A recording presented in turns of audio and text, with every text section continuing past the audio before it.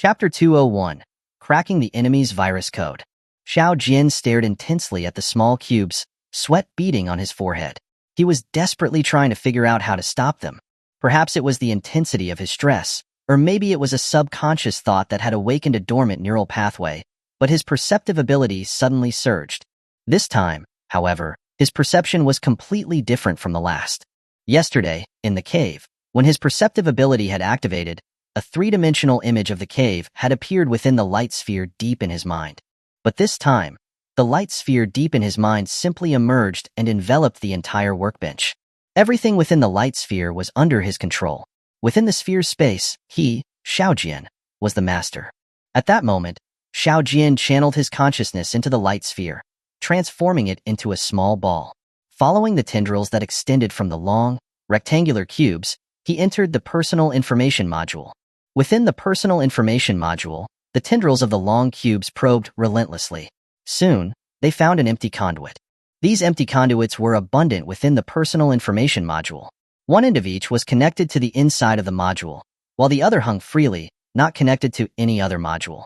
Xiao Jian guessed that these empty conduits were probably reserved functional interfaces. Functional modules were surely universal. The Personal Information Module, for example, couldn't just be used in the chat channel. When this module was used in other functions, some of these empty conduits might need to connect to other functional modules. But now, these empty conduits had become the channels through which the small cubes were invading. They transformed into motes of light, drilling into the conduits and instantly appearing inside the module. Not all the long cubes were able to enter the module successfully. They seemed to expend most of their energy while passing through the conduits, becoming weaker in the process. Some of the very frail long cubes, likely lacking sufficient energy replenishment, disappeared mid-transit, not even making it through the conduit. Xiao Jian tried using his consciousness ball to collide with these long cubes. Every time the ball hit them, the long cubes became weaker. He immediately perked up. With every 5 collisions, he could obliterate a long cube completely. However, his speed in destroying the cubes couldn't keep up with their rate of entry, and the cubes inside the module had also begun to multiply. Unlike the other weaker cubes that wandered about looking for conduits, the stronger ones hid themselves and began to split. The weaker cubes, having received energy replenishment from the conduits, also began to reproduce like sows, spawning more and more cubes. This wouldn't do. His consciousness ball was too weak. If only it could turn into a hand, he would just crush them all. As soon as the thought of turning into a hand entered his mind, his consciousness actually did transform into one. Excited, he waved his small hand, grabbed a long cube, and with a gentle squeeze, the cube vanished into thin air. Destroying the cubes with his hand was indeed more efficient than using the ball, but no matter how hard he tried, he still couldn't keep pace with the cube's rate of reproduction. The alarm on the data monitor had now become a piercing shriek. The temperature status bar had also reached the maximum level. The chat channel finally crashed, and the chat messages in the image writhed on the screen like earthworms after rain. Xiao Jian gave up trying to eliminate the cubes. There were even more cubes outside the Personal Information Module, and once they found their way here, he couldn't possibly contend with them, even if he had 3 heads and 6 arms. These cubes entering the chat system were clearly targeting personal data. They were attaching themselves to the conduits to find the Personal Information Module. Xiao Jian suspected that the Personal Information Module wasn't even their final target. Their goal was likely the database. There were conduits within the Personal Information Module that connected to the database. They could follow these conduits into the database. Once they were in the database, personal information like his place of origin would be exposed. He would certainly come under attack in the real world. Even if they did nothing else, just altering the database could have unimaginable consequences. The system would definitely need the database when he returned to his world. At the moment, the Personal Information Module was crawling with cubes. They were densely packed, writhing like maggots, making Xiao Jian feel nauseated and giving him goosebumps. He withdrew his consciousness from the Personal Information Module. The cubes inside were simply too disgusting, making it impossible to think. Although the space outside the Personal Information Module was much larger, it was already filled with the writhing little things. He simply withdrew his consciousness and calmed himself, trying to think about how to break the deadlock. These cubes seemed to possess a trace of intelligence. They attached themselves to the conduits, listening for light information. When they detected that it wasn't the Personal Information Module, they would keep searching. How did they identify the Personal Information Module? Were they also composed of numerous modules internally? Could there be a dedicated module responsible for making this judgment? With this thought, Xiao Jian's consciousness immediately entered the perceptive light sphere and drilled into the interior of a writhing cube that was about to attach itself to a conduit. As expected, the interior of the cube was also composed of modules, but they were very small, and the conduits connecting them were extremely thin. There were only 5 modules inside the cube. They were connected to each other via conduits, but the modules didn't have any text labels. After waiting for a moment, the cube finally attached itself to a conduit. Xiao Jian kept his eyes locked on the 5 modules within. As soon as the cube made contact with the conduit, one of the module's conduits flashed a blue light. Yes, it was blue.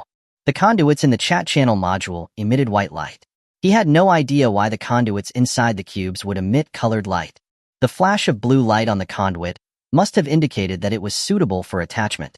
The module emitting that signal was very likely the module that was responsible for identifying the environment. Xiao Jian entered this judgment module again. He needed to figure out how this module worked. The interior of the judgment module was composed of 3 even smaller modules. Without perceptive ability, they would have been invisible to the naked eye. The arrangement of these 3 modules was very simple. One module connected to the conduit that had just emitted blue light. This module must be the output module. Another module also had a conduit connecting it to the outside. Without a doubt, this module was the input module. That meant the remaining module was the core module that was responsible for making the judgment. Chapter 202. Operating on the virus internally. This core module had a total of 5 connecting conduits. One was connected to the input module, which was likely where it received external information. The other 4 were all connected to the output module, which must be output conduits. However, Xiao Jian was puzzled about why there were 4 output conduits. At this moment, someone sent a message in the chat channel again. The light information in the conduit where the cube had attached flickered. The 3 modules within the judgment module immediately began to function. Xiao Jian focused on the 4 output conduits of the core module. Sure enough, its second conduit flashed white light. This strand of white light was transmitted to the output module, which then emitted a yellow light signal from its output conduit. At this point, Xiao Jian had a rough understanding of how the judgment module worked. The signal output from the first conduit of the core module was converted to blue light. Blue light indicated that the long cube could attach to the conduit. The signal output from the second conduit of the core module was converted to yellow light. Yellow indicated that the conduit was not part of the desired personal information module. Sure enough, after receiving the yellow signal, the long cube immediately detached from the conduit and began to wander again. Xiao Jian had already figured out the function of 2 conduits. One of the remaining 2 must be the one that would signal when the personal information module was found. By now, the long cubes outside had almost filled the entire space. They were even colliding with each other. Whenever that happened, the 4th conduit of the core module would emit a strand of white light, and the output module would emit a red light signal. Seeing this, Xiao Jian began to ponder again. Could this 4th conduit indicate that they had encountered a member of their own kind? That meant the remaining 3rd conduit would only emit a light signal when the personal information module was found. Xiao Jian grinned. If that's the case, then I'll just perform a little surgery on you guys. He changed his consciousness into a small hand and yanked the 3rd and 4th conduits from the output module, swapped them, and reinserted them into the output module. Chaos immediately ensued outside. The long cube that had undergone surgery started attacking its own kind, as if a cat had encountered mice. It would lunge at them, extending its tendrils and stabbing. The attacked cubes were stunned. What was wrong with their brothers? Why were they being attacked? But their internal judgment modules wouldn't allow them to attack their own kind. The attacked cube was quickly drained of its energy and dissipated into nothingness. The cube that had undergone surgery, on the other hand, seemed to have received energy replenishment. It had become stronger and began to divide, giving birth to new cubes. Xiao Jian entered a cube that it had divided from itself and almost laughed out loud. The newly divided cubes were exactly the same as the ones that had undergone surgery. The 3rd and 4th conduits in their core modules were still swapped. Xiao Jian entered the personal information module and modified 2 more cubes in the same manner. Then, he withdrew his consciousness, sat back in his chair, hummed a tune, and watched the show intently. The unmodified cubes seemed to sense the danger and began to flee, but the modified cubes were increasing in number. They didn't differentiate and attacked everything they encountered, regardless of whether they had also been modified. The data monitor finally stopped alarming. The temperature status bar began to fall, and the messages in the chat channel returned to normal. In the cave west of the mining area, the frail soul-devouring spirit looked dumbfoundedly at the terminal box in its hand. If Xiao Jian had been there, he would have recognized it as the terminal box that he had used to trade for Ugly Horse. Another soul-devouring spirit stood beside the frail one. Seeing its leader looking so stunned, it looked at the screen. The virus modules displayed were now a complete mess. "This is impossible," the soul-devouring spirit muttered to itself. Who could be so powerful that they cracked Master's infection source? How did they manage that? The frail soul-devouring spirit turned to look at its companion, its expression turning fierce. It must have been that Xiao Jian. We were so close, just a little bit away from finding the database. The soul-devouring spirit had already found Xiao Jian's real name in the personal database. Its companion handed a bottle of water to the frail soul-devouring spirit. "Boss, should we let Master handle this himself?"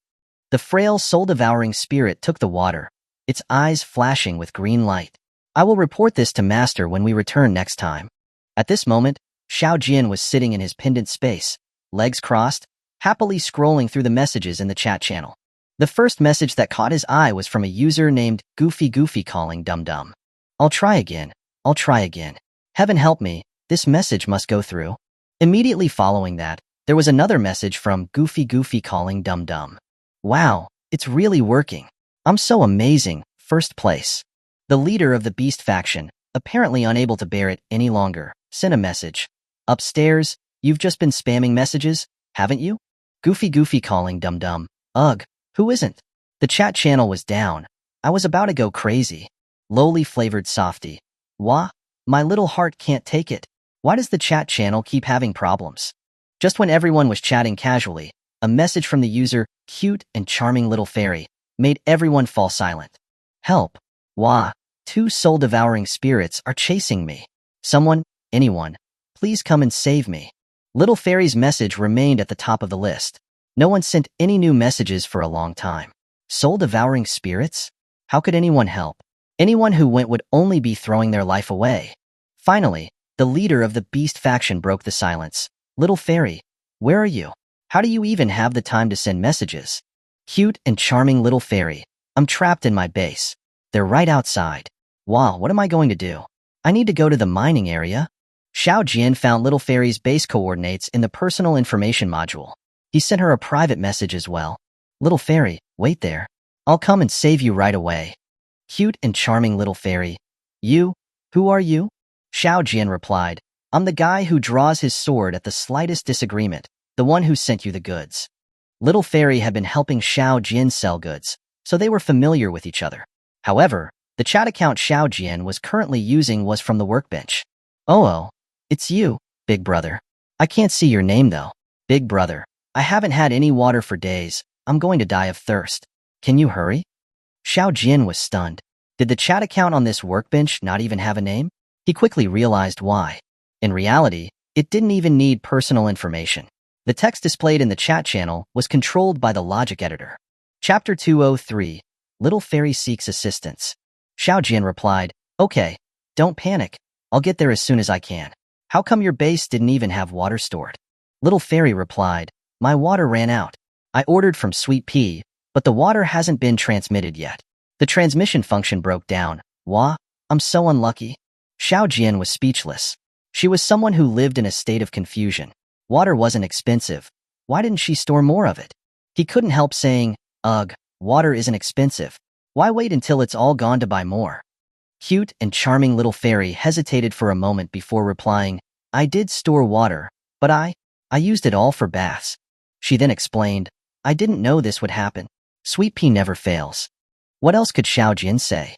It was just bad luck. She probably thought that since Sweet Pea would transmit water to her soon, she could just empty all the water bottles. Water didn't taste as good when it was stored too long anyway. "Little Fairy, you should have set out around the same time as Trash King, right? How are you only just getting here?" Cute and Charming Little Fairy seemed a little embarrassed. She replied, I got lost. It's all just snowy plains here." That was indeed a problem for her. A girl was alone in the wilderness. If it weren't for having a base with her, she'd likely have lost her way a long time ago. Xiao Jian looked at the logic editor. The modified cubes were increasing in number. while the unmodified cubes were decreasing rapidly, no longer posing a threat to the system. He retracted his perceptive ability, and the light sphere that had enveloped the workbench instantly receded into the depths of his mind. Xiao Jian had entered the pendant space from the control hall of his base. When he came out, he was still in the base's control hall. Before entering the pendant space, he had moved Ugly Horse onto the bed. But now, the bed was empty, and there was no sign of Ugly Horse in the base. Had Ugly Horse awakened? Xiao Jian walked to the base's entrance and looked outside. Outside, Ugly Horse was pacing back and forth anxiously, its back facing him, and it would look around every so often. Its fur had become even more smooth and soft, and the colorful markings on its body stood out clearly. Actually, Little Dumpling hadn't been wrong. Ugly Horse was really not ugly. However, it was carrying a small backpack with floral patterns. What did that mean? This small backpack would surely look cute and lovely on Little Dumpling, but on a large, clumsy creature like this, it seemed very comical. This small backpack was clearly designed for a little girl. But where did it get the backpack from? It didn't seem to be in the base. If it had been, Little Dumpling would have likely taken it long ago. It wouldn't have gotten to Ugly Horse. Xiao Jian asked curiously, Ugly Horse, where did you get the backpack from? Ugly Horse turned around, looking at Xiao Jian with confusion. When it had come out of the base, it had looked for Xiao Jian inside, but there had been no one there. How had he reappeared in the base in just a few moments? Ugly Horse was only stunned for a moment. Seeing Xiao Jian looking at its back, it quickly explained, Gaga, no bag. As it spoke, it also shook its head and waved its hands, or rather, its paws. Xiao Jian was even more confused. If that's not a bag, then what is it? With that, he walked behind Ugly Horse and reached out to touch the furry bag. Suddenly, the bag split into two, like a large mouth, and even opened and closed several times, scaring Xiao Jian into quickly withdrawing his hand. He tilted his head and studied it for a while but still couldn't figure out what this thing was, so he didn't dare to touch it again. Haha, Ugly Horse, did another mouth grow on your back? Or are those two little ears? Ugly Horse continued to shake its head, its face full of confusion. It didn't know what this thing was either. When it woke up, it just had two little things on its back. The strange things about mutated spirits were too many. Since this thing had grown on its body and it wasn't painful, Xiao Jian stopped dwelling on the matter. The urgent matter now was to help Little Fairy escape. She had been trapped in her base by soul-devouring spirits and had been without water for days. Xiao Jian entered Little Fairy's coordinates into the map of his set-top box. This set-top box was the basic version sold by the auction house and didn't have a transmission function. The terminal immediately displayed Little Fairy's location. She was actually on the far side of the snowy mountain opposite. No wonder she said she was lost in the snowy plains. The shortest route from his current location to Little Fairy's was over the snowy mountain. Detouring around the east or west side would take far too long. Xiao Jian wasn't too worried about Little Fairy's safety. She was hiding in her base, and the soul-devouring spirits wouldn't be able to get to her for a while. On the contrary, he hoped that the soul-devouring spirits wouldn't leave. He had suffered a loss at their hands this time, and he would surely get his revenge. Going to Little Fairy's place from the east or west of the hilly basin would take a long time.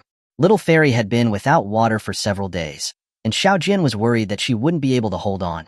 In the end, he decided to take the shortcut and cross over the snowy mountain. The snowy mountain was directly south of the hilly basin. To cross it, he would also have to cross the wide river in front of him. The narrowest part of this river was estimated to be 20 to 30 fathoms wide. The water was deep green and flowed at a steady pace. Xiao Jian picked up a rock and threw it forcefully towards the center of the river. Thud! The rock landed in the water with a dull sound, creating a wave more than a foot deep that washed against the rocks on the shore, splashing up white spray. Xiao Jian reached into the river water. It was icy cold. The water depth in the center of the river was unlikely to be less than 3 fathoms. He frowned, looking at the river. He could swim across, but he would probably be frozen stiff by the time he reached the other shore. Ugly Horse seemed to have sensed Xiao Jian's concern. It pointed its paw towards the opposite bank and said, Gaga, jump, jump.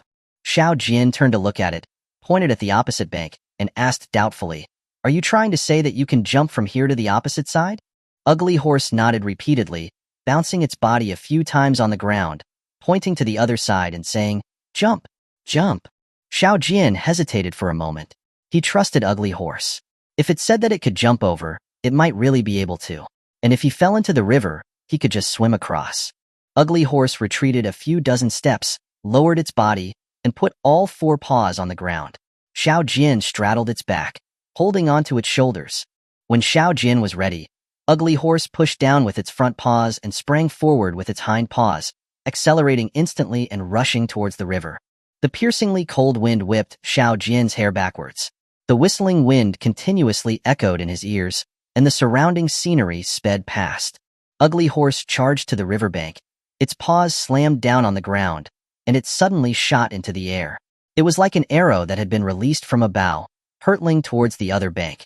Xiao Jian leaned backwards, gripping its shoulders tightly to avoid falling into the river. Chapter 204. The Bizarre Snowy Mountain. Ugly Horse moved as if it were a bird without wings, soaring over the river and landing lightly on the opposite bank without kicking up any dust. However, the inertia from its high-speed movement still carried it forward for a few dozen steps before it gradually came to a stop. Xiao Jian looked back at the river, still shaken. He estimated the river to be about 20 fathoms wide. He couldn't help but give Ugly Horse a thumbs up, praising, "Ugly Horse, you're truly flying through the sky on the back of a heavenly steed." Ugly Horse could understand that Xiao Jian was praising it. It nodded in agreement, saying earnestly, he.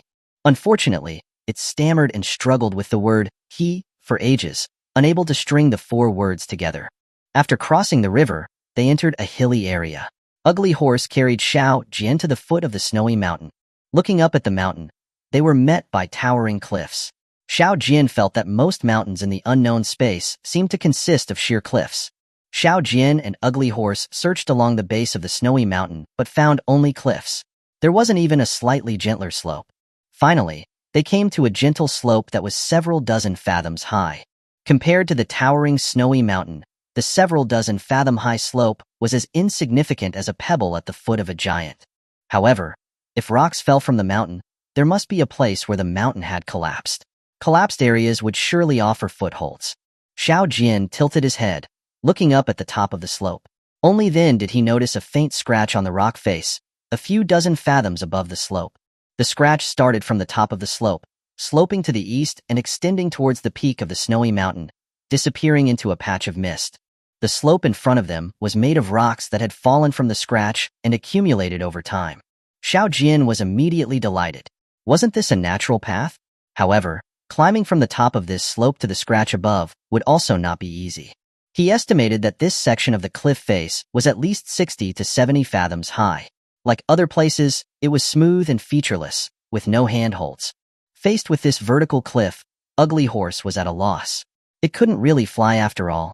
Seeing the rope tied to Ugly Horse, Xiao Jian had a sudden inspiration. If he tied the rope to the scratch, with his and Ugly Horse's physical abilities, there would be no problem climbing up. "Ugly Horse, untie the rope from your body for me." As Xiao Jian spoke, he pointed to the rope on its body. Without hesitation, Ugly Horse handed the rope to Xiao Jian, looking at him with a puzzled expression. It didn't understand what Xiao Jian wanted the rope for. Xiao Jian ignored Ugly Horse. He climbed to the top of the slope, stared at the cliff face above, and activated his perceptive ability. The perceptive ability seemed to know his intentions. The perceptive light sphere from the depths of his mind immediately flew out and enveloped the cliff face. He controlled the perceptive light sphere, stretching it towards the scratch on the cliff face, turning it into an elongated cover that enveloped the entire cliff face below the scratch.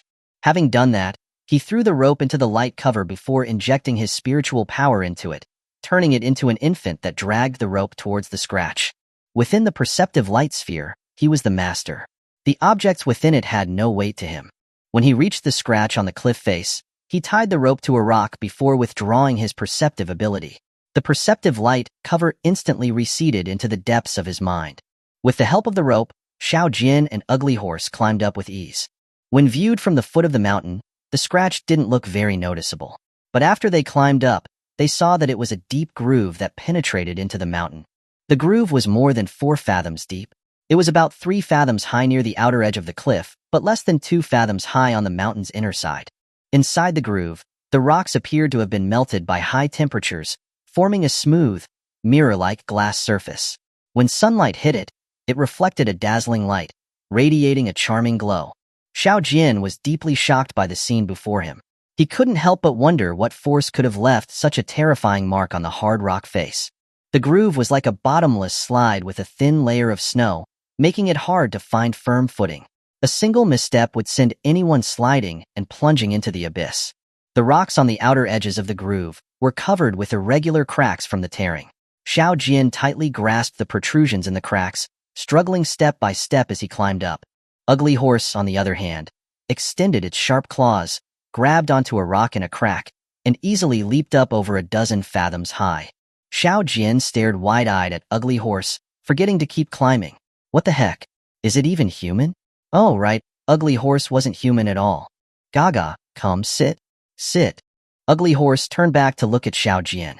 Seeing that he was still staring below, it urged him to hurry up so that it could carry him higher. Xiao Jian snapped out of his daze and glanced at the abyss below. He felt like he was suspended in midair, and his heart pounded wildly. If he were to fall off Ugly Horse, he would certainly be crushed into pieces. Ugly Horse, the rope, throw the rope down. Xiao Jian yelled, looking up at Ugly Horse. His legs were already a little weak, and he didn't dare to keep climbing without using his hands. He was afraid he would fall. When Ugly Horse had carried him across the clear river below, he hadn't felt any fear. Yet, now he felt a sense of acrophobia while climbing the cliff. Ugly Horse tied one end of the rope around its body and tossed the other end down. Xiao Jian caught the rope and also tied it around himself.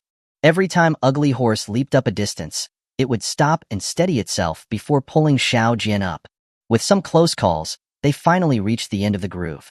Here, the snowy mountain split into two towering peaks, and Xiao Jian was standing in the gap between the two peaks. To his right was the towering main peak of the snowy mountain. The peak to his left was a little farther away and a bit lower than the main peak. The groove only left a shallow scratch when it reached the gap. It turned south from the gap, and no more traces could be seen. Xiao Jian stood on a protruding rock, looking up. He still couldn't see the top of the snowy mountain. White clouds surrounded his feet, creating a beautiful, fairyland-like scene. The cold wind howled as it blew through the gap, stirring up the white snow and sending it flying through the air. The surrounding was a white, snowy expanse, as if he was in a fairy tale world, making him deeply aware of the grandeur and mystery of nature. Xiao Jian turned his head. His gaze fell on the center of the gap, where an unusually strange, flat-topped mountain stood out abruptly. The mountain was shaped like a sharp peak, but it had been truncated by an unknown force, leaving only half of its mass. It was like a unique stage that stood in stark contrast to the surrounding natural landscape, giving off a mysterious and magnificent atmosphere, as if it contained endless stories and secrets. Xiao Jian bowed to you in front of the screen, saying, "Please give me a few likes, and good reviews are okay too. Your small effort means a lot to me." Chapter 205, Falling into the Canyon. Little Fairy's coordinates were south of this gap. Xiao Jian turned to Ugly Horse beside him and said, "Let's go." They had not gone far through the gap when they came across a canyon. Across the canyon was the flat-topped mountain, a few dozen fathoms away. As Xiao Jian was observing and trying to find a path down into the canyon, Ugly Horse leaped across the canyon and landed on the flat-topped mountain on the other side. Xiao Jian was embarrassed. If he wanted to cross the canyon, he would have to first reach the bottom and then climb back up, which would take at least half a day. Standing on the flat-topped mountain, Ugly Horse seemed to remember Xiao Jian. It looked down at the canyon, and then leaped back. "Gaga, sit. Sit." Ugly Horse put all four limbs on the ground and kept patting its back. Xiao Jian straddled Ugly Horse's smooth back, putting his hands on its shoulders. He felt very uncomfortable. The short hair on its back was less than 2 inches long, and the hair was so smooth and soft that he couldn't grip it properly. If it was possible, he would rather walk using his own 2 legs. To Ugly Horse, a canyon that was several dozen fathoms wide was like a small ditch in a field, which it could cross whenever it liked. Xiao Jian walked on the top of the flat-topped mountain. The summit was covered with a thick layer of snow, and each step made a crunch, crunch sound. He crouched down, brushed the snow aside, and saw that the surface of the mountaintop was the same as the groove he had just come from. It was smooth as a mirror and showed traces of melted rock. The entire mountaintop was like a large parade ground, but it was not level. The east and west sides were slightly higher, while the north and south sides were flat, with a sunken groove. Around the flat-topped mountain, giant rock fragments were scattered. The snow could not hide them. These were likely remnants of the truncated mountain peak. The rock fragments were in various shapes. Some were sharp as if they had been cut by a knife or axe, while others had strange, uneven textures. They were scattered at the foot of the snowy mountain, arranged like a giant jigsaw puzzle, as if telling a forgotten story. The surfaces of the rock fragments were full of signs of age, sharp and hard from wind and snow erosion, giving off an ancient and magnificent scene. At the edge of the mountaintop's cross-section, the rock had been torn apart by great force, forming steep cliffs and precipices that gave people a chilling sensation. The presence of these rock fragments made the flat-topped mountain extraordinarily magnificent and mysterious. It was completely barren, with no plants, and was incomparably desolate and silent. Judging from the shape of the mountaintop, the object that had truncated the mountain must have flown from the direction of the gap. After cutting off the mountain peak, it flew south. Xiao Jian stood at the southern edge of the mountaintop and looked south. It was a bottomless canyon that extended into the distance. To the left of the canyon were some relatively low hills, but they were separated by deep ravines that made them impassable. To the right of the canyon was the main peak of the snowy mountain. The peak was covered with thick snow, and there was no end in sight. It was like a white sword piercing the blue sky. However, the foot of the main peak, which was also the edge of the canyon, was relatively gentle, and it should be passable. At this moment, a cold wind blew from the canyon, causing the snow on the ground to dance in the air. Xiao Jian shivered and tightened his clothes. Ugly Horse, on the other hand, didn't seem to feel cold. It was busy building a snowman, having fun by itself. Seeing Xiao Jian looking at it, it pushed the snowman it had just made over, ran to Xiao Jian, and waited for his instructions. Xiao Jian sat on Ugly Horse's back, looked back at the gap they had come through, and pointed to the foot of the main peak on the right side of the canyon, saying, "Let's go." There was a ravine over a dozen fathoms wide from the flat-topped mountain to the foot of the main peak on the right. To Ugly Horse, it was a short hop. Walking beneath the towering main peak made people feel a sense of unbearable oppression. The howling cold wind carried a deep rumbling sound, like the earth moaning, as if foreshadowing a major event. The sound seemed to come from deep below, revealing an unspeakable sense of danger that made people feel uneasy and scared. The rocks above also shook slightly, giving people the terrifying feeling that a mountain was collapsing, as if the peaks were about to fall down. The mountain wind began to grow stronger. The whistling cold wind was blowing against them, mixed with snow, whitening Xiao Jian's hair. The hair on Ugly Horse's body was gradually soaked by melted snow, making it even smoother. Xiao Jian tightened his grip on its shoulders, trying to stabilize himself. Suddenly, the shaking of the mountain intensified, and the deep, rumbling sound increased as well. It was as if 1,000 horses were galloping, about to crush the entire snowy mountain, or as if nature was roaring, shaking the heart. Xiao Jian looked up nervously at the top of the main peak. He saw a huge white snow line rolling down from the mountain, as ferocious and domineering as a giant dragon. His face turned pale. It was an avalanche. The snow line grew larger and larger, like a white waterfall. It stirred up fierce snow waves and was surging down. Wherever the snow line passed, ice and snow fell like Mount Tai, stirring up a sky full of snowflakes and ice debris. The sound of the ice and snow shattering, the whistling of the wind and snow, and the sound of the rocks cracking intertwined, forming a thrilling scene. "Ugly Horse, quick, go!" Xiao Jian cried anxiously. Ugly Horse also sensed the danger and immediately sped up. However, there was no path to begin with.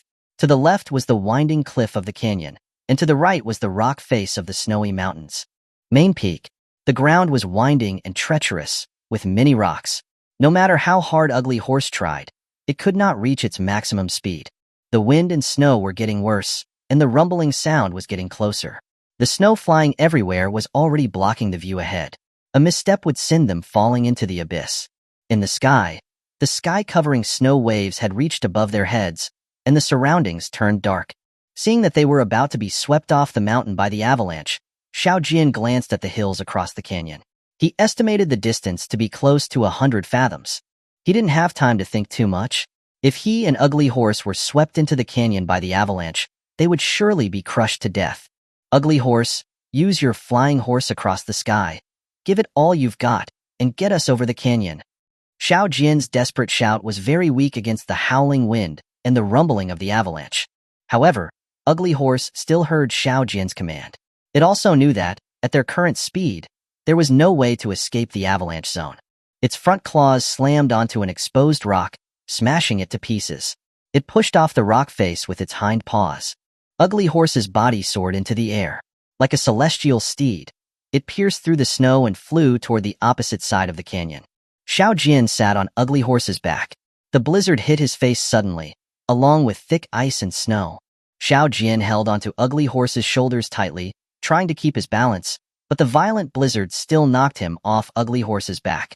Chapter 206. Loyal Ugly Horse discovers a traitor. Ugly Horse also sensed that Xiao Jian had fallen from its body. Anxiously, it turned its head, making urgent gaga, gaga sounds, trying to return to rescue Xiao Jian. However, it was suspended in the air, with no place for its claws to grab, and its body continued flying toward the opposite side of the canyon uncontrollably. Xiao Jian fell from Ugly Horse's back, mercilessly pushed by the blizzard, snow, and ice towards the depths of the canyon. His hands waved wildly in the air, trying to grab something that could save him, but to no avail.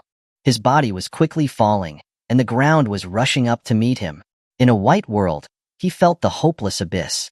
Just then, his hand accidentally grabbed the pendant on his chest. It reminded him of it. He immediately channeled his consciousness into the pendant, entering the pendant space. After entering the pendant space, Xiao Jian patted his chest and breathed a long sigh of relief. If it hadn't been for the pendant space, he would surely have been crushed to death today. Now, he was no longer in a hurry. At worst, he would just be buried in the snow, he thought. As long as he was still alive, he could always crawl out of the snow. Besides, there was still Ugly Horse outside. He leisurely walked into the hall of the metal structure. Everything in the hall was the same as when he had left. Only the logic editor on the workbench no longer showed the screen full of wriggling cubes. Xiao Jian looked at the image for a while before finding two long, rectangular cubes tangled together in a corner. They had extended their tendrils, stabbing into each other, absorbing each other's energy. However, their size remained the same. After a long while, they seemed to feel like they had filled their stomachs and separated, wandering off again. Xiao Jian was very confused. After they had eaten their fill, they should hide somewhere and begin to spawn. Why were they wandering around like nothing had happened? No, they should be called wandering blocks, instead. Xiao Jian observed them for a while longer and finally understood. Although they had filled their stomachs, their bodies had been drained by each other. In other words, the energy that they absorbed was actually from their own bodies. Therefore, they must also have an energy storage module and a module that propelled their movement. These long, rectangular cubes were actually a type of infection source, a virus module. Xiao Jian burrowed into the virus module again and began to study the structure of the other functional modules inside. The base's teleportation device had not been restored, and the infection source that had attacked the teleportation device was unlikely to be the same as these infection sources. He had to quickly familiarize himself with the structure and principles of these infection sources so he could find their vulnerabilities and formulate countermeasures. In the canyon where Xiao Jian had fallen, the avalanche had stopped. A solitary figure was crawling laboriously through the vast expanse of snow. Gaga, gaga, woo, woo. Ugly Horse was calling out, its voice filled with sobs, echoing through the canyon. The sound was heart-wrenching. It frantically pawed at the snow, digging through the snowdrifts relentlessly. Its limbs were frostbitten and turning purple. Its sharp claws were broken, and blood stained the white snow. When the snow collapsed, it would use a rock slab to push the collapsed snow out. The snow that it had pushed out was piled like a mountain at the head of the canyon. Ugly Horse dug through the snow day and night, searching relentlessly. The snow in the area where Xiao Jian had fallen had all been moved out. It had even dug into the mountainsides on both sides of the canyon, but had not found any trace of Xiao Jian. Ugly Horse's eyes had lost their luster. It was almost lost in despair. All that was left was endless hopelessness. When it had flown across the canyon, it had clearly seen Xiao Jian falling into this area. Yet Xiao Jian was as if he had evaporated. It had not found even a piece of his clothing. Ugly Horse sat down on a smooth rock, exhausted. It stared blankly at the canyon, tears welling up in its eyes. Its front paws drooped down, and it allowed blood to drip onto the white rock, like a lone wolf letting the cold wind rage against its body. Xiao Jian didn't know how much time had passed. He had been engrossed in his study of the virus, completely losing track of time. After he had studied all of the modules within the small cube, he finally remembered that he was supposed to be buried in the snow in the canyon. Ugly Horse outside must be worried sick. Xiao Jian exited the pendant space, and a ray of sunlight shone directly into his eyes, making him unable to open them. He had been preparing to be surrounded by snow, but he found himself standing on the hard ground. Where was the snow in the canyon? Hadn't he been buried in the avalanche? He rubbed his eyes, looking around in confusion. The snow around him had been cleared away completely. Then, he saw Ugly Horse sitting on a curved rock, staring blankly at the canyon. It was motionless, and a thin layer of ice had formed on its body. Ugly Horse. Ugly Horse, what happened to you? Xiao Jian hurried forward, carefully hugging Ugly Horse down. He probed at its nostrils. It still had a weak breath. He immediately deployed the base on a clearing, quickly carried Ugly Horse inside, placed it on the bed, and covered it with a quilt. Then, he returned to the pendant space, plucked a few leaves from the green tree, grabbed a handful of green grass. Looking at the green grass in his hands, he realized that Ugly Horse couldn't eat it in its current condition. Xiao Jian thought for a moment. He crouched down and pulled up a blade of green grass, roots and all, before exiting the pendant space. Ugly Horse on the bed still showed no signs of waking up. Xiao Jian crushed the roots of the green grass, dripped the juice into Ugly Horse's mouth, and boiled some hot water to feed it. Xiao Jian grabbed Ugly Horse's paws. Its paws were already a bloody mess, exposing the white bones beneath. Xiao Jian quickly took out the leaves to heal its wounds. By this time, Ugly Horse's breathing had become more stable. Xiao Jian tucked the quilt around it and walked outside. Only then did he remember that the semicircular rock where Ugly Horse had been sitting seemed a little strange. He came to the rock where Ugly Horse had sat. This rock was enormous. Most of it was embedded in the mountain, with only the tip of the iceberg visible. Xiao Jian's heart jolted. He hurried forward to wipe the dirt from the surface of the rock. When the real face below was revealed, he was instantly dumbfounded. This wasn't a rock at all. It was clearly a huge metal object. Judging from the part that was exposed from the mountain, it should be a disc-like object. The outer edge was close to 2 fathoms high, and the surface was as smooth as a mirror, with not even a single burr. Xiao Jian suddenly remembered the groove on the cliff face. Its inner height was exactly the same as the edge height of this object. Had that groove been carved out by this object? And the flat-topped mountain in the gap, had that also been cut off by it? Then, he remembered something he had heard from the hunters of Xianrenping when he was a child, something called a flying saucer. The hunters of Xianrenping said that they had seen a disc-shaped object that could fly in the northern mountains. Everyone called it a flying saucer. Looking at this enormous object in front of him, wasn't it just like a circular disc? Ugly Horse said, "Gaga, for my loyalty, please give me some support, okay?" Chapter 207, Battling 2 Soul-Devouring Spirits. Xiao Jian circled the object a few times. The exposed parts of the flying saucer were tightly sealed, and he couldn't find any way to get in. Most of it was embedded in the mountain, and the melted rock inside had filled the outside opening. The entire flying saucer seemed to have merged with the mountain. The surface of the flying saucer didn't seem to be damaged. Xiao Jian leaned against the surface and listened, but he heard no sound from inside.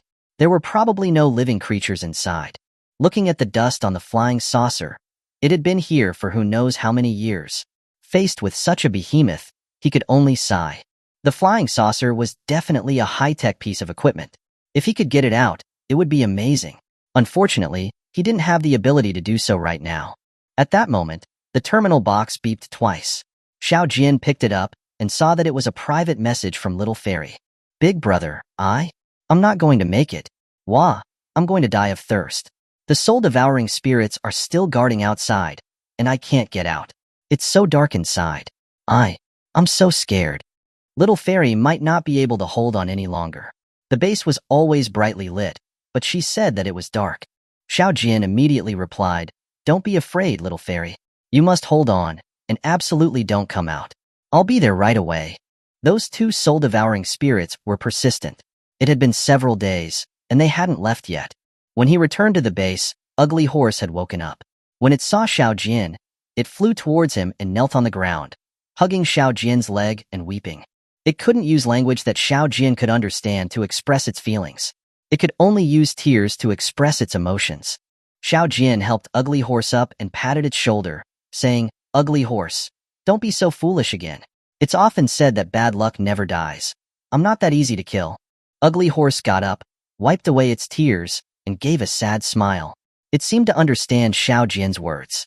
Xiao Jian handed the green grass he had brought out to Ugly Horse, gently patted its shoulder, and said, From now on, Little Dumpling is my little sister, and you are my brother.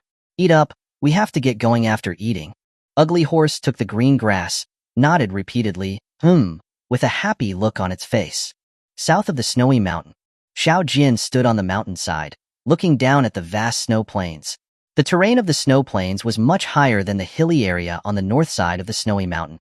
At the foot of the snowy mountain, two bases were deployed facing each other. Xiao Jian was puzzled. The soul-devouring spirits had even deployed bases. Were they going to take down Little Fairy, no matter what? What was so special about this little fairy that made the soul-devouring spirits so persistent? It had been days, and they hadn't left yet. At that moment, a man and a woman walked out of the base on the right. Xiao Jian had never seen these two people before. The man was a towering figure, and the woman was slender. Both of them were dressed neatly, like a young couple. However, Xiao Jian could tell that both the man and woman were soul-devouring spirits. The slender woman was linked arm in arm with the man, acting very affectionate. Perhaps these two were a couple before they were possessed by the soul-devouring spirits. However, their speech and temperament were still quite different from normal people. Their facial expressions were dull, and they seemed to lack a sense of gentleness and naturalness. Did the soul-devouring spirits also engage in romantic relationships? Their bodies had been obtained by possession. Except for the crystal core that would grow in their heads, there was no major difference. He didn't understand how these soul-devouring spirits were getting in. When he traded for Ugly Horse in the cave, there were 3, including the frail one. Here, 2 more had appeared, and he had also killed one at the plantation. Those were only the ones that Xiao Jian had personally witnessed. There must be more that he hadn't seen in other places. How many soul-devouring spirits were hiding in this unknown space? Xiao Jian was standing not far from the soul-devouring spirits. The soul-devouring spirits were perceptive of their surroundings, so Xiao Jian didn't bother hiding anymore. He glanced at Ugly Horse, and Ugly Horse nodded before rushing down the mountain first. Xiao Jian took down his bow and arrow, following closely behind Ugly Horse. Ugly Horse wasn't afraid of being possessed, so it was best suited for close combat. Xiao Jian was equipped with a bow and arrow for long-range attacks, to avoid getting into close-range combat. Xiao Jian's and Ugly Horse's movements immediately caught the attention of the towering male. Its eyes suddenly flashed a jade-green light. Drawing the large knife on its back, it rushed angrily toward them. Ugly Horse was not to be outdone. It swiftly extended its front claws, lunging toward the towering male soul-devouring spirit. Xiao Jian immediately activated his perceptive ability, aimed at the slender female soul-devouring spirit, and released an arrow, straight toward its head. The slender female spirit, who was still standing in front of the base, swayed and nimbly dodged the arrow that Xiao Jian had shot. This slender female spirit was exceptionally agile. It kept dodging to the left and right. Even with the assistance of Xiao Jian's perceptive ability, he couldn't clearly capture its figure. Xiao Jian released 2 more arrows in a row, but it dodged them all. It was mainly because they were too far apart. Even if an arrow was fast, it would still take time, and that amount of time was enough for the agile slender female to dodge. At that moment, Ugly Horse and the towering male had collided. Ugly Horse's sharp claws were fiercely stabbing toward the towering male's chest. A sinister smile appeared on the face of the towering male. Ignoring Ugly Horse's sharp claws, it charged toward Ugly Horse, large knife in hand. Ugly Horse's sharp claws brutally tore into the body of the towering male, leaving a deep, bone-deep gash. The towering male didn't even glance at the wound on its body, as if the gash wasn't on him. Its cutlass was swung without hesitation toward Ugly Horse's head. Soul-devouring spirits had terrifying recovery abilities. The wounds that Ugly Horse had made on it would heal in a short time. Ugly Horse lacked combat experience. It thought that its claws would severely wound the opponent, but didn't expect that the opponent wouldn't care about the injuries. Faced with the cutlass coming down, Ugly Horse couldn't dodge in time. It panicked and could only raise its forearm to block the thunderous slash. However, the speed with which it raised its arm clearly couldn't keep up with the speed of the cutlass. Xiao Jian had been dealing with the slender female to prevent her from escaping. Seeing that all the arrows he shot had been dodged, he gave up on the slender female and turned his attention to the towering male. He just happened to see Ugly Horse in a disadvantaged position. When he saw that the towering male's cutlass was about to land on Ugly Horse's head, Xiao Jian didn't have time to check the trajectory indicated by his perceptive ability. He raised his hand and shot an arrow toward the towering male's head. The two were not far apart. Without the assistance of his perceptive trajectory, The arrow pierced into its ear, went through its face, and flew out, taking a large chunk of flesh with it. The towering male's teeth were exposed, and its body stumbled, almost falling to the ground. The cutlass that he had swung toward Ugly Horse was affected, its direction was skewed, and its speed slowed down. In fact, the arrow that Xiao Jian had shot hadn't damaged the towering male's brain tissue. However, when the arrow went through its face, the power it carried skewed the towering male's head, causing its body to become unsteady. Chapter 208. The Secret of How Evil Spirits Enter This Place. Although the arrow hadn't caused fatal damage to the towering male, it had slowed down its movements. Ugly Horse's forearm finally blocked the cutlass from landing on its head. Although the forearm blocked the cutlass, it was also cut off by the cutlass in a single blow, bone and flesh together. The severed limb immediately gushed blood. With the forearm as a block, the force of the towering male's cutlass was exhausted, and the force was lost. Ugly Horse's body had also avoided the edge of the cutlass. "Oh, whoa!" Ugly Horse roared, its eyes turning red and its face showing a violent expression when its forearm was cut off by the towering male. It didn't even glance at its severed limb. It lifted its hind leg and kicked the towering male's stomach. Its internal organs were ripped out, and blood completely stained the towering male's clothes. The damage was considerable. If a human had suffered this kind of injury, they would have been sure to die, but it was not fatal for a soul-devouring spirit. The energy supply of their bodies did not completely rely on the original human system. They also had a backup system, which was the crystal core in their head, to support the energy consumption of their entire body. Xiao Jian's arrow hadn't hit its brain tissue either. The crystal core in its head was still providing energy to the body, and it was also quickly recovering its physical injuries. Although these injuries were not fatal, the physical attacks, coupled with the pain in the body, still made the towering male stop for a moment. The muscles on its face were twisted together. Its face, which had been quite handsome, suddenly became extremely grotesque. Roar! The towering male roared. Since it had successfully possessed this body, it had never suffered such a big loss. Although the injuries were not fatal, recovering from them would consume a lot of crystal core energy. All of this was brought about by the arrow that had been shot, and it hated the archer, Xiao Jian, to the bone. It wanted to go kill Xiao Jian. Xiao Jian's bow and arrow were a serious threat to it. That last arrow had almost destroyed its mind. It couldn't guarantee that it would be so lucky next time. But Ugly Horse stood between them. Without killing this Ugly Horse, the towering male couldn't break free at all. It raised its cutlass again and swung it at Ugly Horse, wanting to kill Ugly Horse as soon as possible, then kill that damned human.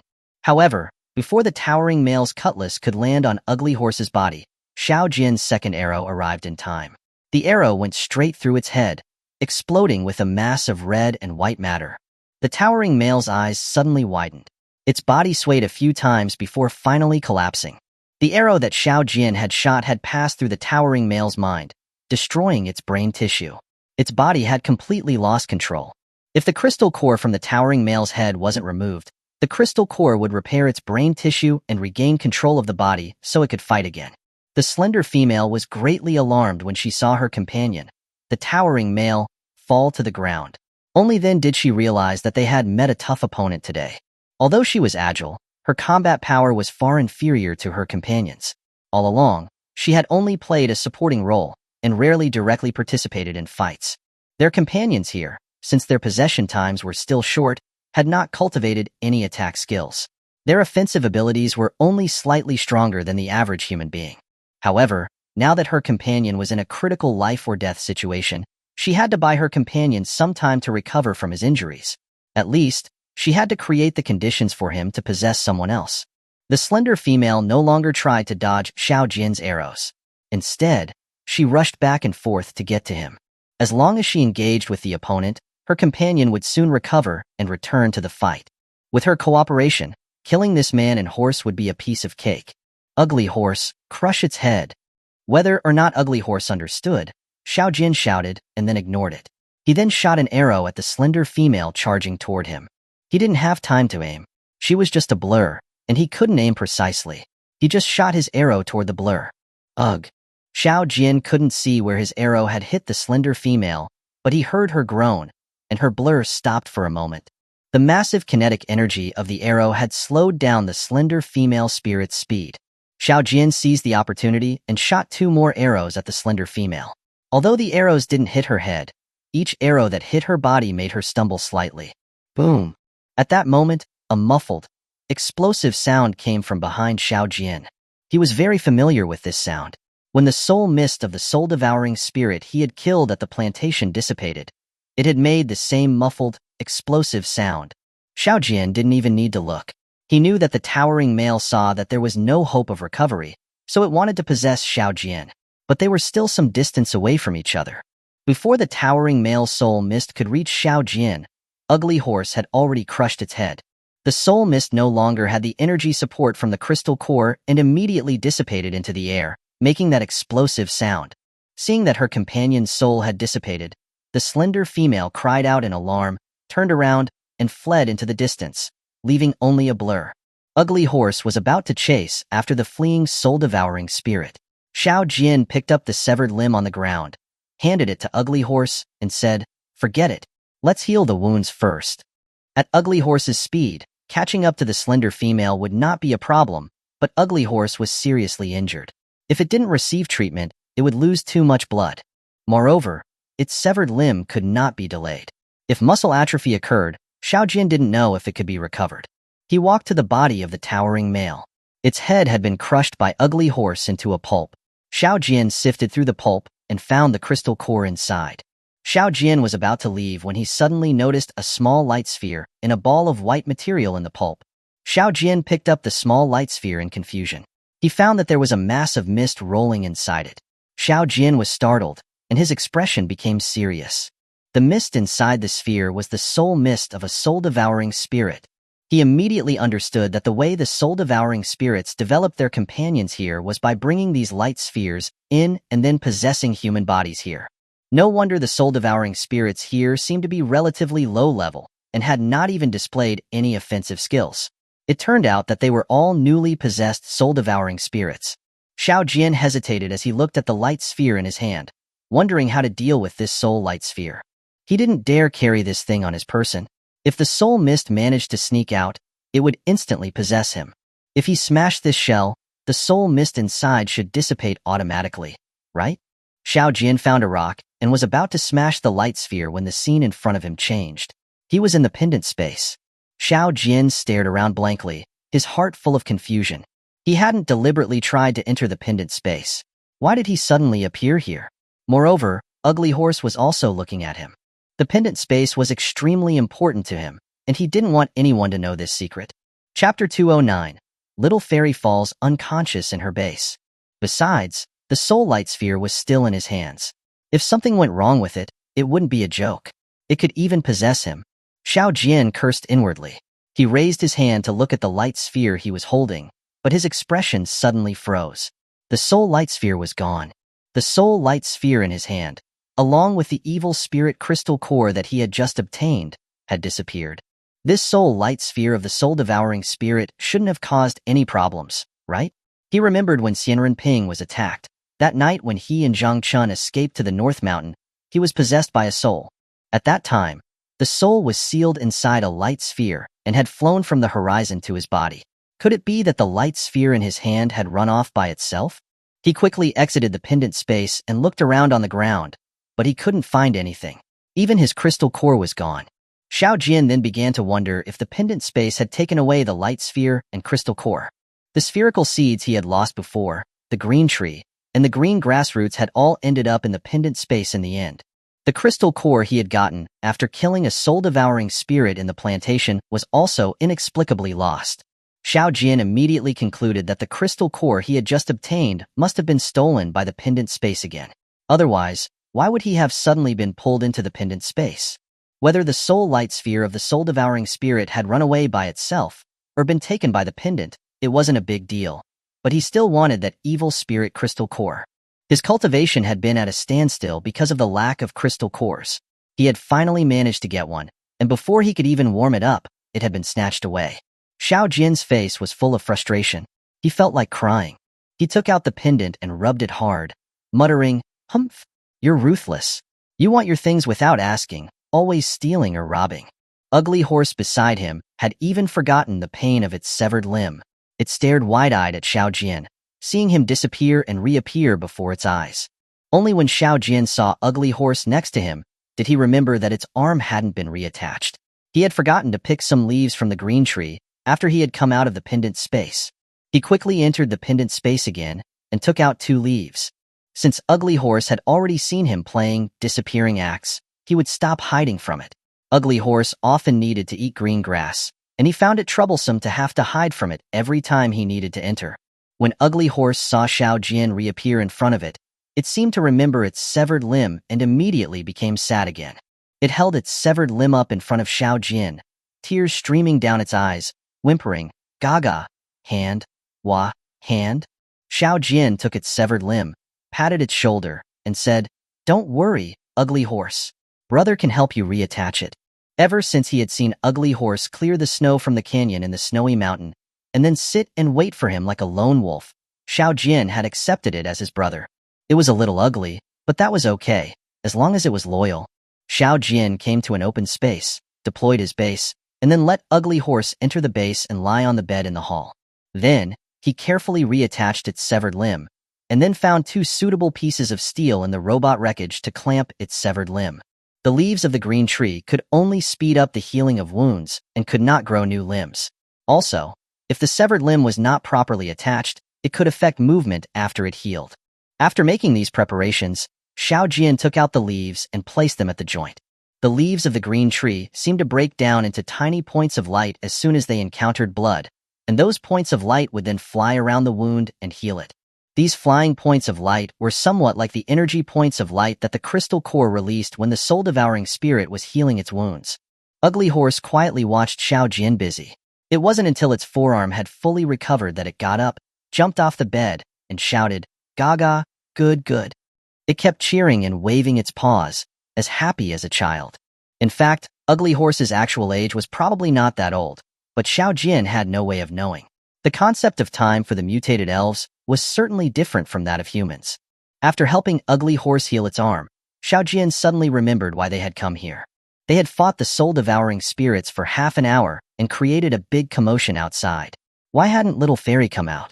Xiao Jian immediately opened the chat channel and sent a message to Little Fairy. "Little Fairy, are you okay? The soul-devouring spirits have been driven away. You can come out now." However, he waited for a long time, but did not receive any reply from Little Fairy. He looked at Little Fairy's nickname in the chat channel. The nickname was still online. Xiao Jian suddenly had a bad feeling. Had something happened to Little Fairy?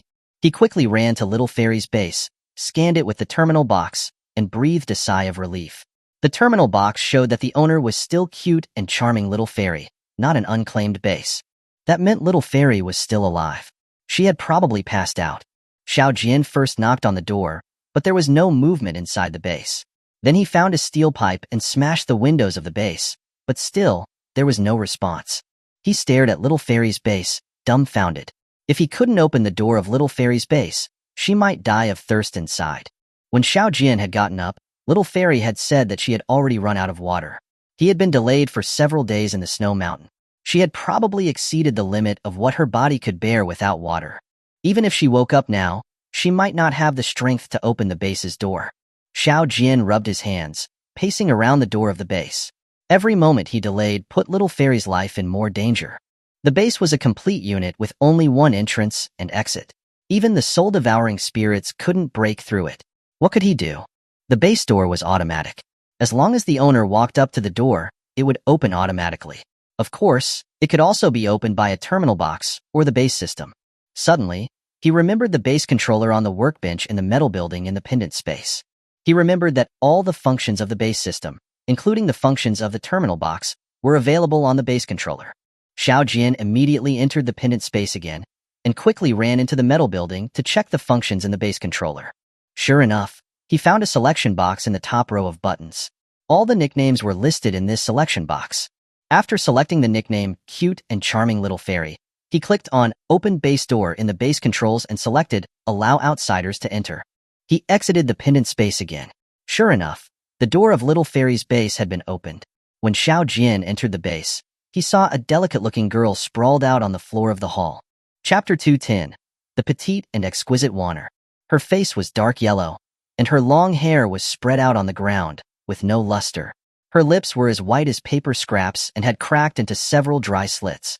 Her brows were furrowed, her expression was contorted, and her hands were still tightly clutching a chair, as if she wanted to get up. Above the chair, in the chat channel of the base system, was the message that Xiao Jian had sent to her not long ago. Xiao Jian quickly went forward and helped her up. He checked her breathing.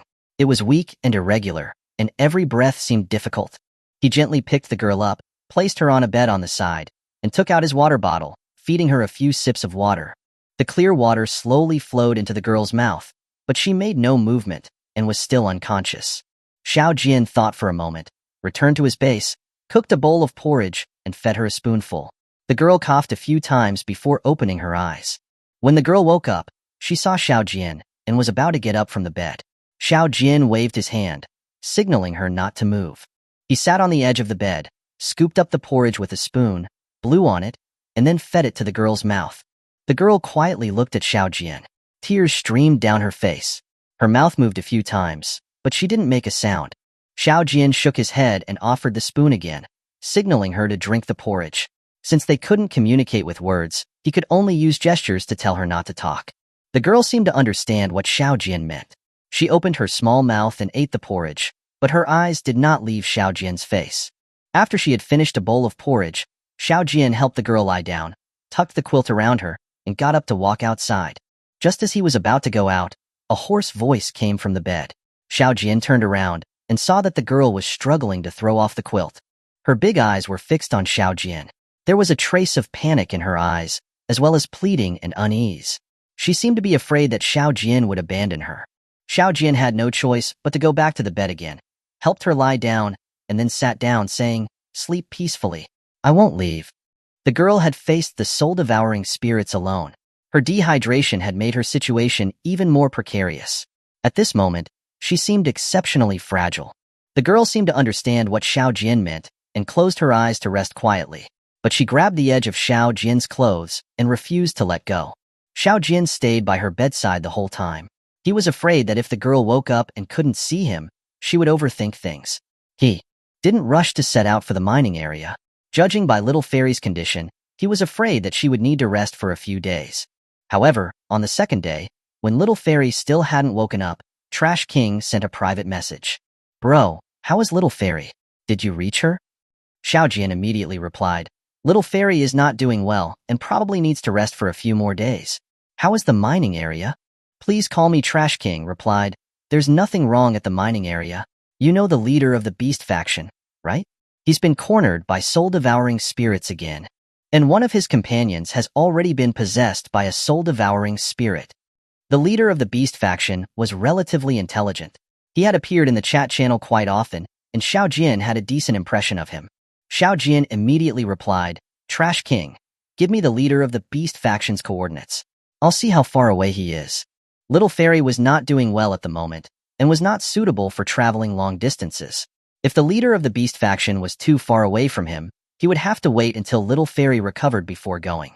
Soon, Trash King sent the leader of the Beast faction's coordinates. Xiao Jian entered the coordinates into the terminal box and saw that the leader's base was directly west of him. Xiao Jian immediately sent a message to the leader of the Beast faction, asking about the situation there. "Leader of the Beast faction, right? I'm Xiao Jian, a friend of Trash King. He just told me about your situation. Are the soul-devouring spirits still there?" When he communicated with other people, using those messy nicknames always felt awkward, especially the long ones.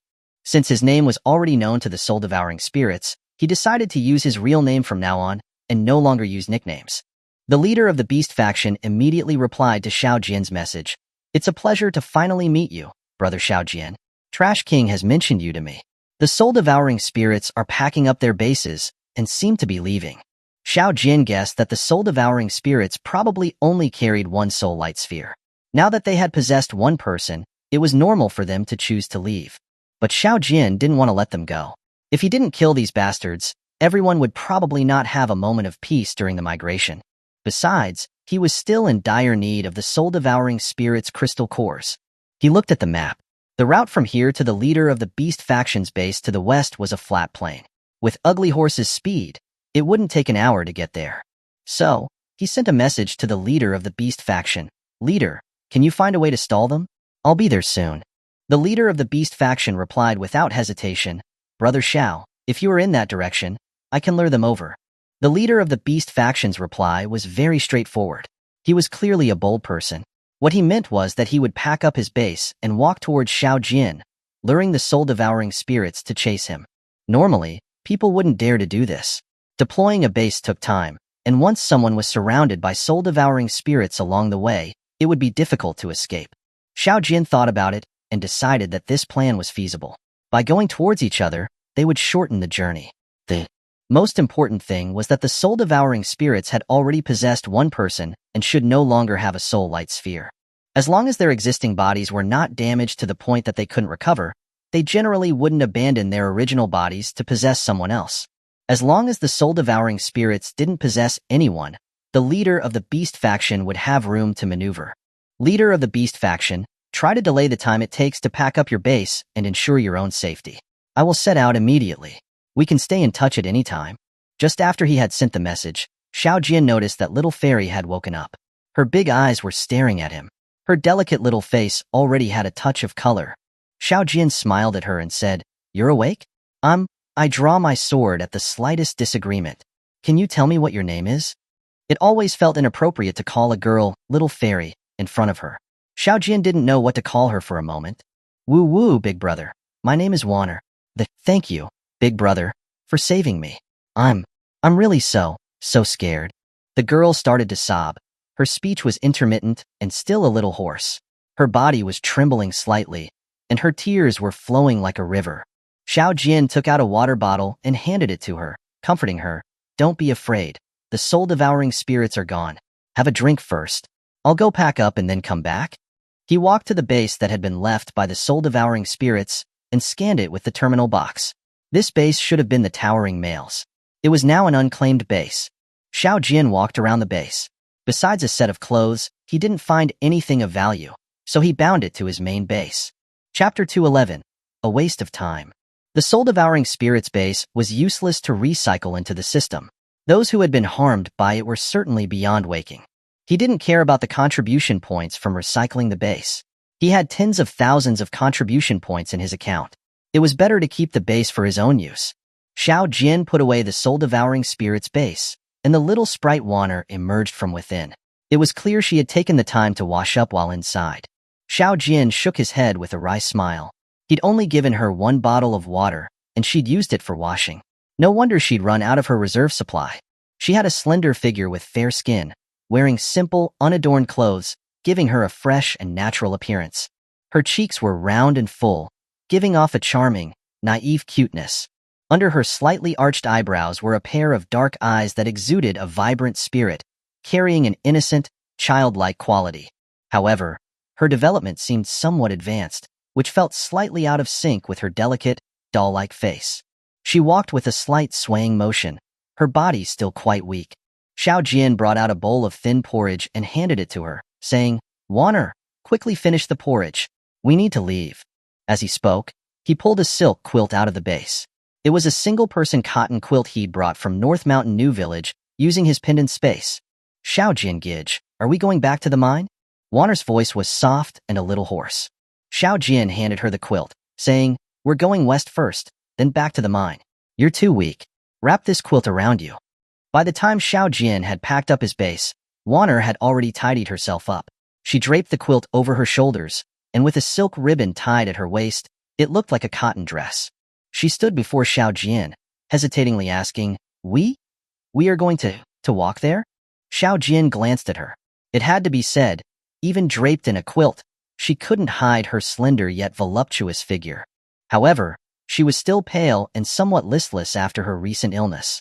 Xiao Jian chuckled and said, Looking as frail as you do, how far could you walk?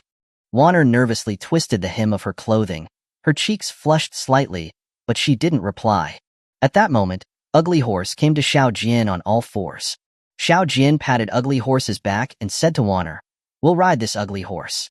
It'll be a bit of a squeeze, but you won't mind, will you? Warner nodded slightly and responded softly. She looked at Ugly Horse but didn't move. Even on all fours, Ugly Horse was over 5 feet tall, and she wasn't sure how to get up on its back. Whoops! Xiao Jian reached out and picked up Warner. She gave a small cry of surprise, her body stiffening, almost falling from his grasp. She was only slightly shorter than Xiao Jian, but felt incredibly light in his arms. "Don't worry, I'll support you from behind." Xiao Jian, assuming she was afraid of riding, casually comforted her and placed her in front, seating himself behind her. Ugly Horse suddenly pushed off with all four legs, instantly darting forward like a heavenly steed. "Ah!" Warner cried out, her whole body leaning into Xiao Jian's embrace. Xiao Jian put an arm around her. Warner adjusted her position, resting against his arm, and actually fell asleep. Xiao Jian chuckled wryly. How was he going to draw his bow with her like this? Less than half an hour after they started, Xiao Jian spotted a burly young man battling 3 opponents not far ahead. The young man was surrounded, his clothes stained red with blood. 2 of the 3 attackers were familiar to Xiao Jian. The one trailing behind was the skinny spirit. The other, Xiao Jian had seen in the cave. He was one of the 2 who carried Ugly Horse out of the cave. The young man was cut countless times by the soul-devouring spirit, but it didn't seem to have a great impact on him. He was wielding his broadsword with fierce, powerful swings as he fought and retreated. "Ugly Horse, go!" Xiao Jian shouted, leaping off Ugly Horse and placing Warner on the ground. Warner rolled over, smacked her lips, and went back to sleep. Xiao Jian glanced at her. She was bundled up in the thick quilt, so she wouldn't be too cold. Meanwhile, as soon as the skinny spirit saw Ugly Horse charging menacingly, it knew Xiao Jian had arrived. Every time it saw this person, fear would rise in its heart, reminding it of the gruesome fate of its companions in the plantation. Soul-devouring spirits could be considered intelligent beings, and what they feared most was soul implosion, which would cause them to vanish without a trace. As soon as Xiao Jian jumped off Ugly Horse, a faint red glow appeared on the skinny spirit's horn, and it turned and fled without hesitation. Soul-devouring spirits had a special communication organ, the horn on their heads. This horn wasn't visible at normal times, only appearing when sending messages. After the skinny spirit sent the signal, the other 2 soul-devouring spirits reacted immediately. The one Xiao Jian recognized followed close behind the skinny spirit, fleeing without a backward glance. The third, who was unfamiliar, turned to confront Ugly Horse, and the 2 engaged in battle. Xiao Jian pulled out his bow and arrow, shooting at the spirit. Because of the distance, he didn't aim for the head, but for the body. He knew his archery skills. At this distance, and without activating his perception ability, would probably miss the head. With a swish, the arrow plunged into its chest, passing straight through and out its back. Xiao Jian didn't expect to kill it. He just wanted to disrupt its attack and give Ugly Horse an opportunity to strike. However, strangely, after being hit, the spirit simply fell over. Xiao Jian went over and gave the body a kick, confirming it was dead. Ugly Horse stomped on its head, shattering it. Xiao Jian crouched down and searched briefly, but there was no crystal core. He picked up the base ring on its hand, stood up, and looked at the wild beasts sect leader, who was sitting on the ground resting. "How bad are your injuries? Do you need healing? Was that soul-devouring spirit your possessed companion?" The wild beast sect leader stood up and said, "Thank you for your concern, Xiaoxiu. My injuries will heal on their own in a few days." He walked over to the body, looked at it and nodded. "Yes, it's him. Did you notice anything unusual, Xiaoxiu?" Xiao Jian shook his head. He understood now. These raw soul mist orbs had successfully taken possession, but had not yet developed a crystal core in their heads. This whole trip was a waste. The 2 soul-devouring spirits that escaped certainly had crystal cores, but unfortunately, they had vanished without a trace. Chapter 212, Taking in the Little Sprite, Warner. Xiao Jian handed his bow and arrow to the wild beast sect leader, saying, "I have other matters to attend to, so I can't accompany you any further."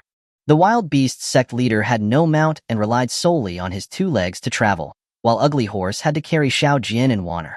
There was no room for 3 people. The wild beast sect leader didn't decline. He took the bow, pulled back the string, and said, "Xiaoxiu, just go about your business. With 2 soul-devouring spirits dead, they're unlikely to stir up trouble again soon. And with your bow, I won't be defenseless." After a few more polite words, they parted ways. Xiao Jian returned to the mine and met with Trash King. He handed over 4 wooden bows and 2 steel pipe bows. Trash King had gathered 15 people to maintain the mine's security. Now that these 15 people had 11 bows, soul-devouring spirits would have a difficult time if they came here. Trash King, the mining work shouldn't stop. Otherwise, if everyone just gathers without purpose, it could cause trouble. Trash King nodded, saying, "Yes, I'm arranging that right now. But the problem of food and water, what should we do?"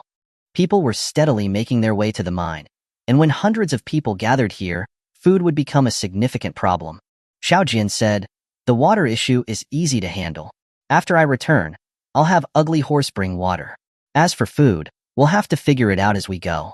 He had brought a lot of seeds, but had not yet tested them. He didn't know if they could be successfully planted.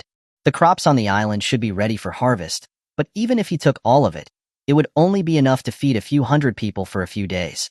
The unknown space was getting colder, indicating that winter was approaching. Even if he planted food now, there would be no harvest until after winter. Xiaojian had no idea how to solve the food problem. After discussing for a while longer, Xiaojian stood up, clasped his hands, and said, "I'll leave the mine in your capable hands, brother. I've also got some crops planted. Let's see how much of a harvest we get." Trash King also stood up and walked Xiaojian to the mouth of the valley before saying goodbye. Water followed Xiaojian, showing no intention of leaving. Xiaojian took a cloth bag from Ugly Horse and handed it to Water, saying, "Water, your body is still very weak. You need to rest and recover for a while." These cloth bags were used for carrying ores from the mine. Xiaojian had filled it full of upland rice. Water didn't take the bag of rice. Instead, she tugged at Xiaojian's sleeve, looking at him with tearful eyes. "Xiaojian Gij, I don't want to stay here." Xiaojian looked at Water. After a moment of hesitation, he realized the mine was a chaotic place. It wouldn't be a good idea to leave a pretty young girl like her there. Maybe he should take her to the swamp plantation. He had been busy lately. Xiao Tuanzi was managing the greenland. The swamp plantation was unguarded. Many of the fruit trees had already started bearing fruit. The round seed saplings had also grown to be over half a person's height. It would be a shame if they were destroyed by people or animals. After thinking for a moment, Xiaojian nodded and said, "Okay, you can come with me then." The swamp had fertile mud. The land around the plantation was flat, and it wasn't far from the water cave. The growing conditions were excellent. In the future, they could expand the planting area. It would be suitable for Waner to be in charge of looking after it. Seeing that Xiaojian was willing to take her with him, a happy smile spread across Waner's round face, and 2 dimples appeared on her cheeks, making her look especially charming. Just as they arrived back at the swamp plantation, a progress bar appeared on his terminal box. It was time to return to his own world again. Xiaojian was planning to go to the Green Island to see Xiao Tuanzi, but it seemed he didn't have enough time. He unfolded his base and was about to contact Xiao Tuanzi when he received a message from it. "Gij Wu-Wu, I don't want you to leave, Wu-Wu." Xiao Tuanzi must have seen the return progress bar while in the Green Island's base. Without a terminal box, it had been doing nothing all day. It was probably feeling bored. He had tried to contact Little Fairy a few times, but had been unable to reach her. However, even if he had an upgraded terminal box, he couldn't transmit items now. Xiaojian comforted it, saying, "Don't cry, Tuanzi. When I come back next time, I'll bring you lots and lots of food, okay?" Xiao Tuanzi immediately stopped crying and replied, "Clothes, I want pretty clothes too." Xiaojian smiled warmly. The clothes he had brought before were no longer fitting. Its legs were starting to grow longer, and it was looking more and more human.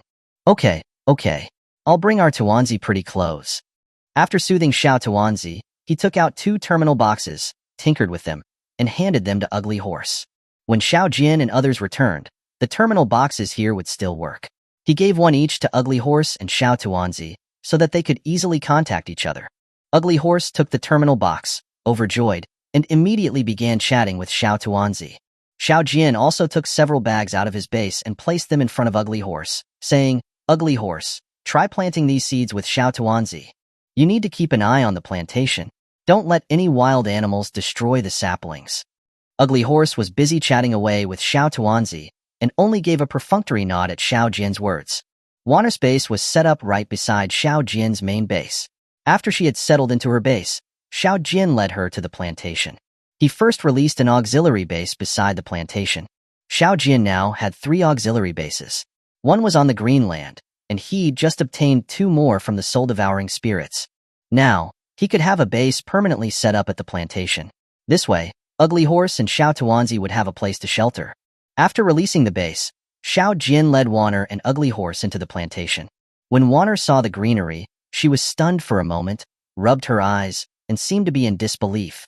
Then she ran towards the fruit trees. There were several bright red fruits hanging on the branches.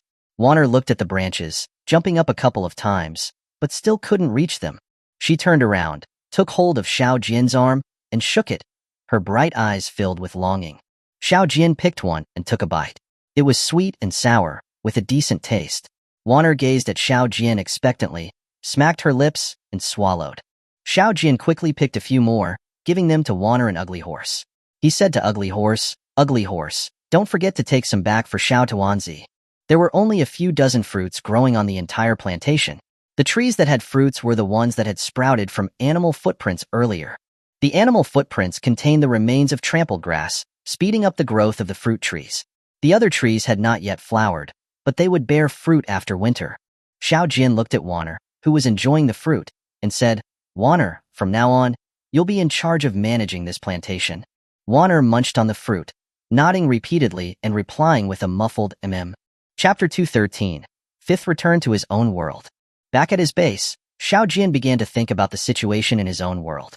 He had been wondering why the soul-devouring spirits in his world seemed so low-profile compared to those in the unknown space. His world was just an agricultural world. What was their purpose in lying low there? What was it that they sought? As far as he knew, there should be many soul-devouring spirits there. Many people had seen the bright lights streaking across the sky, mistaking them for meteor showers. Xiao Jian knew very well that they were not meteor showers at all. They were the scenes of soul orbs falling to the ground. What was the purpose of the soul-devouring spirits entering his world on such a large scale? What were they plotting? Also, he felt that the altar sect, which often collaborated with the government, was also quite strange, but he had no way of figuring out why. And the war in the south. Xiao Jian also felt there was something odd. Those foreign merchants were far too arrogant. They had even dared to capture cities. That was something completely unheard of. Xiao Jian felt that the war in the south was probably not as simple as it seemed on the surface. He couldn't yet confirm whether it was related to the soul-devouring spirits. Thinking of the war in the south, he thought of Li Changhong, the internal affairs manager he knew at Jinjiang Academy. Li Changhong had been ordered to lead troops south to reclaim Guang City, which had been occupied by foreign merchants. Before Xiao Jian had entered the unknown space, he had made a deal with him for hand grenades. After returning this time, he would need to deliver them. Xiao Jian didn't have much confidence in Li Changhong's southern campaign, but the court's affairs were not his concern. Xiao Jian sighed and shook his head, hoping that his batch of hand grenades would help Li Changhong a little. He needed to focus on managing North Mountain New Village. The other matters were up to the officials. North Mountain New Village had just stabilized. He needed to develop his own power quickly. If Li Changhong could also deliver the eggs he had promised, then the North Mountain New Village's chicken farm could be put into operation. He also hoped Li Changhong would bring the 100,000 taels of silver for building the Intermediate Academy, as he had promised. The building plans for the academy were already drawn. He would need to discuss them with Li Changhong to see if he was satisfied. At the Nine Dragon Mountain Ironworks, Xiao Jian had entered the unknown space from here, and when he returned, he was naturally still at the ironworks. Although he had experienced many things in the unknown space, only a moment had passed in his world. Xiao Jian had been to the unknown space 5 times, and this was his 5th return. Even so, he still couldn't get used to this time jump. When he returned, it was still nighttime. Lying in his warm bed, it felt as if he had never left. It seemed like he always entered the unknown space at night. This gave him a night to adjust after returning. The next morning, he got up, ran around the ironworks, and after washing up, he had fully shifted his mindset from the unknown space. Everything was exactly the same as when he had left. Nobody knew that he had ever left. At that moment, Zhang Chun came in and said, "Cousin, Li Changhong has sent someone over. He's already at the Fork Road Castle." The Fork Road Castle Zhang Chun was referring to was located at the fork in the official road between Shangzhou City and Qingsha City. That was where Xiao Jian and Li Changhong had agreed to meet to exchange the hand grenades. Xiao Jian did the calculations and realized that it was time for the agreed meeting. He asked Xiaoling to stay at the ironworks and, together with Zhang Chun, took a shortcut along the Immortal River to get to Fork Road Castle. The triangular fortress that served as the defensive structure at the fork had only just been completed.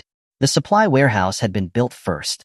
His deal with Li Changhong wasn't based on a cash settlement, but on a barter system. A lot of supplies had arrived with Li Changhong and had been piled up in the warehouse. His last batch of supplies had come from Jinjiang City, and Li Changhong himself had accompanied this batch. The 100,000 taels of silver for building the academy had also been brought.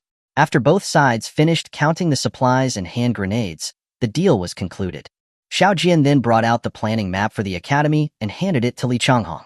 He flipped it over and over for a long time, not understanding what it was supposed to be. Xiao Jianxiong, is this a drawing of the academy building? I can't seem to understand it. Are those 3 structures houses? Why are they so high? And what are those rings surrounding the buildings?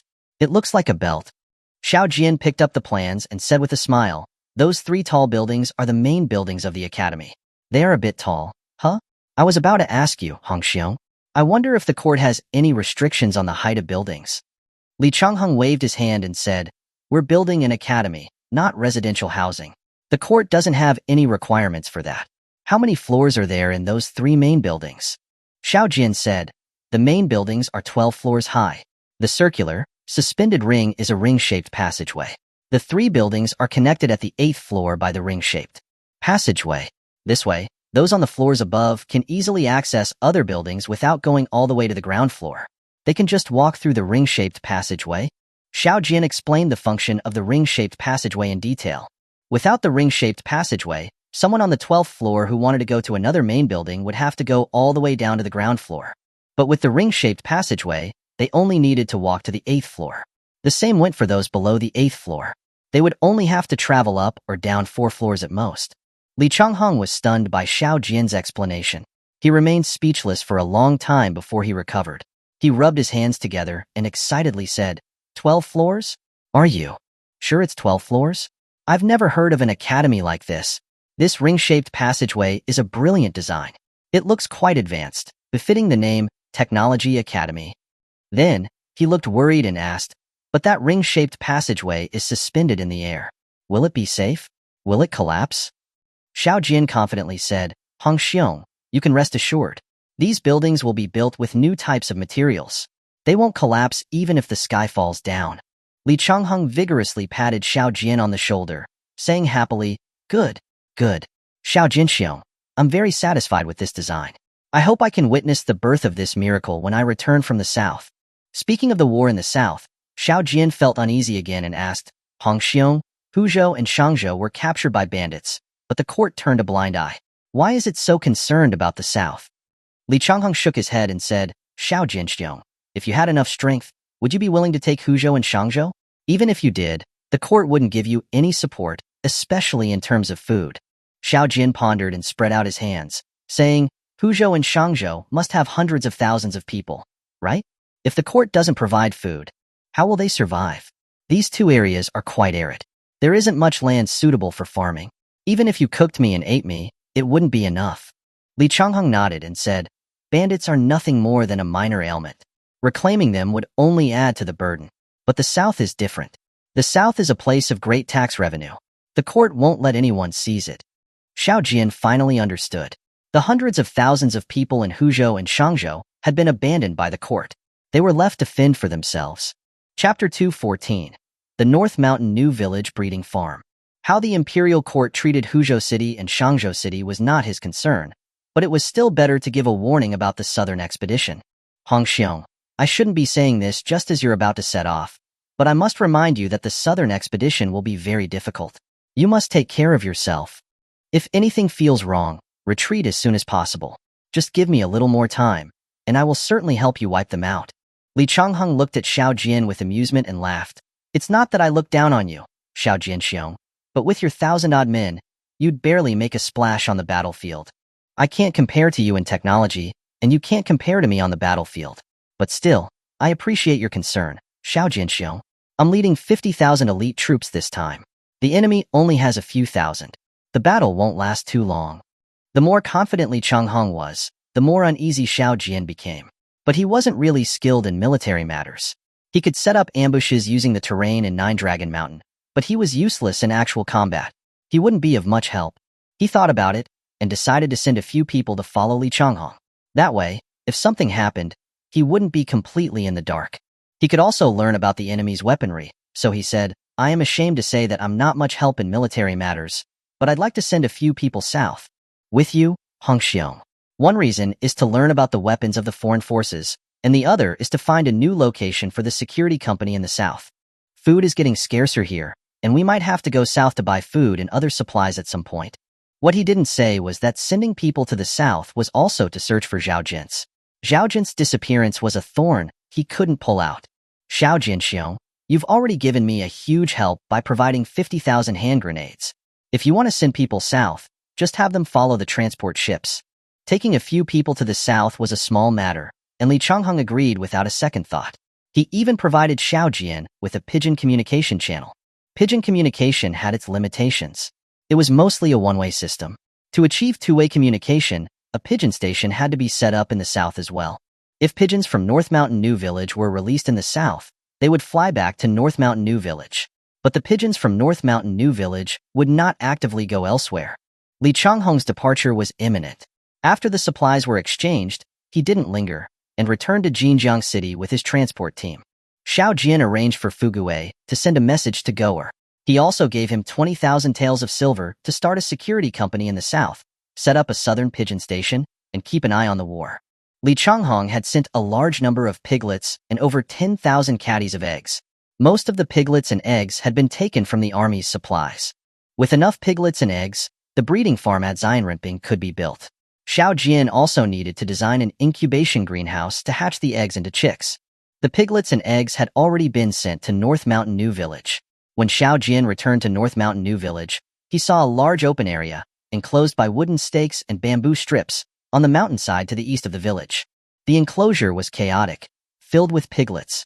Qin Bihua and Butler Zhang stood on the side, smiling as they watched the piglets as if they could never get enough of them.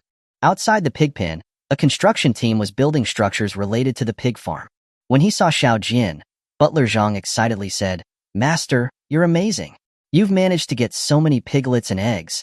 These eggs are enough for us to eat for half a year. I'm worried about how to preserve so many eggs."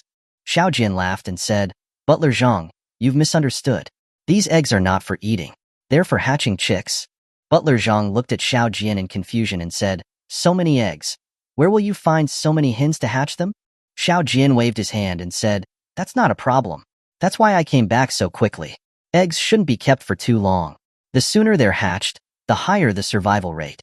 Hatching chicks was actually very simple. It just required building a greenhouse. It would only take a little over 20 days to hatch the chicks. Butler Zhang did not know the technique of hatching chicks and didn't understand it for a moment. He stared at Xiao Jian, astonished, and asked, "Master is going to hatch the chicks himself?" You know how to do this, Master." "But there are so many eggs. Master can't hatch them all alone, right?" Then, he seemed to have made up his mind and said, "Why don't you teach this old servant, Master? I will help hatch them too." Xiao Jian laughed and said, "Haha, Butler Zhang, you've misunderstood. I will build a greenhouse to hatch the chicks, not hatch them myself." Qin Bihua covered her mouth with her hand, wanting to laugh but holding back, her face turning red. Butler Zhang then realized and couldn't help but chuckle and said, "Hee hee, look at this old servant's wooden head. Master is capable of everything. Hatching chicks is just some divine skill." The greenhouse for hatching chicks was built beside the breeding farm, where the chicken farm was also built. Butler Zhang gathered craftsmen and workers, and according to Xiao Jian's requirements, they began to build the greenhouse. Eggs shouldn't be kept for too long, so the sooner they were hatched, the better. After the spring planting was over, there were many available laborers. Hundreds of people worked through the night, and in just 5 days, they had built more than 20 greenhouses and built fire pits inside. The carpenters also built frames inside the greenhouses, as required by Xiao Jian. The frames were lined with sterilized straw, and the eggs were placed on the straw and covered with cotton batting. Xiao Jian placed a basin of water in the greenhouse and checked the water temperature every day. The temperature for hatching chicks was around 37 degrees Celsius. At 37 degrees, the water was just warm. Qin Bihua and Butler Zhang were always with him. After Xiao Jian felt the water temperature, they would also feel it. They also needed to master the technique of hatching chicks. Butler Zhang and Qin Bihua had discussed it and decided that hatching chicks could also be an industry for North Mountain New Village. After the market at the official road crossroads was built, selling chicks might make a lot of money. Xiao Jian wasn't interested in selling chicks, but he didn't object to their idea either. Once the chicken farm was established, the hatching farm wouldn't stop. If he couldn't use all of the chicks, selling some of them wouldn't hurt. 21 days later, the chicks in the greenhouse began to hatch. Xiao Jian, Butler Zhang, and Qin Bihua arrived at the greenhouse early in the morning. Many chicks had hatched on the racks in the greenhouse. The whole place was filled with their chirping. Butler Zhang had already arranged for people to take care of the chicks. After the chicks hatched, they could not leave the greenhouse yet. The keepers would just put millet and water on the racks. Xiao Jian didn't know how to raise chicks, so with the chicken farm workers in charge, there was nothing for him to do. After the issue of hatching chicks at the chicken farm was settled, news came from the ironworks that the firearms had finally started production. Xiao Jian left the management of the chicken and pig farms to Butler Zhang and Chen Bihua, and immediately went to the ironworks to inspect the firearms. The firearms testing area was located on the hill behind the ironworks. When Xiao Jian arrived, Zhang Chun and the research team members were already waiting. Xiao Jian picked up a firearm and looked at it. The end of the firearm was a curved handle. The ignition device was a matchlock. It was just an ordinary matchlock gun. There was an iron frame in the firearms testing area with a fixture, and the firearm was fixed on this frame. Chapter 2:15. Manufacturing the percussion cap firearm. After loading the gunpowder and igniting it in the flash pan, with a bang, the round iron ball in the barrel was fired. 50 meters in front of the firearm was a wooden board. Xiao Jian came to the wooden board wall. The ball had penetrated the 1-inch thick wooden board. The kinetic energy was acceptable. He had someone load the gunpowder and fire again. The second shot's penetration hole on the wooden board wall was more than 3 inches away from the first one. Xiao Jian shook his head and said with a wry smile, "The accuracy is too poor, right? At a distance of 50 steps, it's off by more than 3 inches. At 100 steps, the ball would be flying everywhere." Zhang Chun had never seen a firearm and didn't know what the firearms in the hands of the soldiers looked like. He said, "Isn't this very powerful? At a distance of 50 steps, it can penetrate even leather armor. If we have enough firearms, the bandits won't even be able to enter Xianrenping." Xiao Jian smiled and didn't say anything. Zhang Chun still only had bandits in his eyes. He didn't know that the enemies they would face in the future would be many times stronger than bandits. They tried firing a few more shots. The greatest deviation was over 4 inches, and at 100 meters, the deviation was more than 2 meters, and it couldn't even penetrate the wooden board. Even if they accidentally hit the enemy, it wouldn't kill them. Xiao Jian picked up a round ball and said to Qin Wenxuan and the others, "The penetration of a round ball is the worst of all shapes. The contact area between a round ball and the barrel wall is also the smallest. Air leakage is also the most serious, which is why the ball's kinetic energy is severely insufficient." Xiao Jian picked up a steel rod, inserted it into the barrel, and then pulled it out. He held up the steel rod and said, "A cylindrical projectile has a much better air sealing effect than a round ball." After speaking, he had the craftsman make several pointed cylindrical projectiles. The test results came out quickly. With the same amount of gunpowder, a cylindrical projectile could easily penetrate the wooden board wall at 300 meters. But the accuracy was worse than the spherical ball. Xiao Jian pointed at 2 bullet holes 5 inches apart and explained, "After the cylindrical projectile leaves the barrel, the projectile will drift in the direction of the pointed tip due to wind resistance. To solve the problem of the cylindrical projectile drifting, the best way is to make the cylindrical projectile rotate continuously to automatically correct this drift." After speaking, he instructed the craftsman to add several spiral grooves on the front end of the projectile, saying, "These spiral grooves will cause the projectile to spin due to wind resistance." As he spoke, he handed the projectile to the soldier loading the gunpowder. Then he continued, "Using wind resistance to make the projectile spin has many flaws. It would be best to engrave rifling inside the barrel to make the projectile spin inside the barrel. But engraving rifling would reduce the strength of the barrel, making it prone to explosions. For now, it can only be an experimental project." At this time, the cylindrical projectile with the spiral grooves had been fired. At a firing distance of 50 meters, the error was less than 2 inches, but at a firing distance of 300 meters, the error was still very large. Xiao Jian looked at the cylindrical projectile and thought for a moment. After the cylindrical projectile left the barrel, it could maintain its pointed end forward at close range, but once it flew far, it would flip. He hollowed out the middle of the tail of the projectile and inserted a piece of soft wood, making the projectile's center of gravity closer to the front. The soft wood was slightly larger than the barrel diameter, which could also strengthen the air sealing effect. When they tested it again, the stability of the cylindrical projectile met expectations. The error at 300 meters did not exceed 2 inches. Given the current conditions, having such accuracy was quite good. At this time, Zhang Chun was already flushed with excitement, but Xiao Jian kept explaining, and he didn't dare interrupt him. He could only look at the firearms with shining eyes, wishing he could hug them to his chest. The research team members also learned more about the principles of firearms through the improvements to the projectile, which would be of great help for future improvements to firearms. They carefully recorded every word of Xiao Jian's in their notes. After returning, everyone would gather together and research the meaning of his words. With the addition of the wooden tail, the cylindrical projectile could penetrate a wooden board wall at 500 meters. Both the range and the accuracy met their requirements. Xiao Jian also improved the stock of the firearm, changing the original curved handle to a shoulder stock, which was more stable when shooting. The ignition system was also changed to a percussion cap ignition. Percussion caps had already been used in hand grenades. It only required some simple improvements to be used in firearms. The springs for firing percussion caps could be made using the steel produced at the ironworks. After the firearms were improved, they began to be mass-produced. The barrels were pressed using a hot press, using an internal cooling system. The hardness and toughness were very high. In destructive tests, the barrels could withstand 5 times the gunpowder load of wrought iron barrels without any explosions. The safety was not an issue. After the firearm problem was solved, Zhang Chun finally had a chance to speak. "Cousin, can we improve our cannons as well?" Xiao Jian shook his head and said, "The killing power of spherical shells is higher for cannons. The killing power of solid shells mainly comes from ricochets. Cylindrical shells cannot ricochet. Only when we develop shrapnel shells can we switch to cylindrical shells. Cylindrical shells have more gunpowder than spherical shells, and the range and accuracy are higher than spherical shells." After speaking, he went to the cannon manufacturing workshop. The steel barrels of the cannons were also pressed using a hot press. The cannons were lighter and more powerful than traditional cast cannons. Cannon production had already begun. Several dozen cannons had already been stored in the warehouse. The cannons had wheels installed on them and could be pulled by one horse. Shrapnel shells had not yet been researched, so for the time being, they could only use solid shells, grape shot, and chain shot.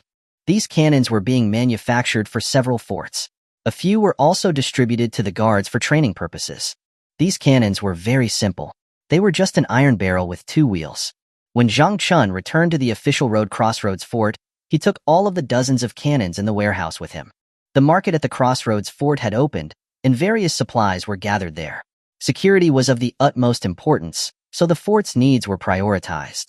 After the Crossroads Market opened, merchants from Qingsha City such as the Zhao family, manager Hu from Jinjiang City, and Boss Zhang all purchased land in the market to build their own shops. Before the opening, Butler Zhang had sent people to Qingsha City to buy all of the nearby land. These pieces of land could be sold for several times their profit. Manager Hu, Boss Zhang, and Zhao Jin's uncle were all acquaintances of Xiao Jian. Since they were opening shops in the market, Xiao Jian had to greet them. So, they also went to the Crossroads Fort together. The Crossroads Market mainly dealt with bulk trade. Xianrimping had its own unique products and had a high demand for supplies. They also represented Shangzhou City and Huzhou City in purchasing supplies, so they had enough buying power. The most important triangular fortress of the castle had been completed. Once the walls between the fortresses were built, it would become a small city. The trading market was located beside the castle gate in an area enclosed by a wall. Because it mainly targeted bulk trading, there were no street vendors in the market, only several rows of 2-story buildings. The door lintels of the buildings had signs with merchants' names hanging on them. There was also a commodity notice on the side of the door, indicating what they were selling. The first floors displayed samples of the goods. These buildings generally did not engage in retail sales. The central location of the market was a cylindrical 4-story commodity display building. Chapter 2:16. The Crossroads Fort Market. The cylindrical display building was constructed entirely of reinforced concrete. The outer wall of the display building was a ring of glass display cases. The display cases were filled with an array of products, mostly glass items, including glass cups, glass mirrors, eyeglasses and reading glasses, magnifying glasses, glassware, flat glass, and glass pipes. Other steel products were also available in a variety of styles, including various shapes of steel materials, steel wires and ropes, pulley systems, new woodworking tools, improved plows, various agricultural tools, and other steel products such as steel rods and steel rulers. The display cases for premium goods displayed penicillin, soaps, saltpeter, leather softening solution, etc. Exquisite porcelains also occupied some space, and cement also appeared in the display cases. The back of the display cases contained product descriptions. On the first floor of the hall, samples of various goods were displayed for customers to experience or view up close. On the second floor of the hall, commodities that Zion Rimping urgently needed to purchase were on display. These commodities were also listed on the market bulletin boards. On both sides of the market's outer gate were two long bulletin windows. The bulletin windows were installed with transparent glass. The bulletin boards were written with eye-catching red text: large quantities of food, sal ammoniac, green vitriol, soft manganese ore, copper materials, etc. are being purchased, unlimited quantities, and all are welcome. The sales bulletin board also listed information on various commodities for sale. The types of commodities were the same as those displayed in the display hall. These commodities were just being showcased here. Cement and steel were only being sold in small quantities. Xiao Jian didn't have enough for his own use. In the bulletin window further to the side were advertisements from other merchants, mainly sales ads for various commodities. The restaurants inside the fort were still under construction, so Xiao Jian had to host a banquet for these merchants in an empty warehouse. Many acquaintances attended the banquet, including manager Hu, Zhao Jin's uncle, 6 merchants who came from Qingsha City, and Zhao Patriarch Zhao Old Master, who also came specifically for the occasion. Boss Zhang from Jinjiang City and 5 water merchants were also present. People from Huzhou City and Shangzhou City also came, but they didn't attend the banquet. After all, their identities were too sensitive, and it wasn't appropriate for them to appear in such an occasion. Everyone took turns congratulating Xiao Jian on building the new city. While exchanging pleasantries, Xiao Jian learned about the merchants' product information. The merchants also inquired about Zion Rimping's products, hoping to secure a larger share. The Zhao family mainly sold food. Xiao Jian understood that this was the Zhao family's way of supporting him, moving their grain store in Qingsha City to this area. To show his appreciation for the grain merchants, Xiao Jian announced that he was raising the price of grain in the fort, which would be 1/10 higher than market prices. The purchase price of grain in North Mountain New Village would also be 1/2 higher than market price. This was used to attract more grain merchants to settle in the area. Xiao Jian didn't lack money. Raising grain prices wouldn't do him any harm. Zion Rimping's products were in short supply. To obtain more urgently needed supplies, Xiao Jian announced that to purchase Zion Rimping's in-demand products, they must be exchanged for materials that Zion Rimping urgently needed. These urgently needed materials would be listed on the purchase bulletin board. With his own in-demand products as bait, he believed that all the merchants would do everything they could to help him purchase various supplies. He could never have too much green vitriol, sal ammoniac, soft manganese ore, or copper materials. After the banquet, Xiao Jian met with manager Hu privately to inquire about the war in the south. Manager Hu was forthcoming and said without any hesitation, "The war in the south is not going well. All I know is that the situation is currently at a stalemate. It seems the foreign forces have reinforced their army with more than 3,000 people. They've also unloaded the cannons from their ships and moved them to the city walls. Goer hasn't sent any news back yet, which means the situation was not critical." After seeing manager Hu, he met with Boss Zhang of Jinjiang City privately and said, "Boss Zhang, you've always been involved with ships. I want to buy a few ships. Do you know of a way?" Xiao Jian's idea was that once Goer had established the security company in the south, the water trade routes would have to be opened sooner or later. It was time to buy a few ships to begin training. Boss Zhang said, "If you want to buy ships, you've come to the right person, Zhang. Now that the waterways are blocked, it's the right time to buy ships." Previously, a 5-masted sailing ship with a capacity of 6,000 sher would cost more than 7,000 taels of silver, but now it can be bought for 6,000 taels. Xiao Jian nodded. A cargo capacity of 6,000 sher was considered a large cargo ship. Since ships were cheap right now, he might as well just buy a few more. He didn't know the price of ships, but he assumed it was cheap since Boss Zhang said so. He didn't lack money anyway. Just the penicillin factory alone produced several thousand doses of penicillin every day. He made a profit of 5,000 to 6,000 taels a day. He didn't know exactly how much money he had on hand now. Money couldn't be eaten, so it was only useful when it could be spent. Money wasn't the problem. The problem was the sailors.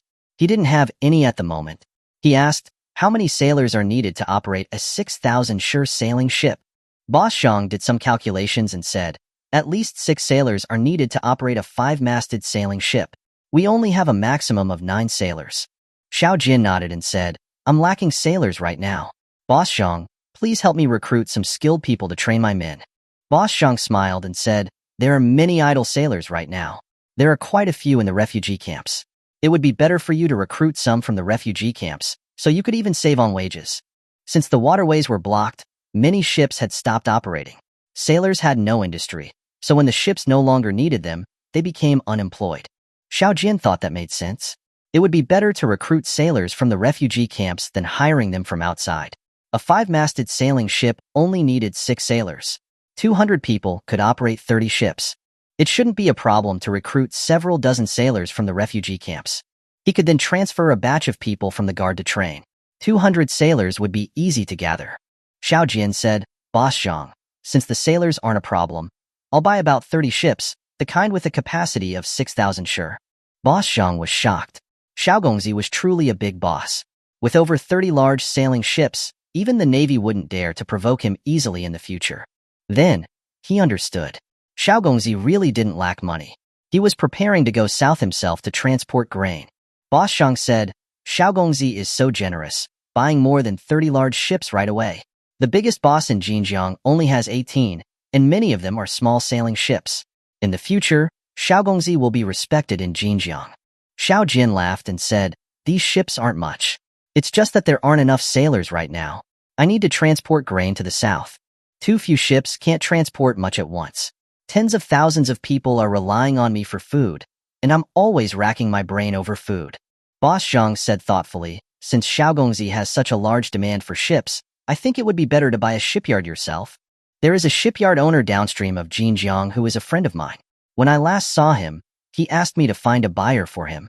Xiao Jian was immediately interested and asked, "How large of a ship can this shipyard build at most?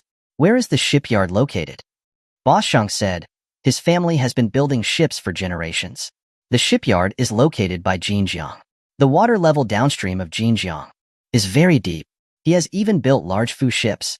If he hadn't been unable to continue operations, he wouldn't have given it up so easily." Chapter 217.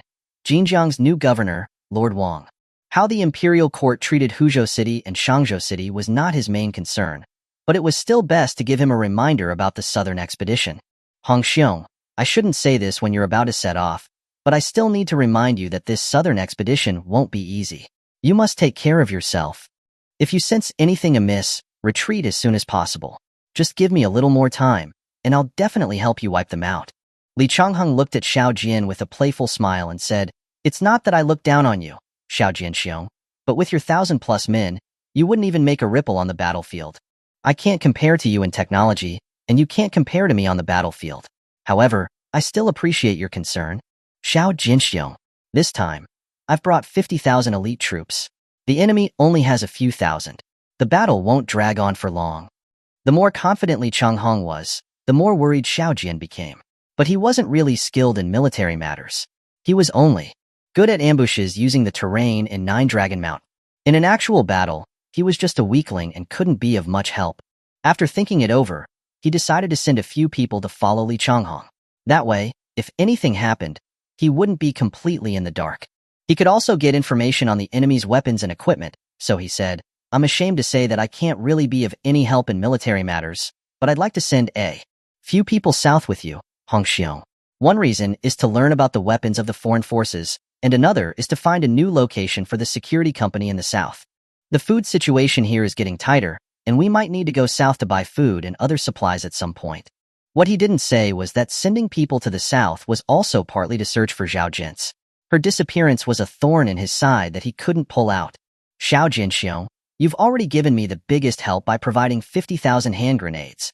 If you want to send people south, just have them follow the transport ships." Taking a few people to the south was a small matter, and Li Changheng agreed without hesitation. He even gave Xiao Jian access to pigeon communication channels. Pigeon communication was quite limited. It was basically one-way communication. To enable two-way communication, a pigeon station would have to be set up in the south. The pigeons from North Mountain New Village could be released in the south, and they would fly back to North Mountain New Village. But the pigeons from North Mountain New Village wouldn't actively go anywhere else. Li Changheng was about to leave, and after the exchange of goods, he didn't linger and left with the transport team for Xinjiang City. Xiao Jian arranged for Fuguwei to send a message to Goer. He also sent him 20,000 taels of silver to set up a security company in the south, establish a pigeon station, and monitor the war in the south. Li Changheng had sent a large number of piglets and more than 10,000 caddies of eggs. Most of these piglets and eggs were diverted from the army's supplies. With enough piglets and eggs, the breeding farm at Xianrimping could be set up. Xiao Jian still needed to design an incubation greenhouse to hatch the eggs into chicks. The piglets and eggs had already been sent to North Mountain New Village.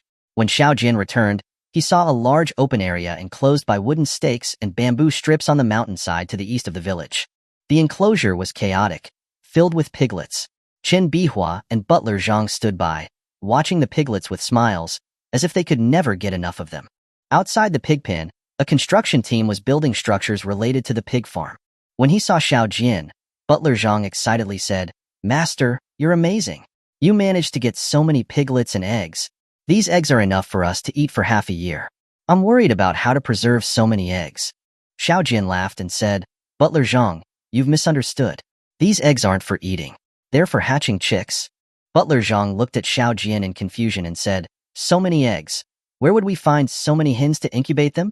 Xiao Jian waved his hand and said, "That's not a problem. That's why I rushed back. Eggs shouldn't be kept for long. The sooner they're hatched, the higher the survival rate."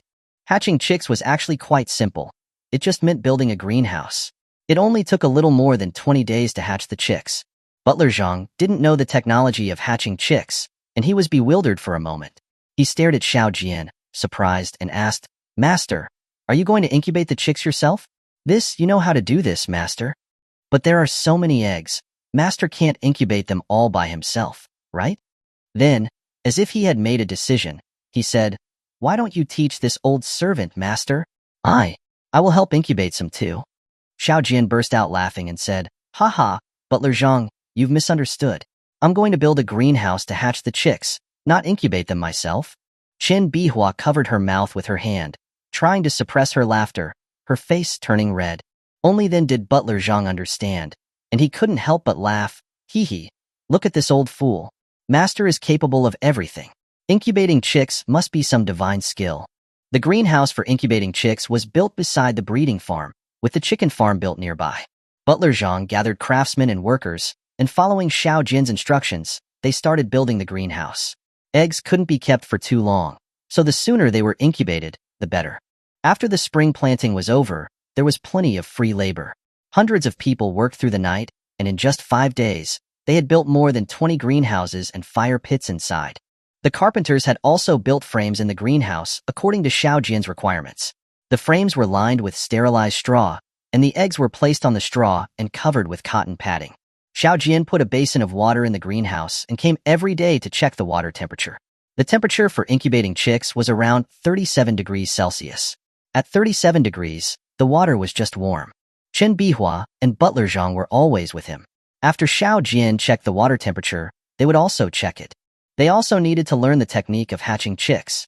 Butler Zhang and Qin Bihua discussed it and decided that hatching chicks could also become an industry for North Mountain New Village. After the market at the official road crossroads was built, selling chicks might make a lot of money. Xiao Jian wasn't interested in selling chicks, but he didn't object to their idea. After the chicken farm was established, the incubation farm wouldn't stop. If they couldn't use all the chicks, selling some wouldn't hurt. 21 days later, the chicks in the greenhouse started to hatch. Xiao Jian, Butler Zhang, and Qin Bihua arrived at the greenhouse early in the morning. Many chicks had hatched on the racks in the greenhouse. The whole place was filled with the sound of their chirping. Butler Zhang had already arranged people to care for the chicks.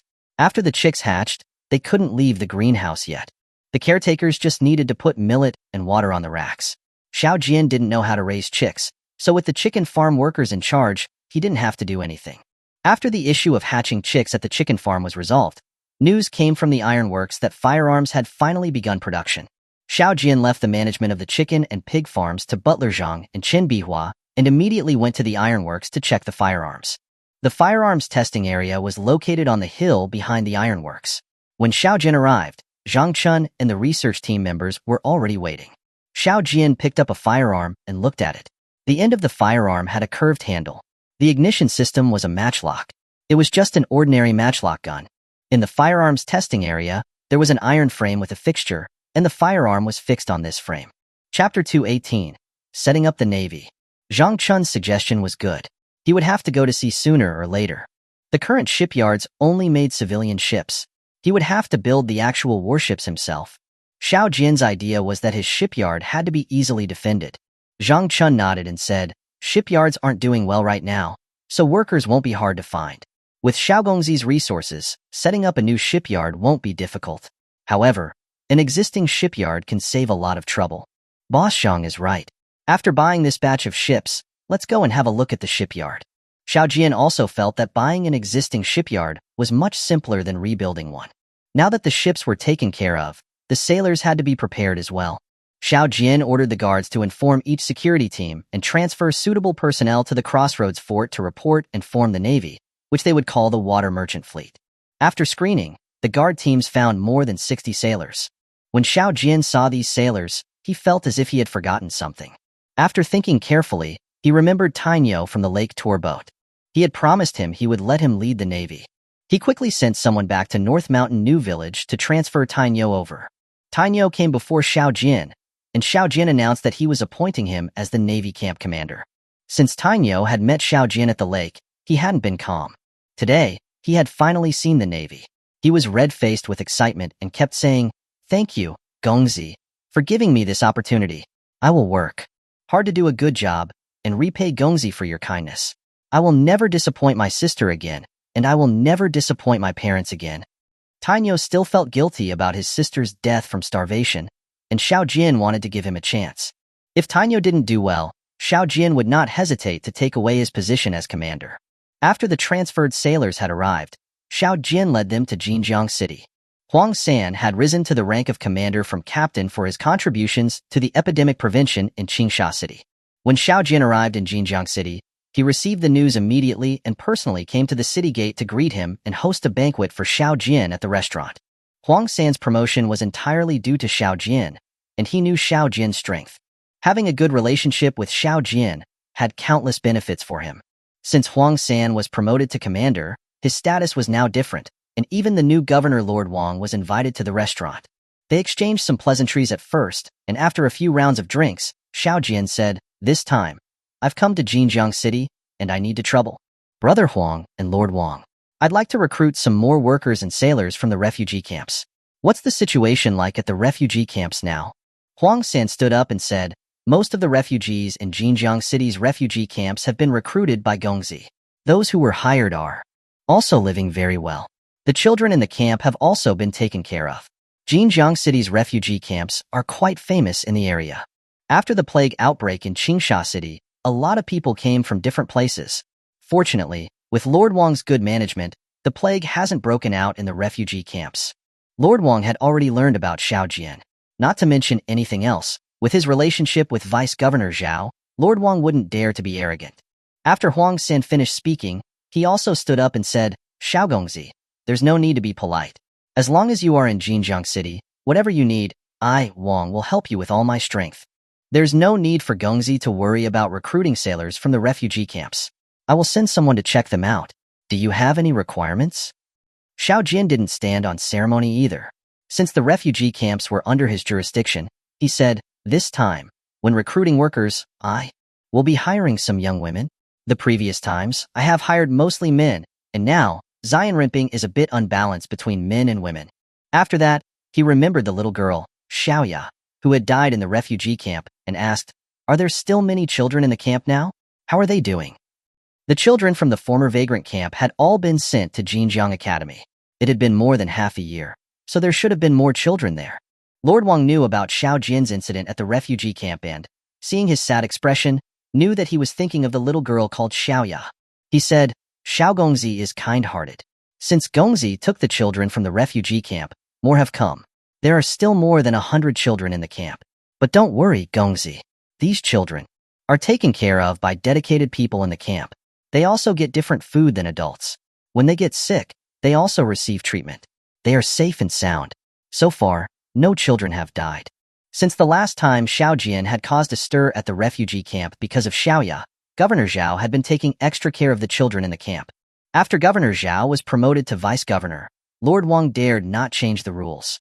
After thinking for a moment, Xiao Jian said, "Lord Wang, how about this?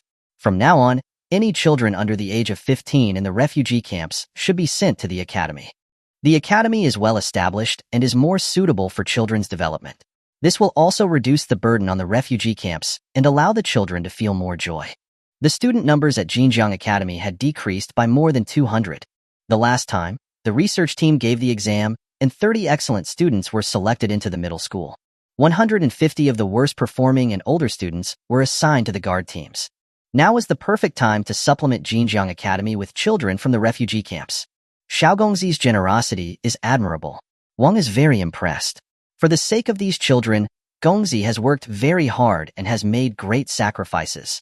On behalf of the children, I thank Xiaogongzi. As he spoke, Lord Wang bowed and respectfully gave Xiao Jian a salute. Xiao Jian couldn't accept the salute from a governor. He quickly got up to return the salute, saying, "Lord Wang, you're making me feel ashamed. I just can't bear to see children suffer. I don't deserve Lord Wang's salute." Lord Wang nodded with a smile and said, "Xiaogongzi, you don't need to be so humble.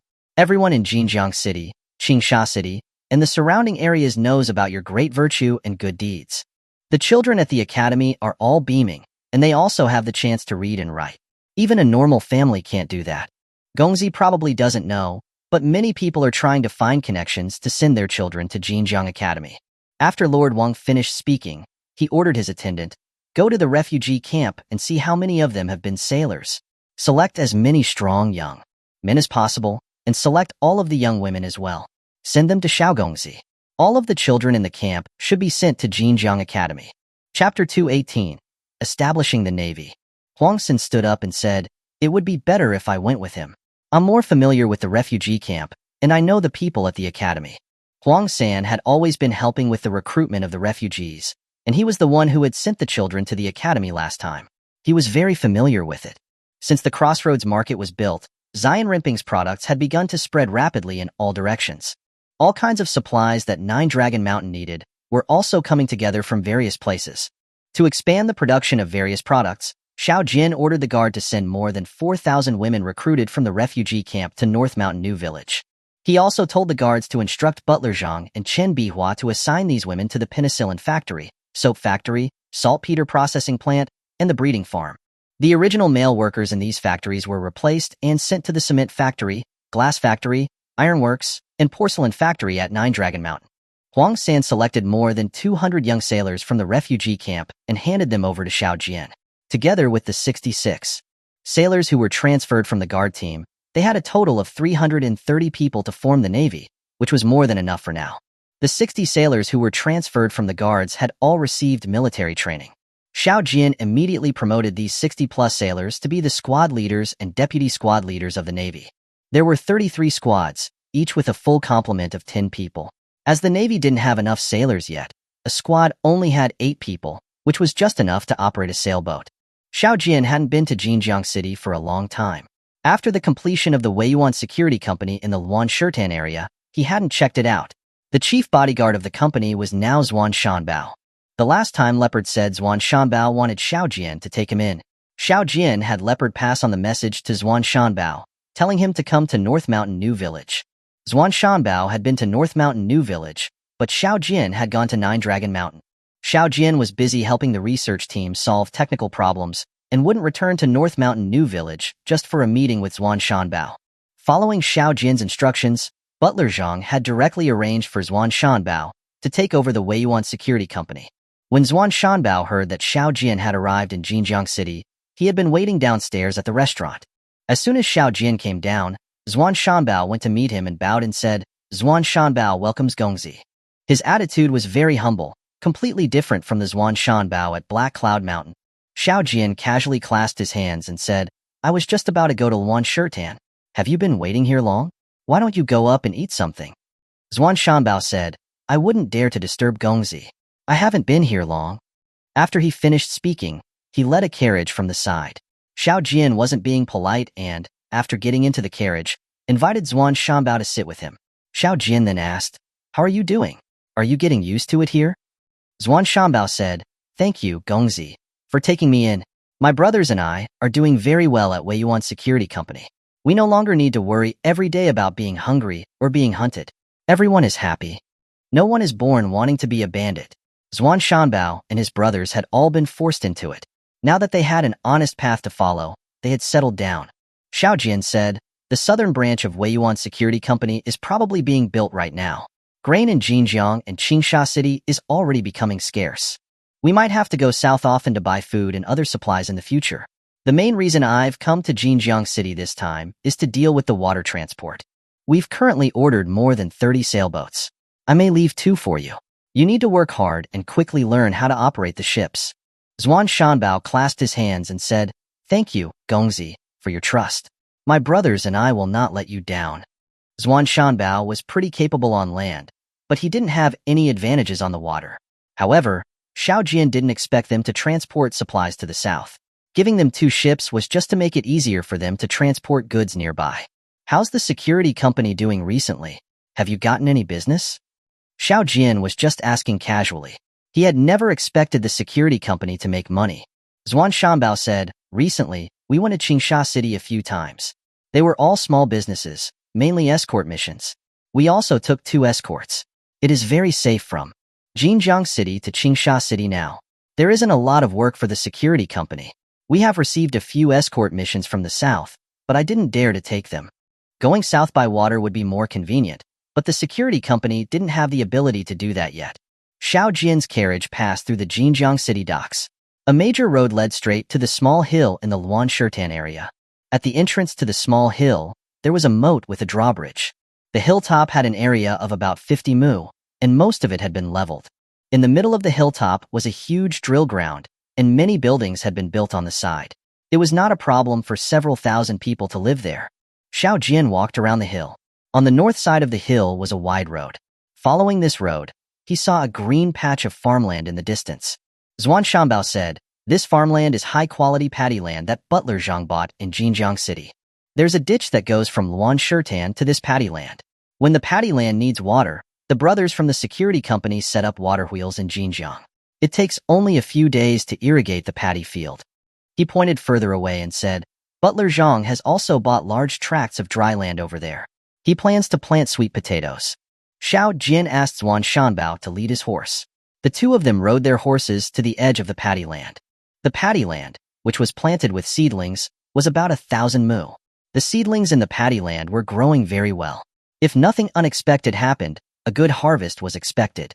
However, beyond this paddy land, to the north, was a desolate, barren land.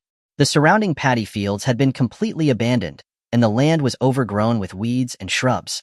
Xiao Jian said to Zhuan Shanbao, "I want to buy all the land in that area to the north.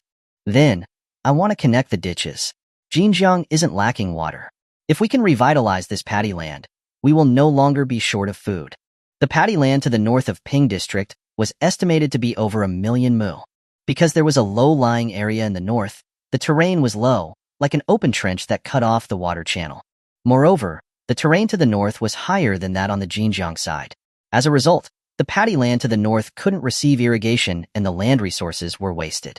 Zhuan Shanbao didn't understand any of that. He pointed to the north and said, "Is Gongzi talking about the land in Beiping?" He then pointed at the low-lying area and said, "The area north of this low-lying area belongs to Jinjiang Beiping, while the south side belongs to Jinjiang Nanping.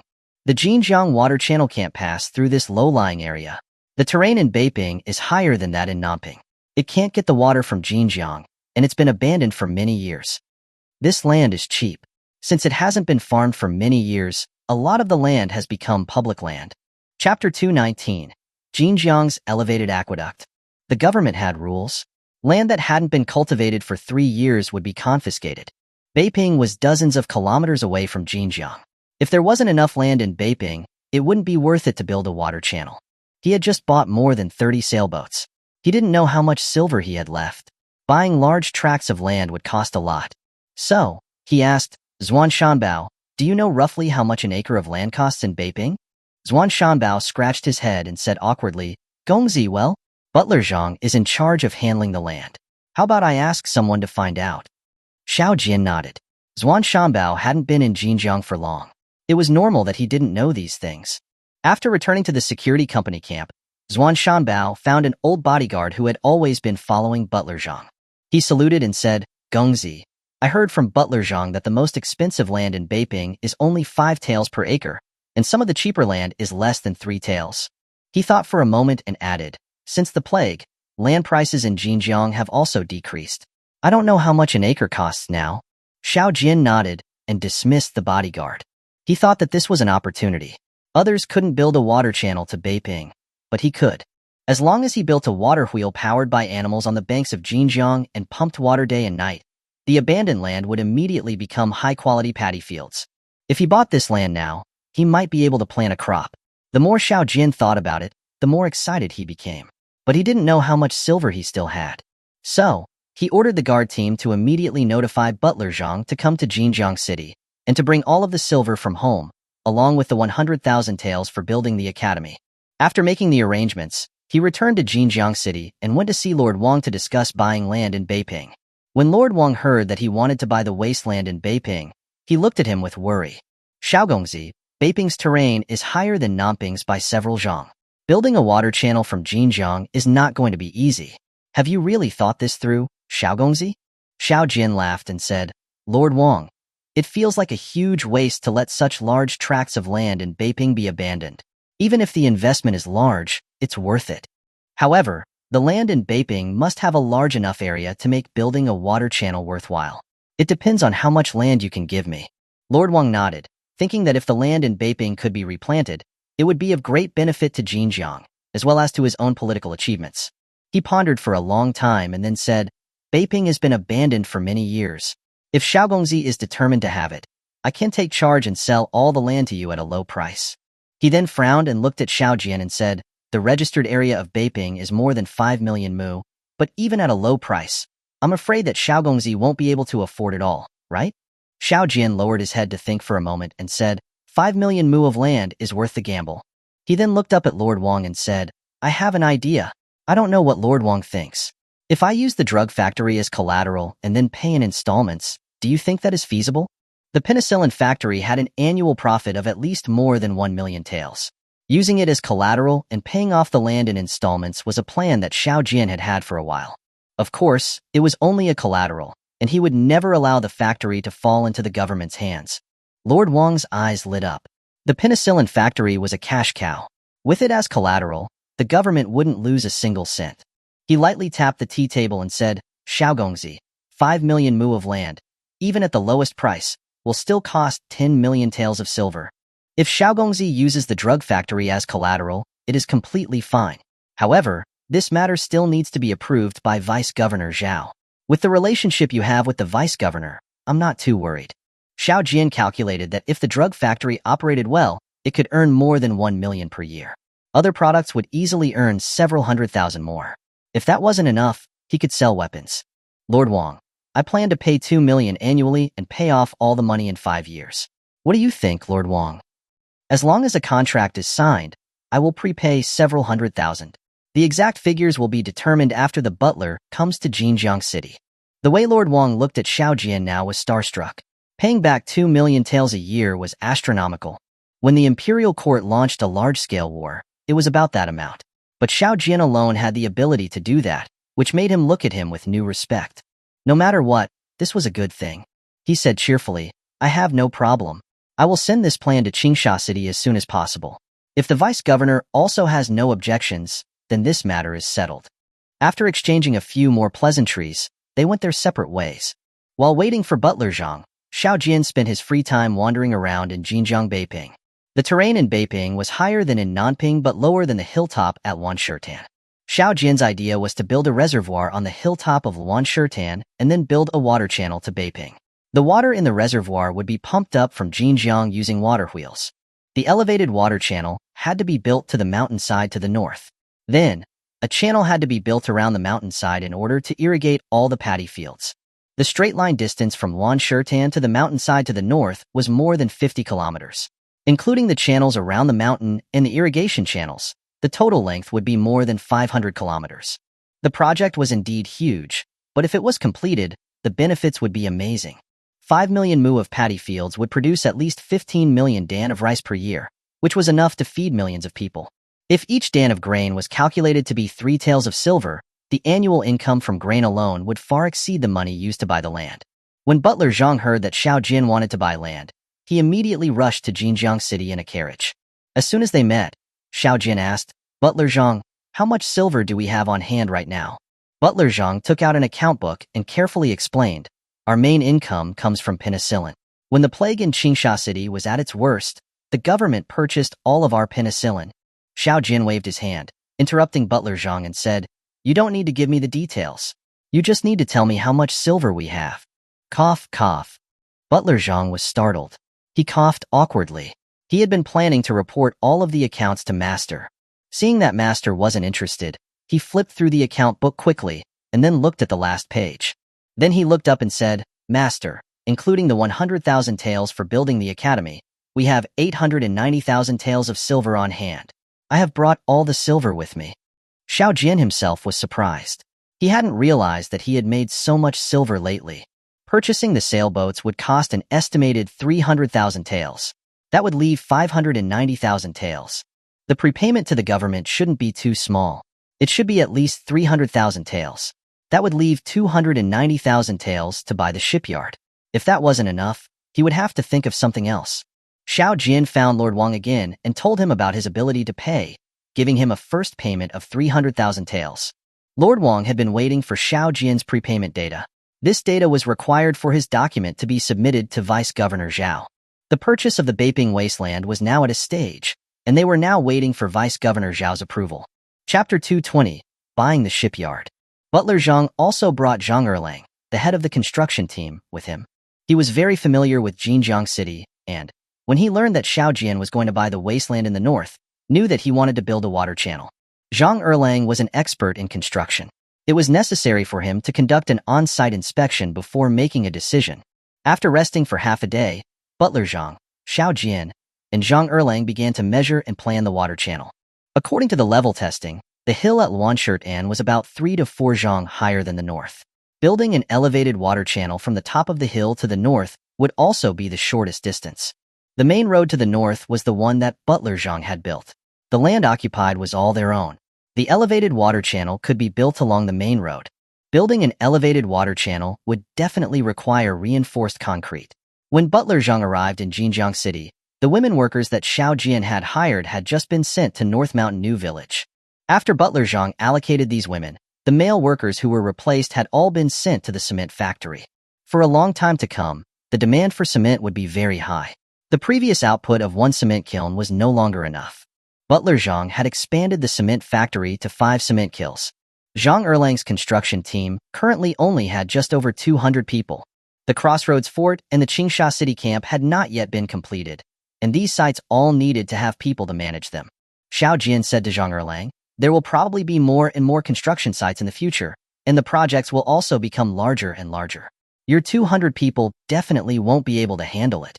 The construction team must be expanded to at least 2,000 people. You know best what kind of people are needed. Go to the refugee camp and recruit them yourself." Since the market at the Crossroads Fort had opened, the increase in grain prices initiated by Xiao Jian had taken effect. 2 small grain merchants had recently moved in.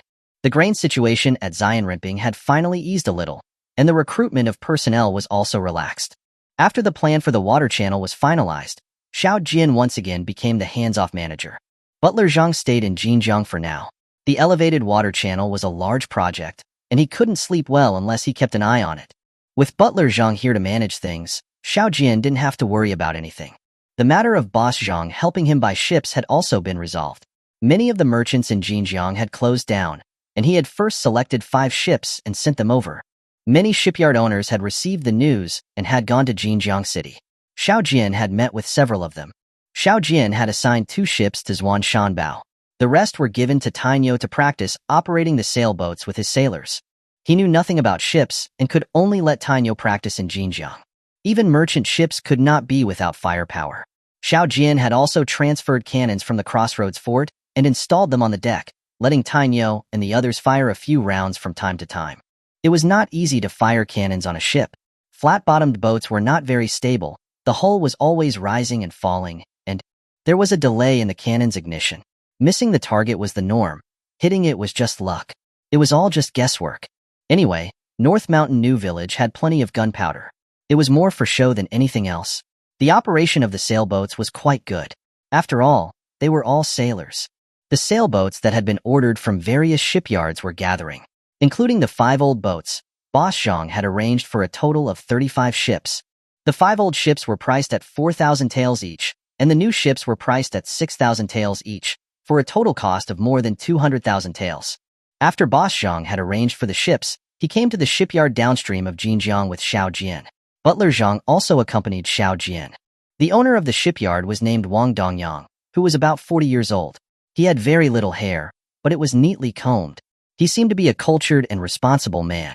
Several shipwrights with tired expressions sat listlessly on the side, staring at Xiao Jian and the others, hoping that they could bring life back to the shipyard.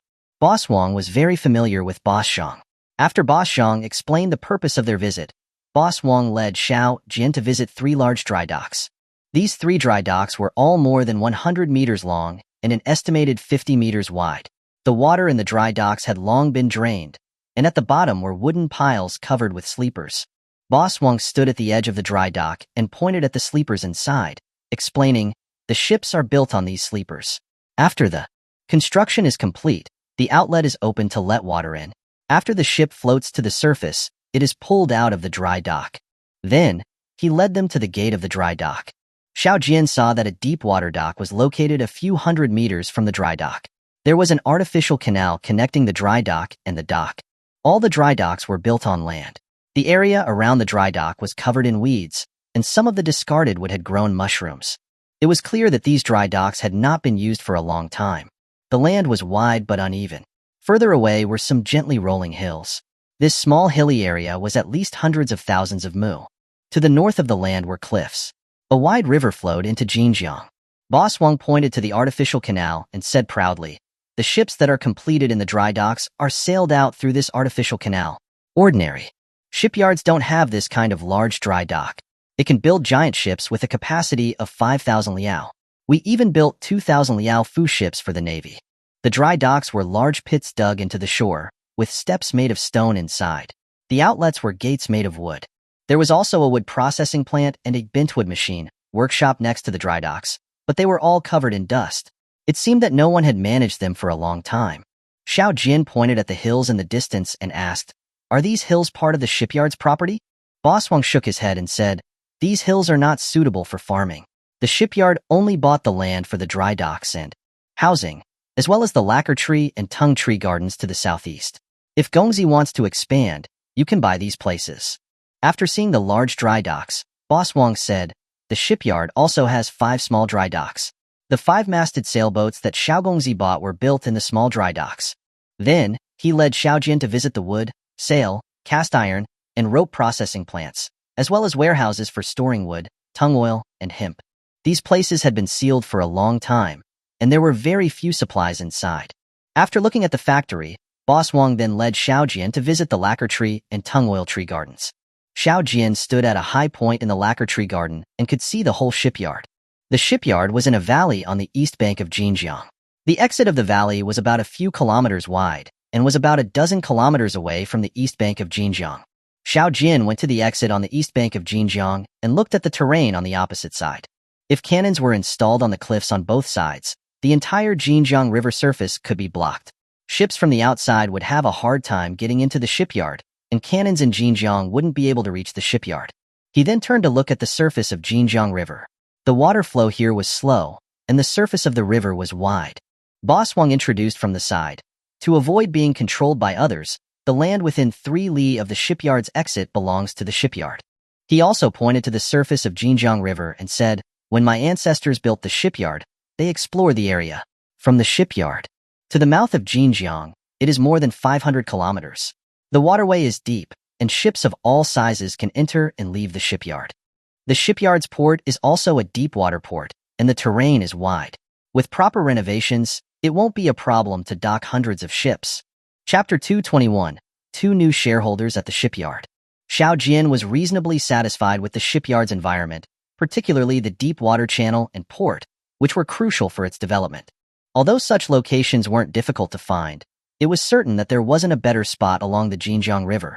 However, a shipyard this large probably wouldn't come cheap, and his available funds were estimated to be around 400,000 taels. So, Xiao Jian tentatively asked, "Mr. Wang, how much are you asking to transfer this shipyard?" Mr. Wang replied, "Young Master Xiao, although the land here isn't worth much, the area is vast.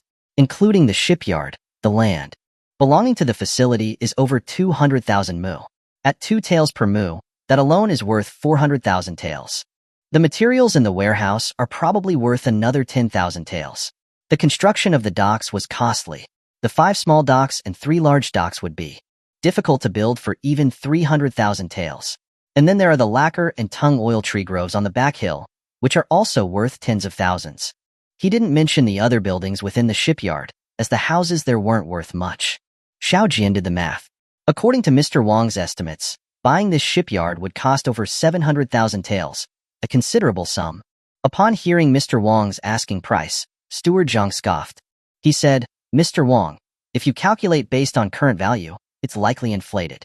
If that's the case, we might as well build one ourselves, and it would be better than yours. Why would we bother buying yours? The docks you mentioned, our construction team could build without any trouble, and they'd be built with reinforced concrete, which is far superior to what you have with stacked stone. The land your shipyard is on is rocky and mountainous, unsuitable for farming, and far from any town. Who would buy it for 2 taels per mu? The shipbuilding industry is down, and the materials in your warehouse aren't worth much anymore. Lacquer and tung oil trees are everywhere in the wild. The raw lacquer and tung oil themselves are plentiful on the market." Steward Zhang, having served as a shopkeeper for so long, had considerable experience. With just a few words, he left Mr. Wang speechless, making the shipyard sound worthless. Xiao Jian nodded in agreement. 700,000 taels is indeed too expensive. After buying the shipyard, it would still need renovations. The dock gates would have to be replaced with reinforced concrete, and the stone walls around them would also have to be reinforced with cement. The rooms inside the shipyard would all need to be repaired and rebuilt. Alas, the shipyard's facilities are too outdated. It would need to have gantry cranes installed, slipways built, rails laid, and even fill. In some of the docks, we would only need a few for repairing ships. Building ships on a slipway is far more convenient than using a dock. Mr. Wang looked miserable. "Young Master Xiao, you might not understand shipbuilding. You can't build large ships on slipways. How would you launch them after they're built?" Xiao Jian chuckled. "I don't understand shipbuilding, but Mr. Wang, you don't understand our new technology. We can get any size ship into the water. Whether I buy your shipyard or build a new one, I won't be using docks for shipbuilding." In Xiao Jian's mind, the shipyard would use modular construction, which was more efficient and convenient than building in docks. With pulley systems and steel rails, launching a ship would be an easy task. At this moment, Steward Zhang interjected, "Mr. Wang, you really don't know much about this. At young Master Zhao's rocky construction site, I saw the construction team using a tool that allowed one person to easily lift a huge boulder." Xiao Jian didn't bother explaining further. If they couldn't agree on a price, there was no need to say more.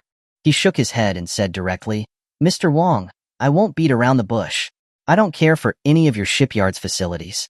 The only things I value are this: location and the shipyard's workers. Of course, the lacquer and tung oil tree groves are a nice resource too. I don't care about your stockpiled shipbuilding materials.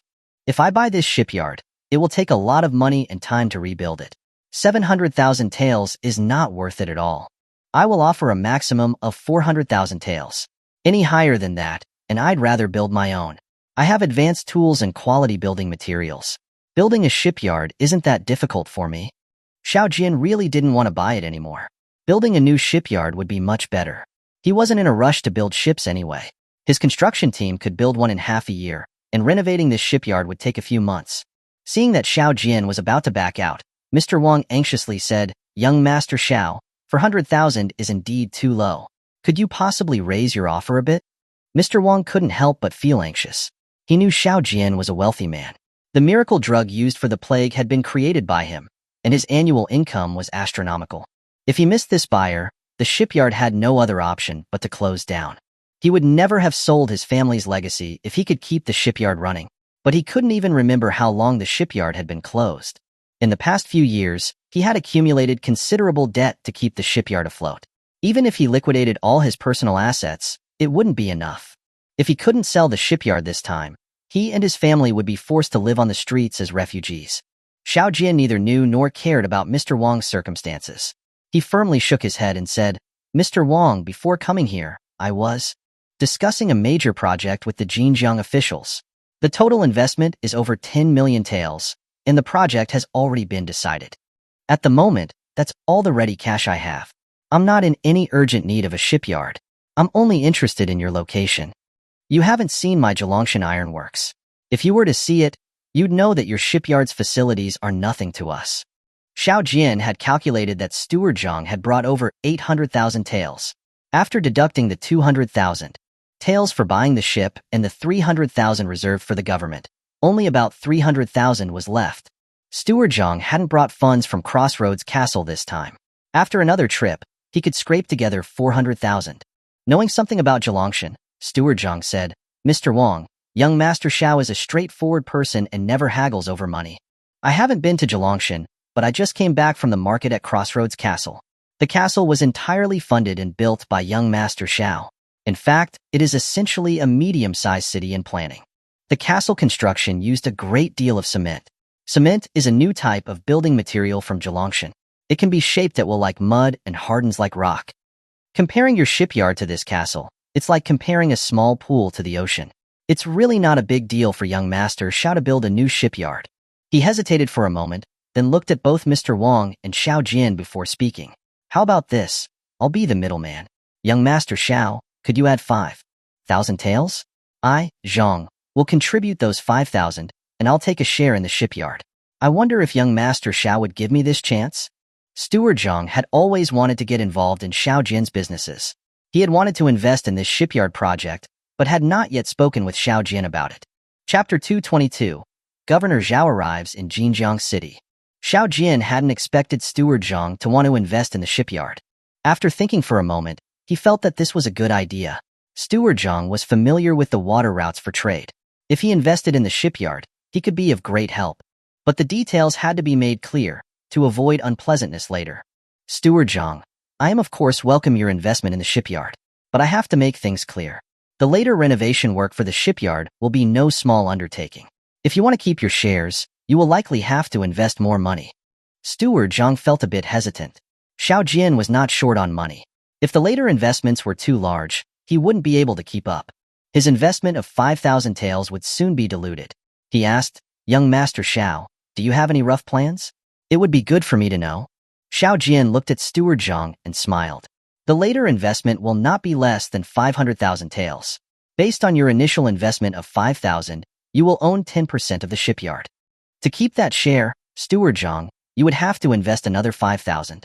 But I can promise you that no matter how much is invested in the future, I'll guarantee that your share won't be diluted. Steward Zhang wasn't a major merchant, but he had been in the water trade for a long time, and raising 100,000 taels wouldn't be a problem.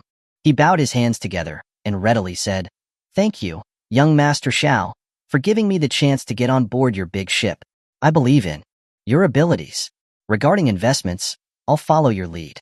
I'll invest 100,000 taels, but I only want a 5% stake in the shipyard. He knew that Xiao Jian liked to do big things.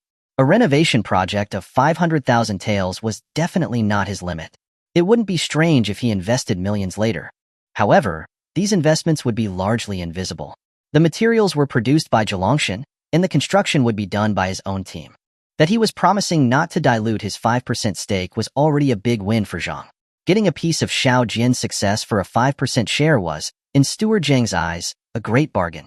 Mr. Wang was listening nearby as Steward Zhang and Xiao Jian discussed their investment plans. From what he gathered from Xiao Jian's words, another 500,000 taels were planned for the shipyard renovation. When that happened, the shipyard's facilities would likely be completely overhauled, and its size would grow many times over. So, he was starting to get ideas of his own and said enviously, Young Master Xiao, Steward Zhang, I agree to sell the shipyard for 450,000. But, young Master Xiao, could you bring me along on this path to riches too? My family has been in shipbuilding for generations. If I weren't so deep in debt, I wouldn't have sold the shipyard. When it comes to shipbuilding, I believe I'm still useful. What he was hinting at was that he wanted Xiao Jian to give him some shares as well. Xiao Jian's eyes lit up. This was a dream come true. If he could get Mr. Wang to continue managing the shipyard, that would be ideal. He was familiar with the shipyard's craftsmen and skilled in shipbuilding, which would save Xiao Jian a lot of trouble. Xiao Jian bowed his hands to Mr. Wang and said happily, Mr. Wang, judging by your shipyard structure, I can see that you're dedicated to shipbuilding. I welcome your participation. How about this? I'll take 5% from my share and give it to you. I won't short you a penny of the 450,000 for the shipyard, and in the future, you can still manage the shipyard. However, Mr. Wang, you may have to adapt to some new technologies. I promise you, even with only a 5% share. I won't let you bring shame to your ancestors." Steward Zhang and Mr. Wang both bowed respectfully, stating that they would closely follow Xiao Jian's lead and would never hinder the shipyard. After reaching an agreement about the shipyard, the three of them returned to Jinjiang City. Steward Zhang immediately delivered the promised 100,000 taels. Xiao Jian then invited Lord Wang and Huang San as witnesses. The three signed the shipyard purchase contract for the shipyard transfer for 450,000 taels. Steward Zhang and Mr. Wang each held a 5% share, and Xiao Jian held a 90% share. After the transfer contract was stamped by the Yamen, Steward Zhang handed 450,000 taels to Mr. Wang. The shipyard officially changed hands. Xiao Jian renamed it Zhonghua Shipyard, Zhonghua Chanchang, meaning China Shipyard, and placed an order for 50 ships, telling the shipyard to resume production immediately.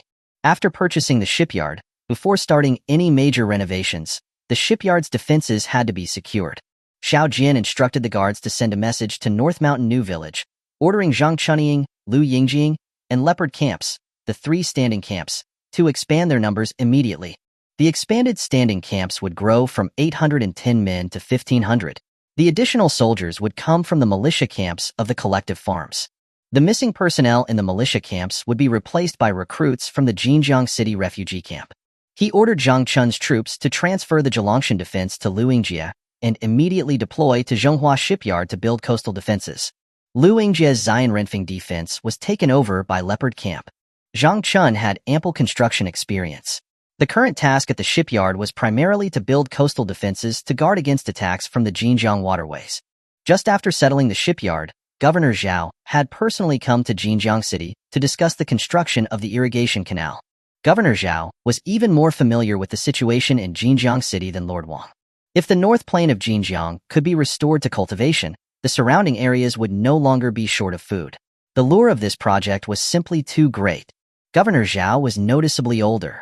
His once black hair was now gray, and his deep-set eyes had become cloudy. Xiao Jian's heart ached. He knelt on the ground and sobbed, "Uncle Zhao, it's my fault for getting involved with the Zhou family. It caused harm to Zhao Jin's and to you, uncle. I am sorry for what I did to your Zhao family." Back then, after Zhao Jin's had disappeared in Qingsha City, Xiao Jian had been resentful toward Governor Zhao. He had an army but wouldn't use them, sending out a few Yamen runners who were completely useless. Later, he did not see Governor Zhao and simply returned to North Mountain New Village. Xiao Jian deeply regretted what happened. If he had sent a guard camp to protect her, things wouldn't have turned out this way. Governor Zhao helped Xiao Jian up. "Young Master Xiao, you must not blame yourself. This was not your fault. It was my lack of judgment and insufficient protection that allowed the Zhou family to succeed. It was also Xiao Jin's lack of fortune that she missed her chance to marry you. According to my aide's analysis, since the Zhou family's motive was revenge, Xiao Jin's life should be safe. Judging from the Zhou family's personalities, they may have other plans. Young Master Xiao, you must remain vigilant."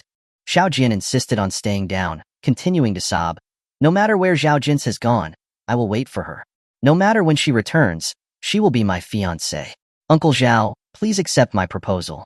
Even if Xiao Jin's returned alive after being kidnapped, her reputation would be ruined. In this era, a woman with a ruined reputation would not be able to find someone who would formally marry her. Governor Zhao helped Xiao Jin up again and nodded. "I promise you, as long as Xiao Jin's is found, she will be yours. Whether as a wife or a concubine, my Zhao family will have no complaints." Lord Wang also stood by, offering his congratulations. Young Master Zhao's blessings are far-reaching, and Miss Zhao will surely have good fortune. Young Master Xiao will have his wish granted. When that happens, I will have to ask for a cup of wedding wine. Chapter 223. Setbacks in the Southern Battles. After they were finished talking about their personal matters, it was time for business. Governor Zhao asked Xiao Jian to revitalize the farmland in the North Plain. Irrigation canals must be built. This is a huge project. Do you have specific plans? Please mention any difficulties you may have, as I've come to Jinjiang City to support you. Xiao Jian said, "From the rocky beach to the mountain slopes on the north side of the North Plain, it is more than 100 li. The overhead water channels can only be constructed using reinforced concrete, and the quality won't be a problem. Among them, the supply of steel will be insufficient. The cement kilns have just been expanded and are barely adequate. There is also a shortage of labor. I plan to start work in several places simultaneously. If everything goes smoothly, we will still be able to plant a crop this year. Governor Zhao nodded readily. Labor is not a problem. You are free to select as many as you want from the Xinjiang refugee camp.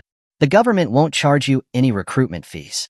Labor had never been a problem, and the recruitment fees weren't that much money. But the steel was a bigger problem. Governor Zhao asked hesitantly, steel might be a bit tricky. As far as I know, no ironworks can compare to the quality of your steel. If I help you get iron materials, can you use it? Xiao Jian nodded repeatedly. Yes, I can. If Uncle Zhao can help me get iron, you will have solved my steel problem. This iron can be sent to Zhelongshan to be smelted again. Most of the steel produced by the Zhelongshan ironworks was used to manufacture firearms and cannons, which resulted in a shortage of steel materials. Governor Zhao nodded. If that's the case, then there's no problem. There are many ironworks near Xinjiang City and Qingsha City. I can have their iron sent to you. Oh, and I heard that you've bought another shipyard. If you have any funding issues, don't pay the government's deposit. Xiao Jian said, thank you for your concern, uncle. Regarding funds, it's mainly the cost of buying iron materials. It won't be much. The cement is ours, and I have tools in stock. Next, Governor Zhao oversaw the signing ceremony for the project. Steward Zhang paid a prepayment of 300,000 taels to the government. The Xinjiang North Plain Development Project was officially underway.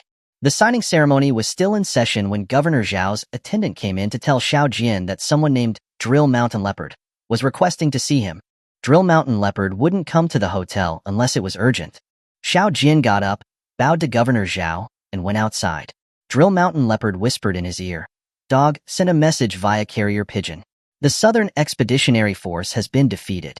Then he handed Xiao Jian a piece of paper. Xiao Jian's heart sank.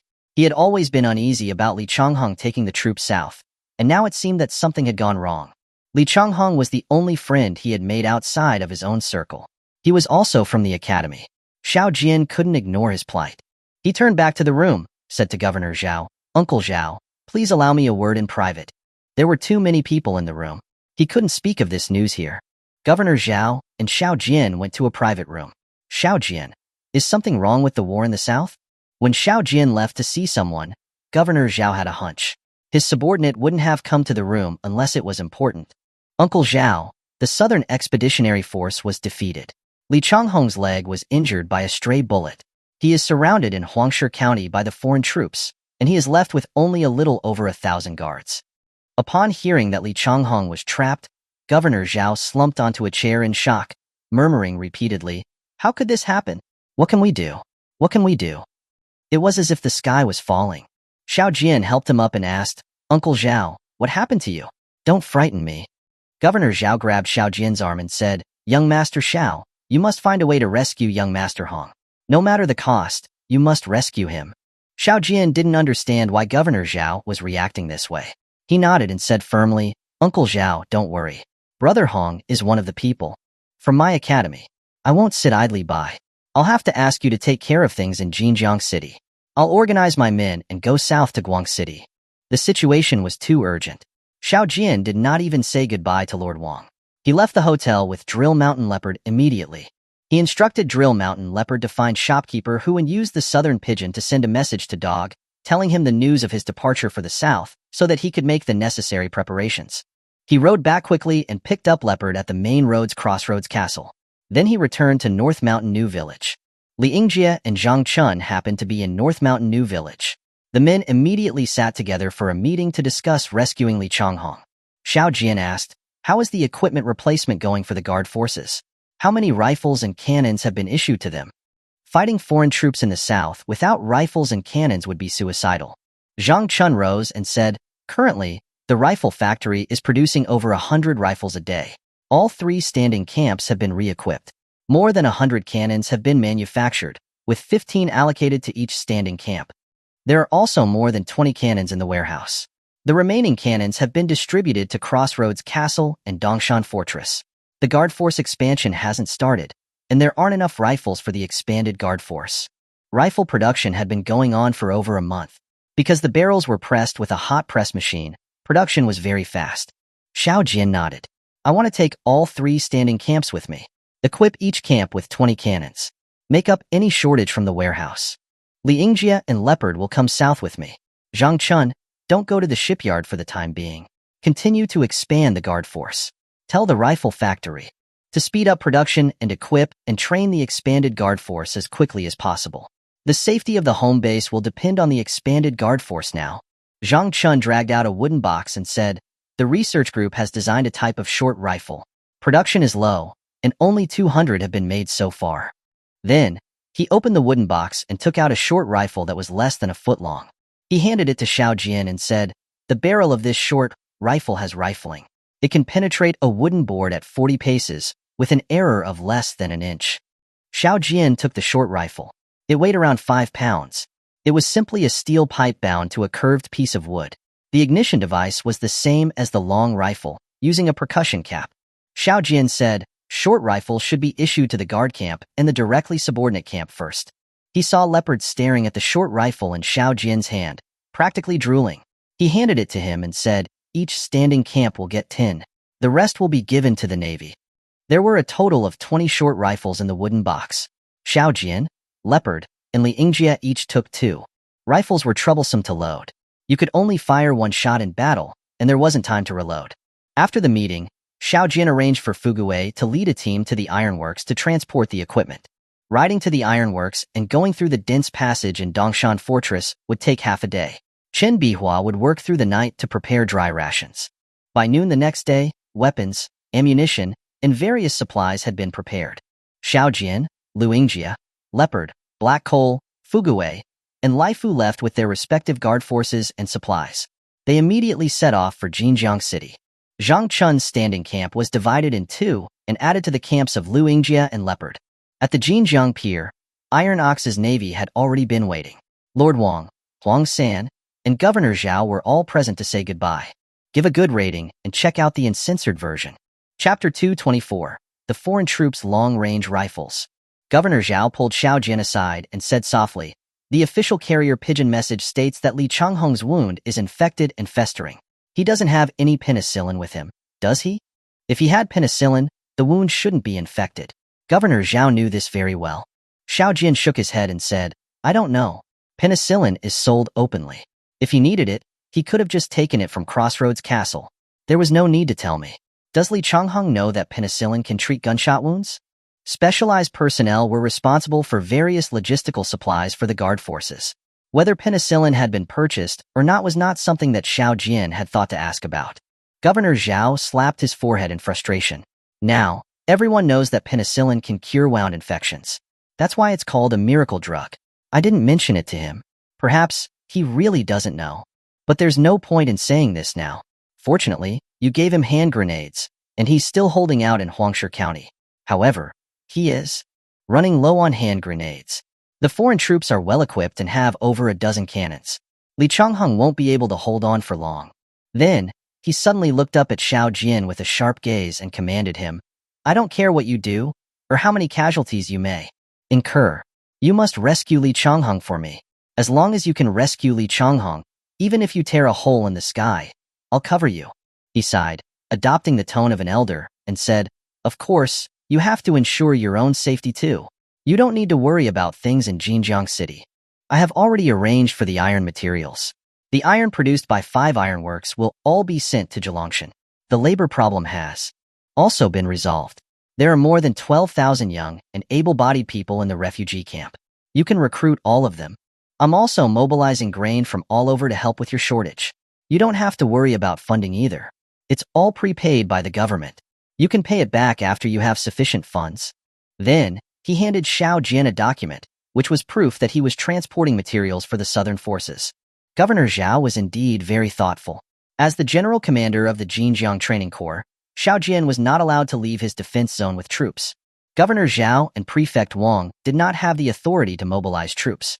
However, organizing personnel to transport military supplies to the troops was perfectly acceptable. Xiao Jian bowed deeply and respectfully to Governor Zhao, saying, thank you for your support, Uncle Zhao. Rest assured, I will bring Li Changhong back safely. Then, he gave Governor Zhao a new military salute and turned aboard the ship. He set sail down the Jinjiang River. Sailing from Jinjiang City down to the sea was a smooth ride downstream. It only took a day and a night to reach the sea. With the ocean so wide open, there was no need to be as careful as in the river. During the day, the ships sailed as fast as they could, and at night, the faint moonlight and starlight were sufficient to guide them. The ships didn't need to slow down. With the help of seasoned sailors familiar with the waterways, it only took 6 days to arrive safely near Guang City. Dog's carrier pigeon message had already given him the location, which was in a fishing village called Huangshe Village, not far from Huangshe County. The Huangshe Village pier was located in a canyon, about 7 to 8 kilometers inland. The waterway at the pier was deep, and the shoreline was wide enough to accommodate dozens of ships at the same time. It was a very good port. Many merchant ships would stop there to resupply while passing by. Located only a few hundred kilometers from Guang City, the port saw frequent merchant traffic. It was a good place to gather news. After arriving in the south, Dog had chosen this as his base of operations. Huangshe Village was quite a bit higher than the sea level. There were many shops in the village and a newly built Huangshe Hotel. The Huangshe Hotel occupied a large area. It had 3 courtyards. The 3-story building facing the street was a restaurant for guests. The middle courtyard had several 3-story guest rooms. The innermost rear courtyard was a cluster of 2-story small buildings, reserved for VIPs. The small buildings were independent of each other, with wooden fences surrounding them. Land in the countryside wasn't expensive. These buildings were also made of wood, so they seemed large in scale, but actually, they didn't take much construction effort and didn't cost a great deal of money. After landing ashore, Xiao Jian was greeted by Dog at a small building in the back of the hotel. After sitting down, Dog said, "Young master, I recently renovated this hotel under the name of our organization. It cost over 10,000 taels. Most of the people in the hotel are members of the organization." Since Xiao Jian had assigned Dog to start the organization, he hadn't paid any attention to its activities. He didn't know how large it had grown. These things were not of immediate concern. Dog described the local geography. He said, "It's only about 100 li from here to Huangshe County, and it's mostly open plains. Standing on top of the mountain near Huangshe Village, you can even see the walls of Huangshe County. There's an official road that connects to Huangshe County." Li Changhong was unable to ride his horse due to his leg injury and had to travel in a carriage. He had been planning to use the official road to come here and get on a ship for evacuation, but the foreign forces discovered his whereabouts and chased him to Huangshe County. Li Changhong, seeing that there was no escape, entered the county and went on the defensive. Then, he started to describe the battlefield situation. 6 large foreign warships are docked at the Guang City pier. The foreign troops in Huangshe County have 30 cannons and over 5,000 riflemen. Xiao Jian asked, "How was Li Changhong injured?" Dog said, "During an attack on Guang City, Li Changhong was hit in the thigh by a stray bullet when he was almost 300 paces from the city wall. Fortunately, it was from a distance. The bullet lodged in his thigh and did not break any bones." The fact that a rifle bullet could still injure Li Changhong at a distance of 300 meters was concerning. The maximum range of a smoothbore rifle was only a little over 300 meters. But at that distance, it would be inaccurate and have no stopping power. Xiao Jian asked, puzzled, "Did you see the bullet that hit Li Changhong? What shape was it?" A round bullet shouldn't have had this kind of power. Could the foreign forces already have begun equipping themselves with rifled guns? Dog shook his head. "I didn't see the bullet. After I came here, I didn't go to Guang City again. I only got some information about the Southern Expeditionary Force from the soldiers." Xiao Jian asked, "How did Li Changhong lose?" It said that he had more than 50,000 men, 10 times the enemy's number. How could he be defeated so thoroughly? Were there any other reasons? It was difficult for the current government troops to defeat the foreign troops with their current equipment. The main problem was that the range of their rifles and cannons was not long enough. If you couldn't get close to your enemy, you couldn't do any damage. But with only 5,000 foreign troops, it shouldn't have been easy to defeat the entire government force and send them into a complete rout. I specifically sent people to investigate this. Originally, the Battle of Guang City was a stalemate. The two sides were deadlocked, and neither could gain an advantage. It is said that Li Changhong was too careless. The 2,000-odd foreign troops who remained on the ships broke the stalemate. They launched a surprise attack on the Southern Expeditionary Force's supply base while Li Changhong was unprepared. The 5,000 defensive troops in the base were easily defeated, and all their vital supplies were destroyed.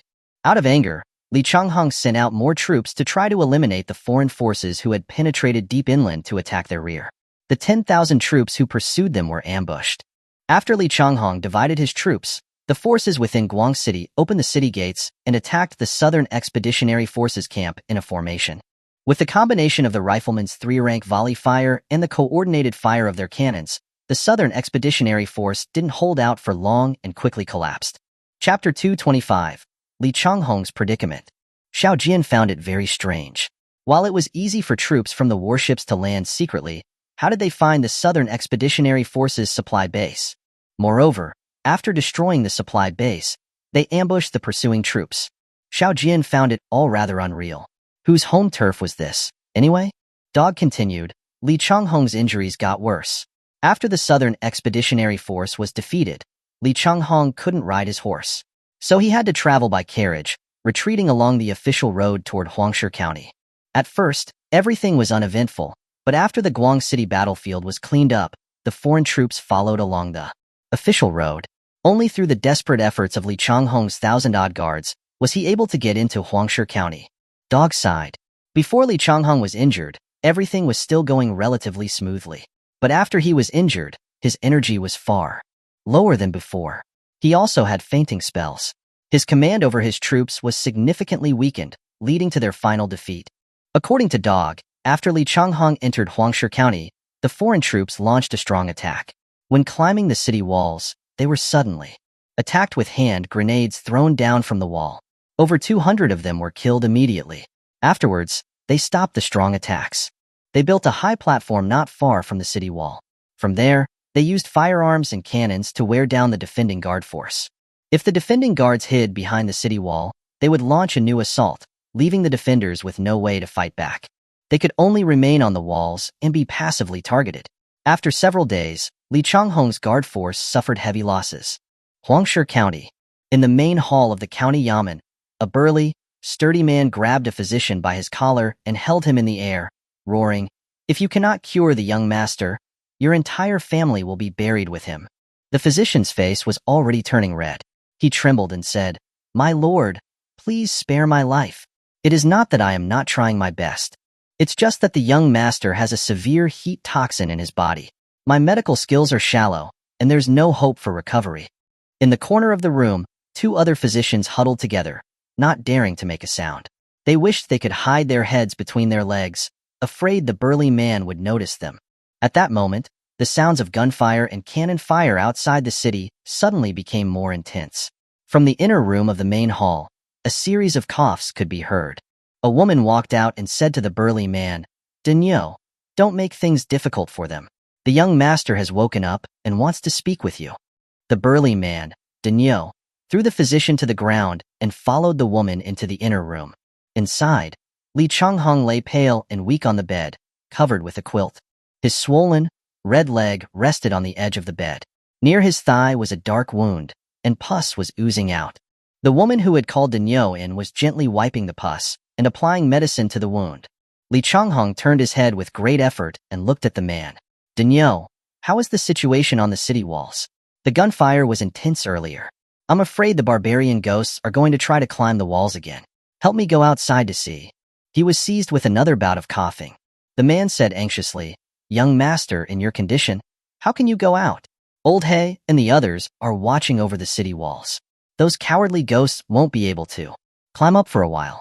I really wish they would come in so we could have a good fight. With our few hundred men, we could take out 1,000 of them and it wouldn't be a loss." The woman who had been wiping the pus glared at him. Only then did Denyo lower his voice. He said, dejectedly, "But if things continue like this, they'll eventually wear us down. The high platform built by the barbarian ghosts is even higher than our city walls. They stand on top of it and shoot at us. Our rifles can't reach them. We can only hide behind the parapets and can't even raise our heads. Fortunately, we have hand grenades to keep them from scaling the walls. But even so, we still have dozens of casualties every day. There are only about 300 men left capable of fighting, and we're running low on hand grenades." The hand grenades were all carried by the troops. Although they carried more than a regular troop, they couldn't withstand long periods of use. Li Changhong sighed, ashamed. "Alas, it's all because of my incompetence. And now, I'm seriously injured and a burden to my brothers." Li Changhong was out of ideas. Huangshi County was small. The 5,000 foreign troops had sealed off all the exits from the town. Moreover, there were roadblocks set up on the roads. Even if he were not injured, it would be difficult to break out. Now they were on the verge of desperation. But he couldn't let his subordinates feel hopeless, otherwise, morale would collapse. and the county would be captured immediately. He said confidently, 2 of the suicide squad from 2 days ago managed to break through. Reinforcements will arrive soon. Tell the brothers to hold on until the reinforcements arrive. Li Changhong himself didn't even believe that there were reinforcements coming. The soldiers of the Southern Expeditionary Force were either dead or wounded. The rest had long since scattered in Guang City. Huangshi County was just a small county seat. The officials within the city had fled long before Li Changhong entered. There were no other cities within several hundred li except for Guang City. Where could troops come from to save them? By the time the Imperial Army arrived, these few hundred guards would have long been completely worn down by the foreign soldiers. Just as Daniel was about to leave the room, a guard rushed in, saying urgently, "Young master, the city wall won't be able to hold any longer. Our hand grenades are gone. The barbarian ghosts have begun their attack to scale the walls. The brothers can only throw rocks to keep them away. Once they climb the walls, we won't be able to hold out. Young master, you should find a place to hide." Li Changhong's expression changed drastically. With hand grenades, they could throw them over the parapets, preventing the enemy from approaching the city wall. The firearms on the high platforms would have difficulty targeting the guards behind the parapets. But without hand grenades, if the enemy got on top of the walls, they would be completely exposed to the enemy's gunfire. They wouldn't be able to last an hour. Daniel rushed to the bedside and said, "Young master, let me take you and Miss Han Ling to hide somewhere safe." Then, he said to the guard who had brought the news, "Go to the city walls and tell the brothers to hold on, and give the young master more time." Li Changhong shook his head. "Daniel, no need. They are after me. The county is so small, where can we hide? Let's go to the city walls together." After saying that, he seemed to have regained some strength. He threw back the covers and sat up. Daniel and the guard immediately helped Li Changhong walk outside. After leaving the room, Li Changhong turned his head back and said, "Miss Han Ling, you don't have to follow us. Find a place to hide. If they find me, they won't be looking for you as much. After you get out, if you have nowhere to go to Jinjiang City and look for someone named Xiao Jian. Tell him I sent you. He'll take good care of you." Han Ling's grandfather was a reclusive physician in the countryside.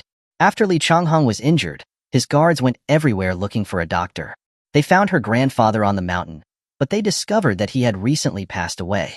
Although Han Ling didn't know medicine, she had been with her grandfather for many years. She was familiar with making medicine and treating wounds. Li Changhong also needed a woman to take care of him. Han Ling also had nowhere to go, so Li Changhong had taken her in. Chapter 226. Xiao Jian lifts the siege of Li Changhong. Han Ling had been taking care of him since Guang City, and Li Changhong was grateful. He did not want Han Ling to also be plunged into desperation with him. After Li Changhong finished speaking, he did not pay any more attention to Han Ling's expressions or thoughts. He walked toward the city walls without looking back. At this moment, the sounds of gunfire and cannons from the city wall became more and more intense. The walls were about to fall. Li Changhong would rather die on the battlefield with his brothers than be captured by the foreign troops and face their insults and threats. There were fewer than 200 guards left on the city walls. Many foreign soldiers had already climbed the walls. The guards were fighting hand-to-hand with the foreign soldiers. More and more foreign soldiers were climbing onto the walls, while fewer and fewer guards remained. Li Changhong sat on the city wall, holding a hand grenade in one hand and a fire starter in the other. Around him were a dozen guards, protecting him. The sound of gunfire from the high platforms outside the city continued, and the guards around him were constantly falling. Just as Li Changhong was about to ignite the hand grenade in his hand, suddenly, loud sounds of gunfire and cannon fire came from outside the city, along with the boom, boom of hand grenade explosions. The riflemen on the high platforms also heard the gunfire coming from their rear. They all stopped shooting and turned to look behind them. They saw fire and smoke rising up from their rear camp. The gunpowder in the camp had suddenly been ignited. The camp was like fireworks. Fragments of bodies and debris flew all around. Amid the fierce explosions, there were also the sounds of gunfire and cannon fire, and the strangely familiar but terrifying explosions of hand grenades.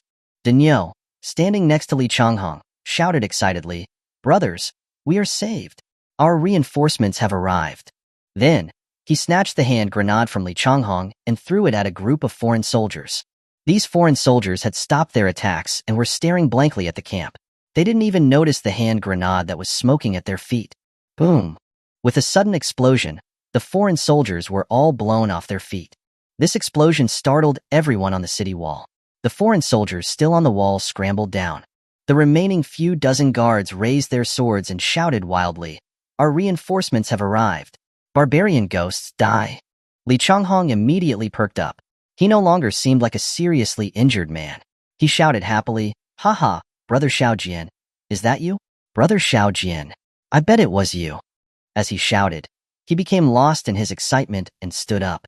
He seemed to have forgotten about his injured leg. He fell to the ground with a thud, still laughing. The attacking troops retreated like a tide.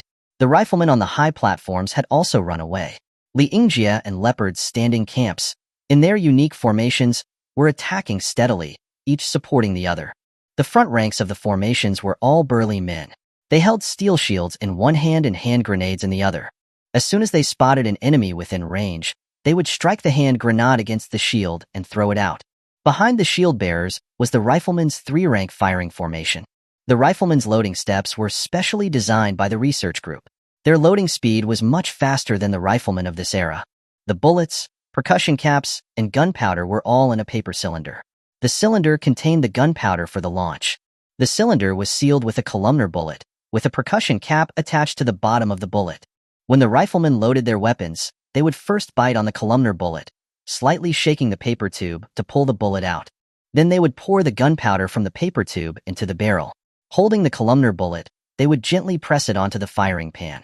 The percussion cap on the bullet would fall into the firing pan. They would then push the bullet into the barrel and use a ramrod to push it to the bottom, completing the loading process. The quick-handed guards could fire 6 shots per minute. Behind the rifle ranks were the artillery units. The cannons were fitted with wheels. The steel tubes pressed by a hot press machine were tough but lightweight. The cannons produced by Zhelongshan were all 3 chi long and had a bore of about 60 millimeters, weighing less than 400 kilograms. Using a solid shot, they had a maximum range of around 1 kilometer. The range of canister shot would vary depending on the type of ammunition. The research group first fired canister shots by placing a circular wooden board on top of the propellant and then loading a pile of steel balls. With this loading method, the steel balls dispersed quickly, covering a large area, but their range was very short. They were only effective for about 100 meters, or 70 to 80 paces. Any further than that, they had no effect. Later, Chen Wenxuan made a cylindrical iron canister and loaded the steel balls into it. He then used the canister as a projectile and loaded it into the cannon. This loading method had a much longer range than the canister shot, reaching close to 300 meters. The steel balls in the iron canister were like grapes, so the artillerymen called it a grape shot. When the cannons were in the middle of a formation, they could only fire solid shots, otherwise they would hit their own men. Only by pushing the cannons forward could they fire grape shot or canister shot. On the Huangshe County battlefield, the cannons did not even have a chance to fire grape shot. The foreign troops were completely disorganized by the sudden attack. Their method of fighting was to form ranks and fire volleys. Xiao Jian's 2 standing camps had suddenly burst onto the scene. The foreign troops were attacking the city and had no time to form ranks. They were thrown into disarray by the volleys, hand grenades, and solid cannonballs. The gunpowder in the camp was also ignited by the cannon fire. The soldiers in the camp completely lost order and fled towards Guang City. Xiao Jian did not send anyone to pursue them, nor did he set up an ambush. As he approached the battlefield, he saw the fierce battle on the city walls. He had no time to make plans. He ordered Li Yingjie and leopards standing camps to attack the enemy's camp at all costs. This was meant to reduce the pressure on the walls.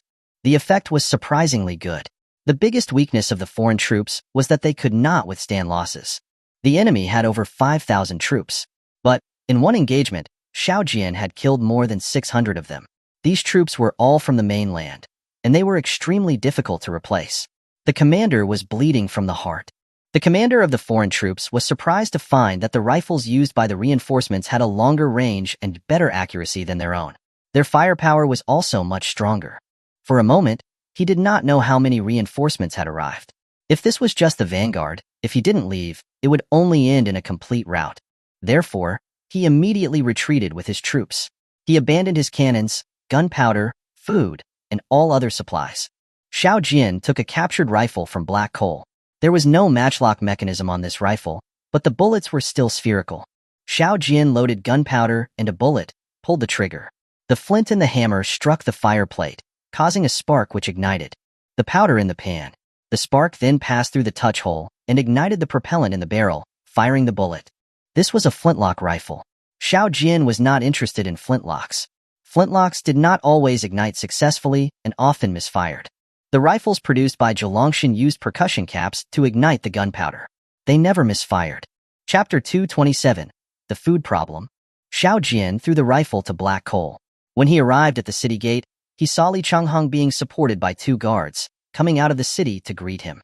He hurried forward, helped Li Changhong, and said, "Brother Hong, you've worked hard. You're so badly injured. Why aren't you resting? Why did you come out here?"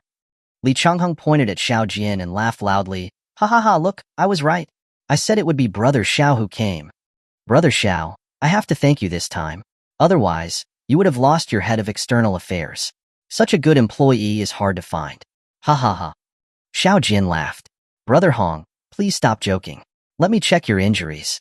Then he helped him sit down to the side. His pants leg had been soaked with pus and was stuck to his leg. It was hard to tear it off. Xiao Jian took out his short sword, cut open the pants leg, and slowly tore open his pants. Carefully observing the wound, there was no bullet inside, so it seemed that the bullet had been taken out. Xiao Jian had wanted to see what kind of bullet could have struck Li Changhong from several hundred meters away, but it would be difficult to find the bullet now. He took the alcohol that Fuguwei handed him and said to Li Changhong, "I'm going to clean your wound. It might hurt a bit. Please bear with it, Brother Hong." Li Changhong didn't care. He laughed. "Haha, Brother Xiao Jian, don't underestimate me. Go ahead and clean it." Ooh. Before he could finish bragging, Xiao Jian took advantage of his distraction and poured the alcohol onto his wound. Then, he began wiping it with a cotton swab. The pain made Li Changhong yell out. While cleaning the wound, Xiao Jian asked, "Brother Hong, during this campaign, you did bring penicillin, didn't you?" Li Changhong's eyes were streaming with tears. He still did not forget to answer Xiao Jian's question. "Here, again, there's no plague here. What would I need penicillin for? Brother Xiao Jian, I'm afraid this leg is a lost cause, right? Ooh, it hurts so much."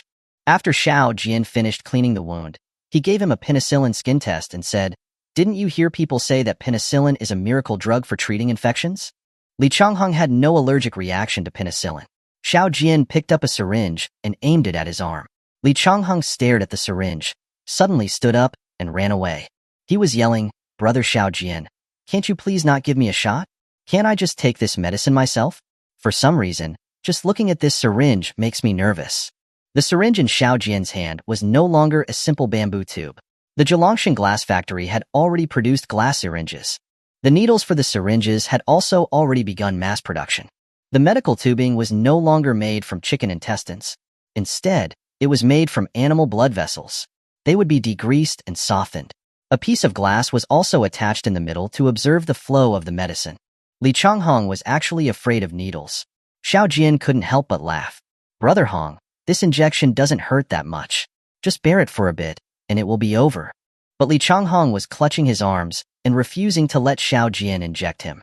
Xiao Jian had to get the burly man beside him and several guards to restrain him before he was able to inject the penicillin. After the injection, Li Changhong finally regained his composure and asked, "Brother Xiao Jian, what miracle drug did you just mention? Did you inject me with penicillin? Doctors can't treat wound infections, but Brother Xiao Jian, you can actually treat it?" Xiao Jian nodded affirmatively and said, "Penicillin not only treats the plague, it also works wonders for wound infections. You don't need to worry about your leg injury, Brother Hong. It will heal in no time." Li Changhong did not react much to Xiao Jian's words. He looked at the alcohol in his hand with bright, shiny eyes as if he had discovered a new world.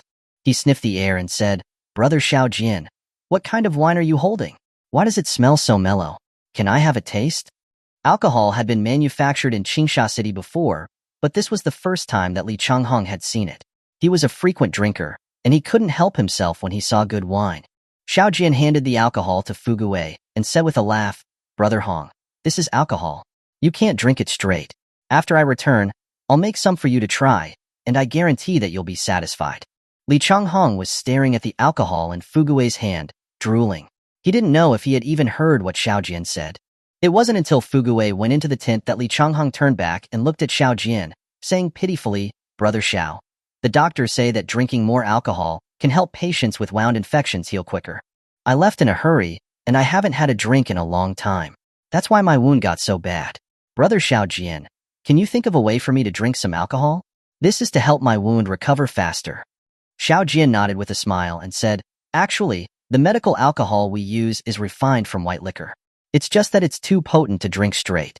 The doctors aren't wrong. Drinking alcohol does indeed have a positive effect on wound infections. Don't worry, Brother Hong. I'll mix some drinkable alcohol for you. The guards from the guard camp were already tending to the wounded. Xiao Jian and Li Changhong did not need to intervene in these matters. The two of them went to the tent together. Xiao Jian started to mix white liquor with alcohol. He was using distilled medical water to dilute the alcohol and reduce its potency. As soon as the white liquor was mixed, Li Changhong could not wait to take a sip. He had drunk too much in one go and choked on it. His face turned completely red. It took him a long time to swallow the liquid. Good wine. This is really good wine. After drinking this wine, I finally understand that everything I drank before was horse pee. If it wasn't for the food shortage, just selling this wine would have made Brother Xiao a fortune. Xiao Jin shook his head and laughed. Brother Hong, it's easy enough for me to make money. How much can you earn by selling wine? He pointed at the glass bottles all around the tent and continued. Any of these glass products would be sold at a premium price, but these items don't help much with the current situation. So, I'm not inclined to make money off of them. However, if I were to sell these things abroad, that might be possible. But we shouldn't just think about earning money. It would be better to trade it for some needed supplies. Li Changhong narrowed his eyes and said boldly, Brother Xiao Jian, do you have any plans? You might as well tell me. As long as I can help, I will not refuse. Xiao Jian said, currently, our biggest problem is the shortage of food. The entire South and North can only produce so much food. No matter who gets it, it can only feed a portion of the population. The rest will surely starve to death. Therefore, we can't just focus on the food at home. We have to focus on the food of others. Xiao Jian's words deeply touched Li Changhong and prompted some introspection. He had never thought about the problem of food redistribution. He had always believed that bandits stole food and were disrupting social order. But today, he suddenly understood that whether the bandits stole or not, ultimately, only a portion of the population would survive. The rest would either starve to death or be killed in battle. They all had to die. Otherwise, there wouldn't be enough food to go around. Chapter 228. The Empty Aqueducts of Xinjiang. Xiao Jian waited for a moment to give Li Changhong time to think, then said, our food supply is limited, but foreign countries have a lot of food. We can only solve our food shortage by bringing food back from other countries. Of course, if we bring back food from other countries, it would mean they would starve, but is that our problem? Li Changhong bowed his hands together sincerely and said solemnly, Brother Xiao Jian is righteous. I have learned a lot today. Then, he glanced outside and said quietly, I understand what you mean, Brother Xiao Jian. You want to trade with the foreign powers, right? The Confucian. Scholars at court would definitely not agree. But, we can do it in secret. Leave this to me. Brother Xiao Jian is better off not getting involved. Xiao Jian asked worriedly, will this bring any trouble for you, Brother Hong? Li Changhong shook his head and said, I will have my trusted men handle it. You only need to focus on distributing your goods. Who the merchants sell your goods to will not be your concern. Next, the two discussed further and decided to set up the distribution point in Huangshe Village. Huangshe Village had a deep water pier. The terrain around the pier was open, and the coastline was several kilometers long. Xiao Jian made a preliminary estimate. There was more than enough space to build 50 cargo piers here. The Rocky Mountains on both sides could be used to construct coastal defenses. After getting the penicillin injection, Li Changhong's fever subsided. The conditions in Huangshe County were too poor. There wasn't even a decent hotel. Xiao Jian simply had Li Changhong move to Huangshe Village to recuperate and, at the same time, take care of the matters in Huangshe Village. The garrison troops of Huangshe County had long since disappeared. Li Changhong used his authority to transfer a portion of Xiao Jian's troops to be responsible for guarding Huangshe County. After moving to the Huangshe Hotel in Huangshe Village, Li Changhong remembered a woman named Han Ling in Huangshe County and decided to introduce her to Xiao Jian. He turned to Dinyo and asked, Dinyo, have you found Han Ling? Dinyo shook his head and said, we haven't found her yet. I think she might have already gone back to Guang City. Xiao Jian asked curiously, it sounds like a girl's name. Is she one of Brother Hong's confidants? Li Changhong shook his head. We only met by chance. Her grandfather just passed away, and she's been taking care of me since I was injured. It's not easy for a young girl to survive alone. I originally wanted to have Brother Xiao look after her, but since she's already gone back, then let it be. The area around Huangshe Village was relatively flat. The plains were all salt flats, unsuitable for growing crops. So, most of it was public land. Xiao Jian envisioned that the main trades with foreign merchants would be minerals and grains.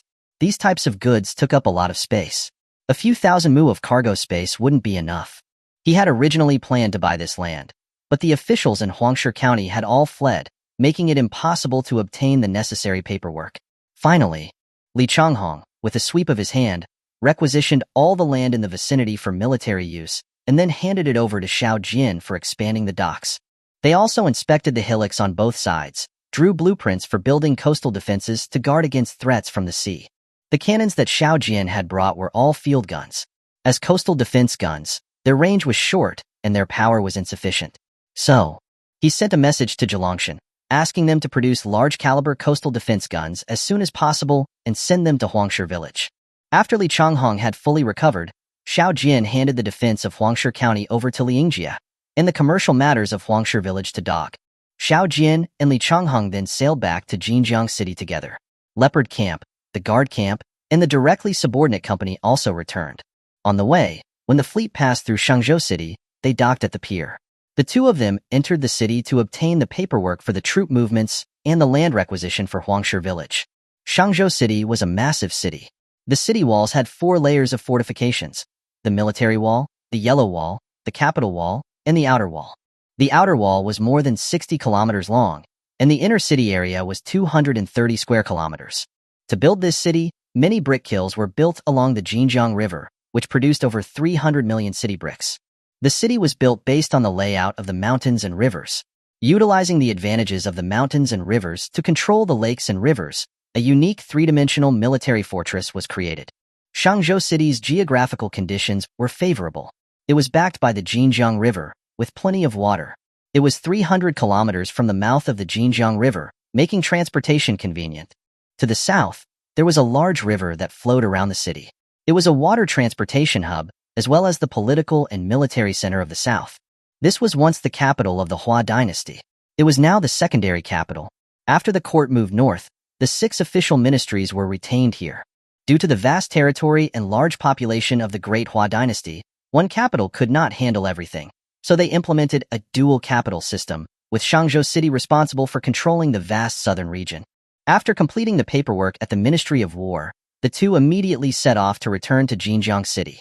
It was more than 500 kilometers from there to Jinjiang City. By the afternoon of the next day, they had arrived at the Jinjiang Pier. At the pier, they saw a large group of farmers dressed in tattered clothes and straw sandals, waiting to welcome Li Changhong and Xiao Jian. An old farmer with a full beard, white hair, and disheveled clothes came forward. Xiao Jian and Li Changhong were stunned. They didn't recognize him at all. It wasn't until the old farmer bowed his hands together and said, "Young Master Hong, young Master Xiao, you two have finally returned?" That Xiao Jian reacted and said, "Uncle Zhao, why are you dressed like this today? I didn't recognize you just now." Governor Zhao patted the dust off his body and said awkwardly, "Young Master Hong, please forgive me. I was just at the construction site. I got the news of your return and didn't have time to change." Li Changhong went up to Governor Zhao, looked at the surrounding officials and laughed. "Lord Zhao, what are you all busy with? Why are you all dressed like old farmers? No matter how busy you are with farm work, the officials don't need to go down to the fields, do they?" Xiao Jian said from the side, "Uncle Zhao and everyone else have worked hard. Brother Hong, you don't know. I started a huge project in Jinjiang. I invested over 10 million to develop and build the elevated aqueducts in the North Plain. Uncle Zhao must have just returned from the construction site." Then, he bowed respectfully to Governor Zhao and the surrounding officials. "You all have worked hard.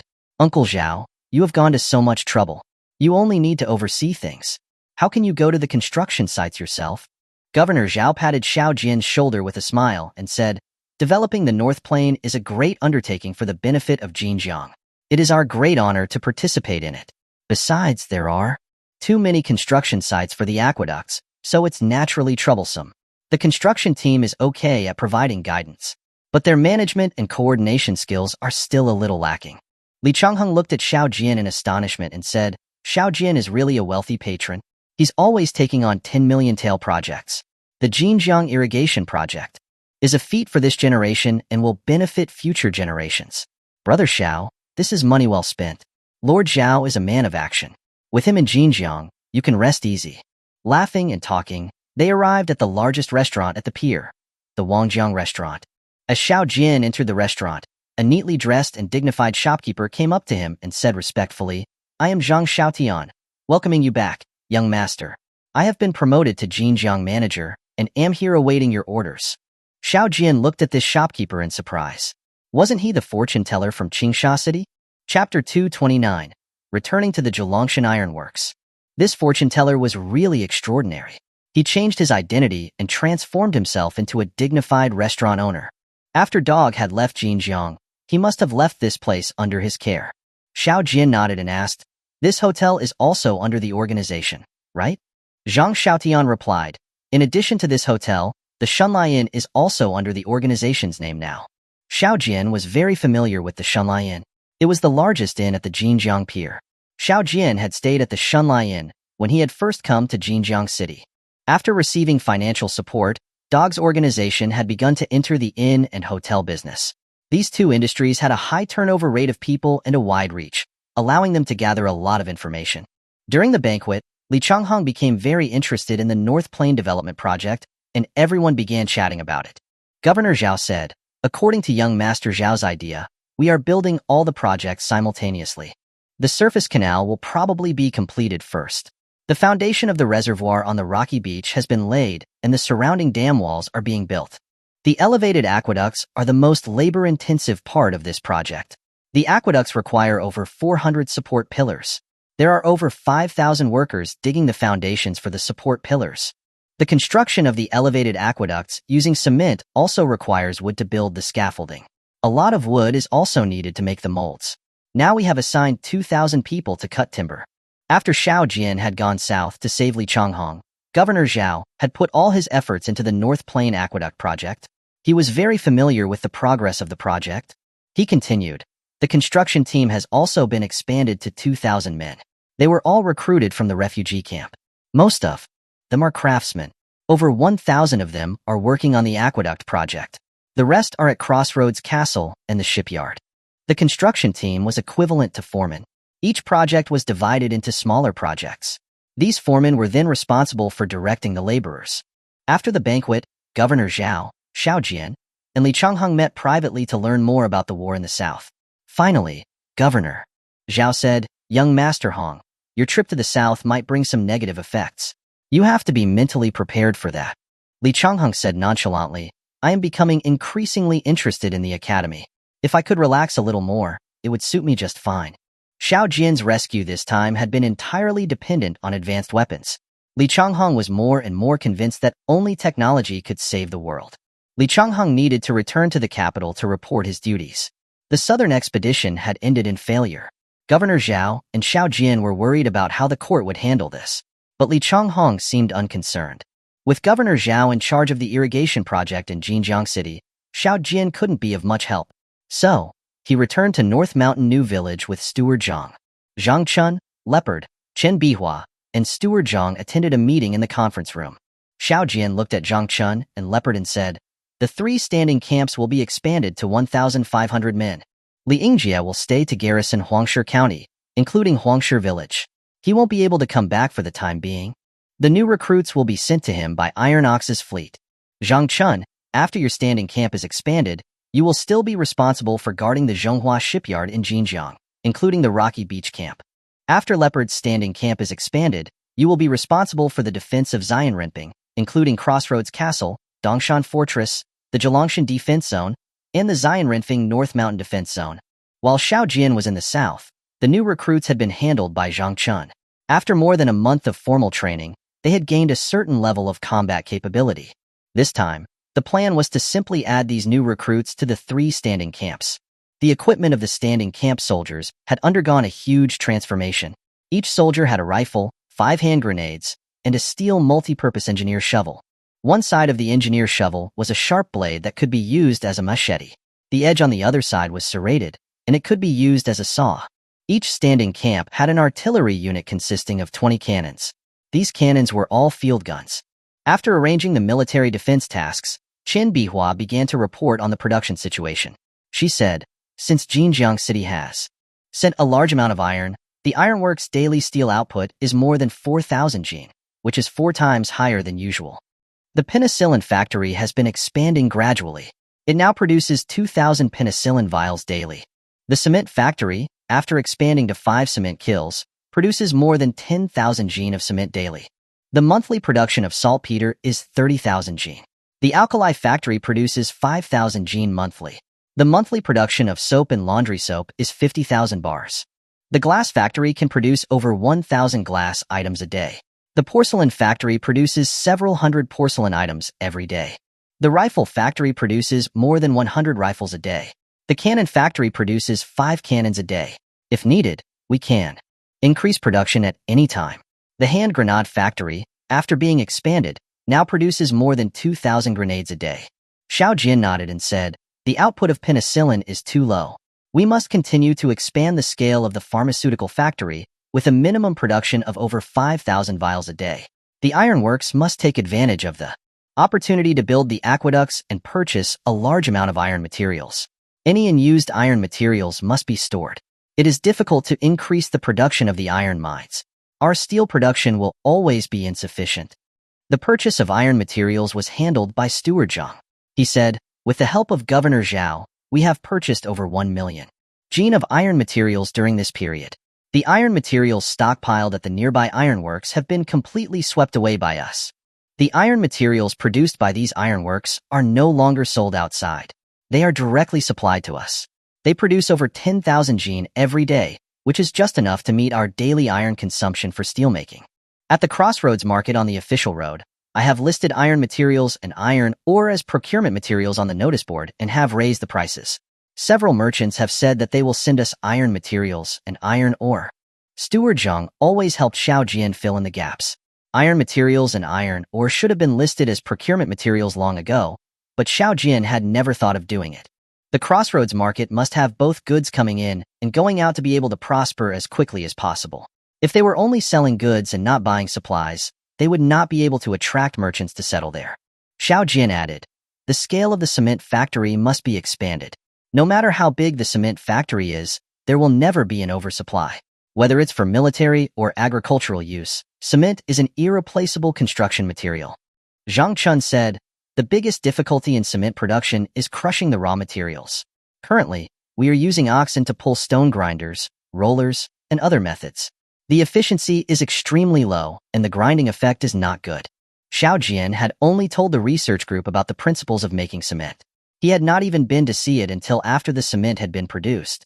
It was really not easy for Chen Wenxuan and the others to have produced cement. Xiao Jian said, "This problem is mainly caused by a lack of power. Xian Renping lacks water resources. Everything has to be done using human labor and animal power, so it's inevitable that the efficiency is low. When I go to Zhelongshan, I'll think of a solution with the research group. However, it certainly won't be fast." It seemed that they had to manufacture power equipment. With the current technological level, they should be able to manufacture steam engines. After the meeting, Xiao Jian immediately went to the Zhelongshan Ironworks to research the manufacture of steam engines with the research group. Chapter 230, Ball Bearings and Insulated Wires. Xiao Jian's original plan was to use electricity to solve the power problem. But even if they built a generator, they would still ultimately have to use a steam engine to generate electricity. The steam engine couldn't be avoided.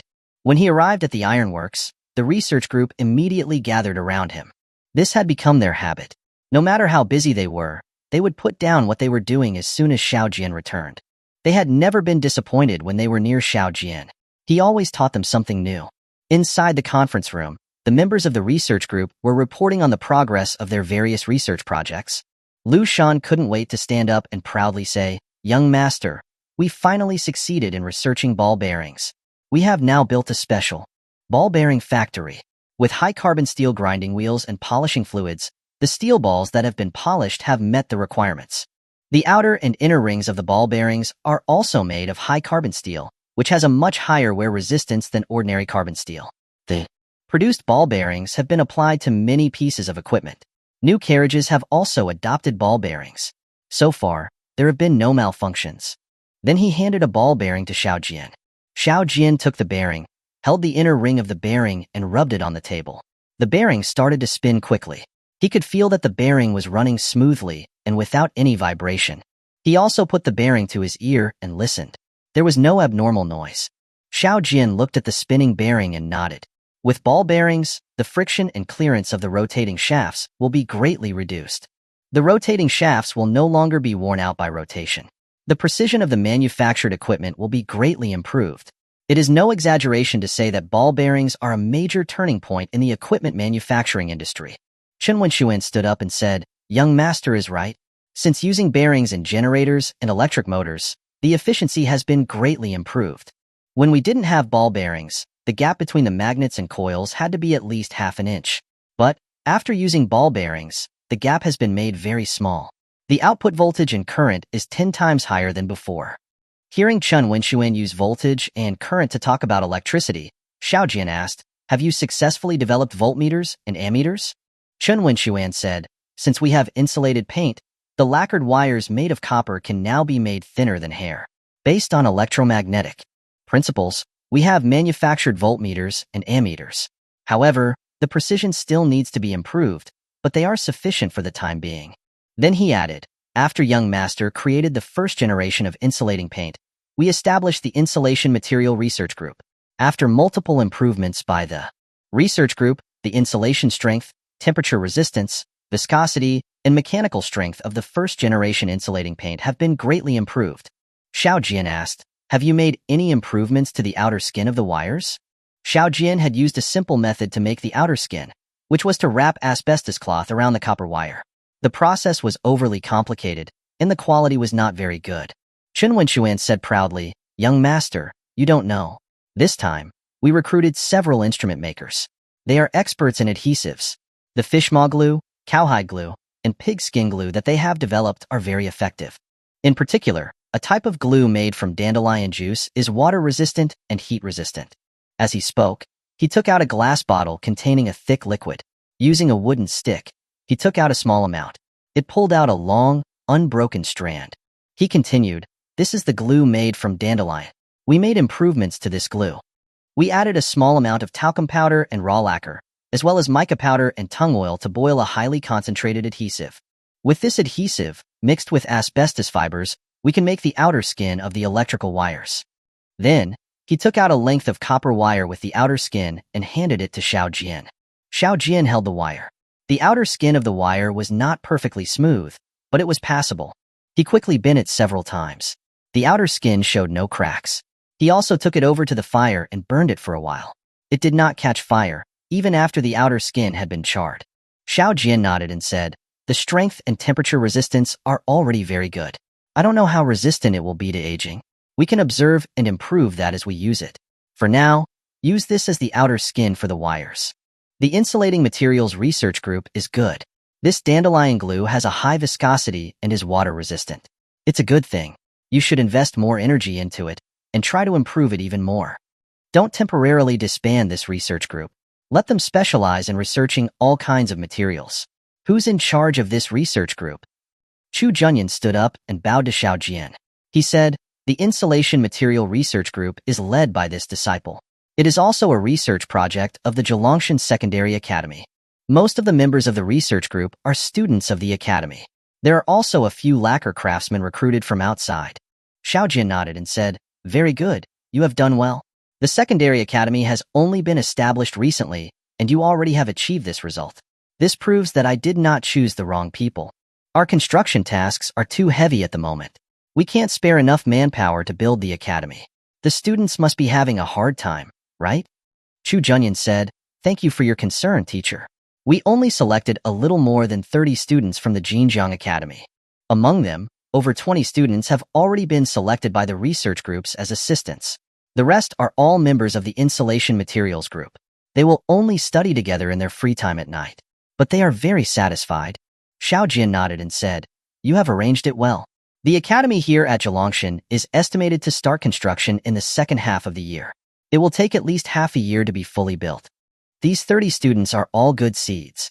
You must make them grow as quickly as possible. When the academy is fully built, they will be able to take your places and teach the new students." After the research group had finished reporting, Xiao Jian began to inspect the bearing factory and the generator laboratory. Lu Shan led Xiao Jian to the bearing factory. When he saw the sign on the side of the door, He almost spat.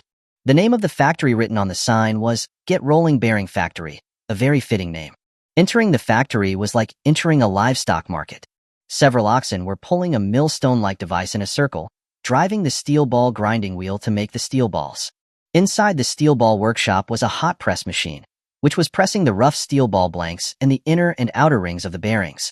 Next to the hot pressing workshop were several more oxen-powered rollers, which were polishing the inner and outer rings of the bearings. Xiao Jian couldn't stand the strange smell in the factory and quickly finished his inspection. As he walked out, he said, "The factory's power problem must be solved.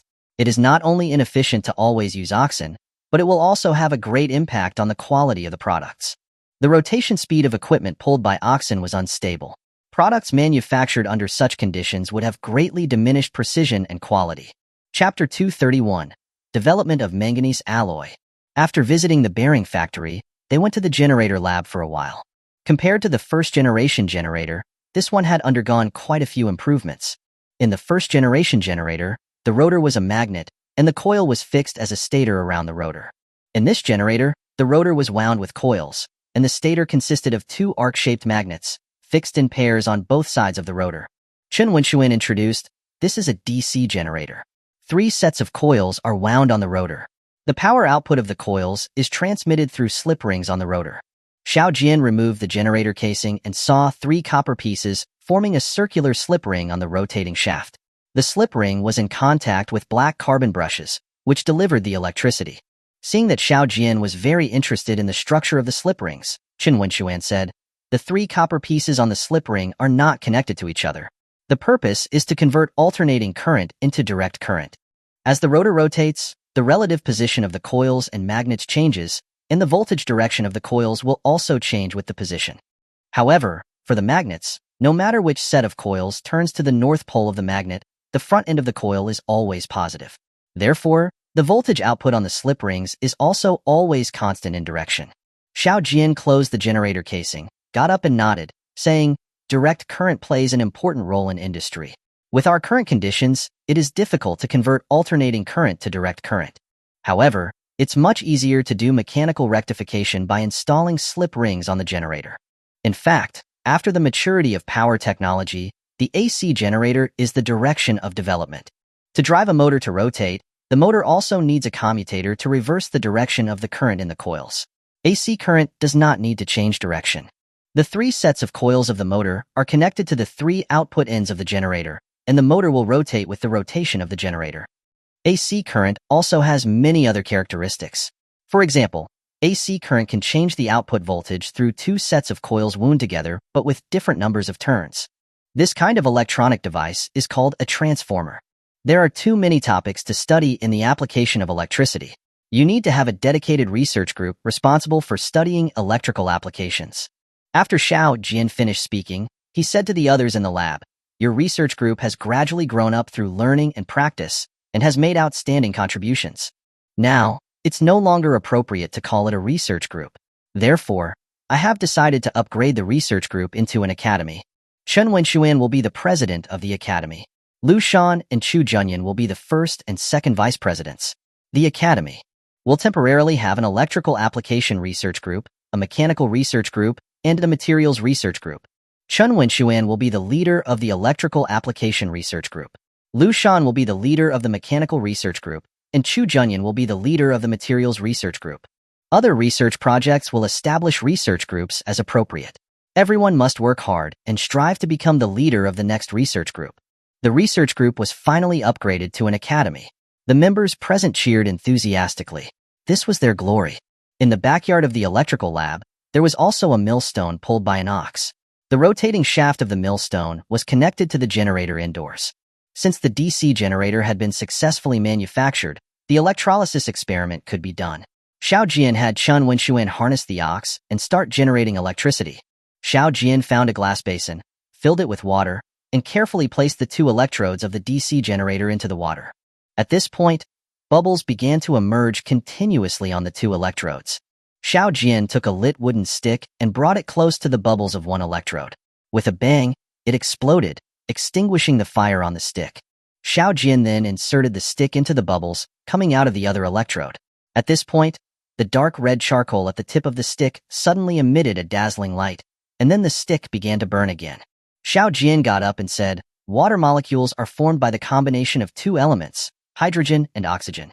When direct current is passed through water, oxygen is decomposed at the positive electrode, and hydrogen is decomposed at the negative electrode.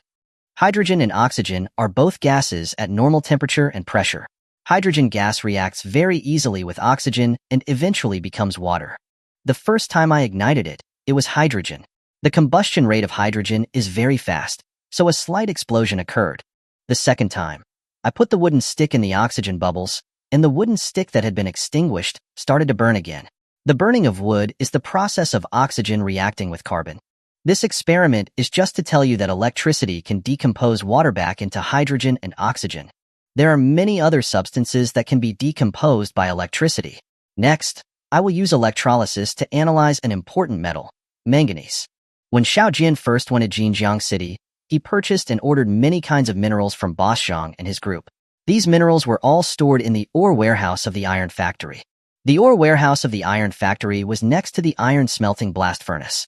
The warehouse was a large shed with only 3 walls. Inside the warehouse were many compartments, with various minerals stacked in them.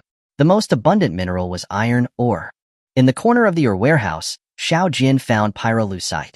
Pyrolusite was clearly different in shape and color from other minerals, appearing steel gray with a bluish-black streak.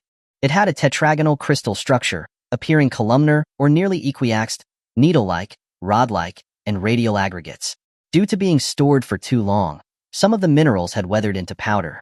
Xiao Jian picked up a piece of ore and gently rubbed it. It felt slippery, and a layer of fine powder adhered to his fingers. He said, "This mineral is called pyrolusite. There is a metal material called manganese in the ore, which is very important to us. However, it is very troublesome to extract manganese from the ore. With our current technical conditions, using electrolysis to analyze manganese is the easiest method to achieve." After speaking, Xiao Jian asked Chu Junyan to pack some pyrolusite in a bag, and they went together to the dedicated high-temperature furnace of the academy. They mixed the pyrolusite with coal powder and put it into the high-temperature furnace to roast. While waiting, Xiao Jian explained, regardless of whether they could understand or not, the manganese in pyrolusite is mainly manganese dioxide. Manganese dioxide is too stable and difficult to extract. After the pyrolusite is roasted together with coal powder, manganese monoxide can be obtained. Manganese monoxide has a relatively active nature and can react with concentrated sulfuric acid to produce manganese sulfate. As he spoke, he filtered the roasted material and poured it into concentrated sulfuric acid, allowing the manganese monoxide in the raw material to react with the concentrated sulfuric acid to obtain manganese sulfate crystals. He filtered out the manganese sulfate crystals, put them into dilute sulfuric acid, added ammonia water while stirring, and then poured the solution into a round basin made of pressed graphite. Xiao Jian said, "Graphite is a conductive material. This graphite round basin will be used as an electrolytic container and also serves as the negative electrode of the direct current." As he spoke, he connected the negative electrode of the direct current to the graphite basin. Then, he found a copper plate and connected it to the positive electrode of the direct current. He immersed the copper plate in the manganese sulfate solution and said, "This copper plate is the positive electrode of the direct current." The copper plate forms a circuit with the graphite round basin through the dilute sulfuric acid solution. Immediately afterward, he turned on the power. Bubbles started to emerge around the copper plate. The manganese sulfate began to undergo electrolysis. In the graphite round basin, many elemental manganese metal gradually accumulated. Chapter 232, Locust Warning. In the graphite round basin, many silvery white flakes were deposited. Xiao Jian picked up a piece and broke it. It snapped with a crisp sound. Xiao Jian held up the flake material and said, "This is metallic manganese. When manganese exists on its own, it is very soft and brittle. However, when manganese is mixed into steel, the resulting manganese alloy is very hard, tough, and wear-resistant. The overall performance of manganese alloy is much better than carbon steel.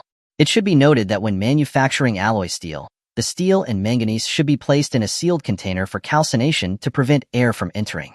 After speaking, he had Chen Wenxuan and the others repeat the experiment of electrolytic manganese extraction.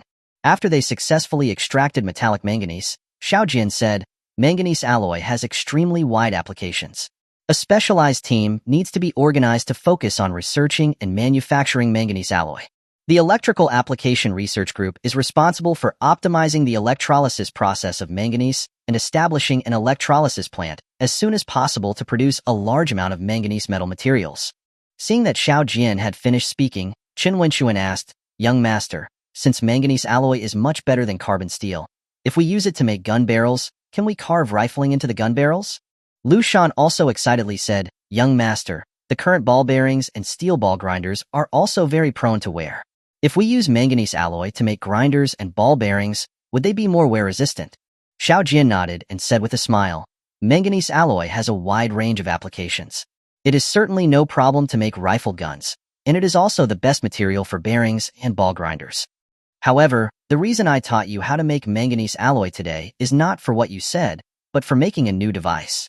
This new device I'm talking about requires a wear-resistant alloy.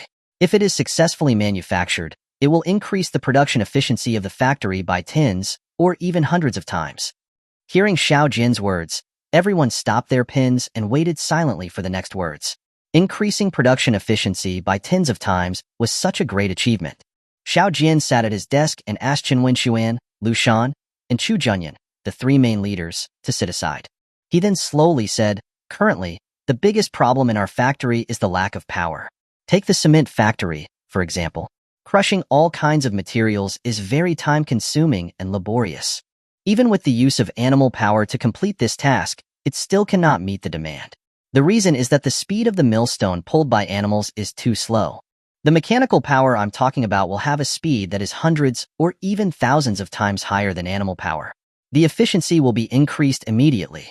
One such device can handle the crushing work of all 6 cement kilns. The most easily obtained mechanical power is the water turbine driven by water flow. Unfortunately, we lack water resources in Xianrenping. So, we can only think of other ways to solve the power problem." As he spoke, he took out a drawing and spread it on the table. He continued, "The power equipment I am about to introduce is called a steam engine. The principle of a steam engine is to use the expansion force of water vapor to push a piston in linear motion. Then, use a crankshaft to convert the linear motion into rotational motion." Chen Wenxuan and the others sitting by the desk stared at the drawing. Xiao Jian paused for a moment to let them understand and digest the principle of the steam engine he had just explained. Seeing that they had all come back to their senses from the drawing, he pointed to the cylinder and piston in the drawing and said, "The most difficult part of a steam engine is the precision of the cylinder and piston. Because the piston is constantly moving back and forth in the cylinder, the two are easily worn. Therefore, a high-strength and wear-resistant material must be used to manufacture these two parts. Although manganese alloy is not the best material for making cylinder pistons, its strength and wear resistance are much better than carbon steel and can basically meet the requirements." The members of the academy had designed and manufactured many pieces of equipment. The mechanical principle of the steam engine was very simple. Xiao Jian explained it once, and they all understood it. After Xiao Jian finished speaking, he took out another design drawing and placed it in front of them, saying, "After we have mechanical power, the equipment for crushing materials. In the cement factory we'll no longer use stone mills and millstones. The drawing here is of a device that is specially for crushing materials. It is called a ball mill. The principle of the ball mill is also very simple, which is to put the materials to be crushed and steel balls and steel blocks of various sizes in a sealed iron barrel. Then, continuously rotate the iron barrel, and the steel balls and steel blocks will move to a high position as the barrel rotates. They will then fall from a high position, hitting the materials and crushing them. During the movement of the steel balls and steel blocks, friction and extrusion will also occur, crushing the materials until they are ground into a fine powder." After Xiao Jian finished explaining the principle of the ball mill, Lu Shan took the ball mill drawing to study it, while Chen Wenxuan picked up the steam engine drawing and looked at it carefully. The steam engine drawn by Xiao Jian was very simple in structure and easy to understand. Chen Wenxuan said, "Young master, your idea is too amazing. Why didn't we think of using steam to create power? With the steam engine, our generators no longer need animal power to drive them. The steam engine does not look complicated, but the precision requirements are relatively high, and we need to slowly refine it." Xiao Jian nodded and said, "The steam engine looks simple, but there are still many difficulties in manufacturing it. However, it plays a very important role in various industries, and its application will become more and more widespread. You need to concentrate your efforts to solve these problems as soon as possible. In the future, you must continue to improve it, increase the power and efficiency of the steam engine. His main purpose for coming to the iron factory this time had been accomplished. The steam engine, ball mill, and manganese alloy steel all needed to be slowly experimented with by the academy and could not be manufactured quickly. Xiao Jian then went to the glass factory and looked at the telescopes, reading glasses, and myopia glasses they had manufactured, and instructed them that these goods would be included in the export products and production must be increased. As soon as he returned to the North Mountain New Village, Steward Zhang, Chen Bihua, and Uncle Zhang rushed to meet him anxiously. Xiao Jian asked in surprise, "What's wrong with you three? You look so worried. Has something major happened?" Uncle Zhang wiped a sweat and said anxiously, "Young master, recently, there have been more and more locusts in our fields. In some places, they are piled up. It's terrifying to look at. I'm afraid a locust plague is coming. The dry weather causes locusts to breed in large numbers, which can easily lead to locust plagues." Hearing the word locusts, Xiao Jian immediately became nervous. He asked anxiously, "Is it in Xianrenping or here in the new village? Quickly take me to see." Chen Bihua was still young and had not experienced a locust plague, and she did not know what a locust plague was. After Uncle Zhang told her about it, she understood the harm of locust plagues. At this moment, she was also very anxious. She took over the conversation and said, "There are quite a few in the fields near the new village. We even caught some. Grasshoppers, when I was a child, I used to play with them. I didn't know that grasshoppers were locusts, so I didn't pay too much attention. Recently, grasshoppers have developed very quickly. I heard Uncle Zhang say that there are even more grasshoppers in Xianrenping than here." As they spoke, the group arrived at the edge of the rice paddies in the east of the village. They saw that the ridges of the rice paddies were full of locusts jumping around. Most of these locusts were grass green, but there were also a few yellow ones. Stepping on them would kill several of them. Chapter 233, North Mountain New Village Chicken Farm. Xiao Jian pulled apart the grass on one side and was immediately startled. The small locusts in the grass were piled up like maggots, too many to count. He also pulled apart the rice seedlings in the paddies. The leaves of the seedlings were also covered with locusts. Some of the leaves had been eaten like saw blades. Xiao Jian picked up a bamboo pole and hit the rice a few times. Immediately, a large number of locusts flew out, blocking the sky. Seeing the locusts flying all over the sky, Steward Zhang immediately knelt on the ground, holding a large yellow locust in his hands, constantly kowtowing and muttering in his mouth. "Oh, Lord Locust, Xianrenping has always cultivated virtue and kindness and has not done evil. I beg the Lord Locust to let us go. Xianrenping will definitely build an altar to repair the Locust Temple and worship day and night." Xiao Jian was so angry that he snatched the locust from his hand and stomped it to death. He ignored the panic-stricken Steward Zhang. Looking at the locusts flying all over the sky, Xiao Jian asked solemnly, "Are there more locusts in Xianrenping than here?" Uncle Zhang nodded and said gravely, "Yes, there are more here. The leaves of the crops in the rice paddies have been eaten even more severely." As he spoke, he thought of the rice paddies where Xiao Jian had directly sown seedlings during the rice transplanting season. He said, "Young master, the several hundred acres of rice paddies where you scattered seedlings actually grew better than the transplanted seedlings. It's just a pity that they have also been badly damaged by locusts." Xiao Jian had long forgotten about this. In fact, transplanting rice seedlings was not scientific because inserting the seedlings into the soil would affect tillering. Direct seeding is conducive to tillering at low nodes. The tillering ears and main ears of the seedlings are basically the same, resulting in high ear density and a large number of effective ears. But when broadcasting seedlings, do not pile them up. It is best to broadcast them into the rice paddies when the seedlings are less than an inch tall. Well, direct seeding is faster than transplanting and can also yield higher. Uncle Zhang, in the future, we will just broadcast the seedlings and stop all the tiring transplanting, he said. At this time, the locusts that were driven out of the rice fields by Xiao Jian flew like a swarm of bees, buzzing, to the hillside opposite the stream. The hillside opposite the stream was the chicken farm. When these locusts flew to the hillside, chickens all over the mountain immediately pounced and chased them. Beside the stream was a greenhouse for hatching chicks. When Xiao Jian arrived here, a woman in her 30s greeted him from the greenhouse. The woman's body was as sturdy as a brute. She was barefoot and had a unique odor of the chicken farm on her. Chen Bihua did not seem to mind. She took the woman's hand and came to Xiao Jian, introducing, "Young master, this is the manager of the chicken farm, Aunt Zhang." She then turned to the woman and said, "Aunt Zhang, this is our family's young master. Everyone calls him young master." The manager gave Xiao Jian an awkward bow and respectfully said, "This slave is Zhang, and I greet the young master." Xiao Jian waved his hand and said, "Manager Zhang, please rise quickly, there's no need for such courtesy." Then, he pointed to the chickens on the hillside that were pouncing and chasing and asked, "Manager Zhang, what are these chickens chasing?" Manager Zhang followed Xiao Jian and said, "Young master, recently, there have been more and more grasshoppers. These chickens are chasing them to eat." The group walked into the chicken farm and arrived at the place where the chickens were fed. The feeding troughs were full of locusts. Manager Zhang explained, "The chicken farm's feeders catch locusts with nets every day. People in the village have also helped catch many. Now, the chicken farm no longer feeds the chickens grain. They are only fed locusts every day. Chickens grow faster eating locusts than eating grain, and they lay more eggs. In the past, the chicken farm only collected more than 20,000 eggs a day. Since changing to feeding locusts, we can now collect more than 40,000 eggs a day. Some chickens even lay 2 eggs a day." Chen Bihua added, "Seeing that there were locusts everywhere in the fields, I told the people who went out to work to bring nets and catch some to feed the chickens." Xiao Jian nodded and asked, "How many feeders do you have at your chicken farm now? How many chickens are there?" The feeders at the chicken farm were all women recruited from the refugee camp. After Xiao Jian taught them how to hatch chicks, he did not pay any attention to it anymore.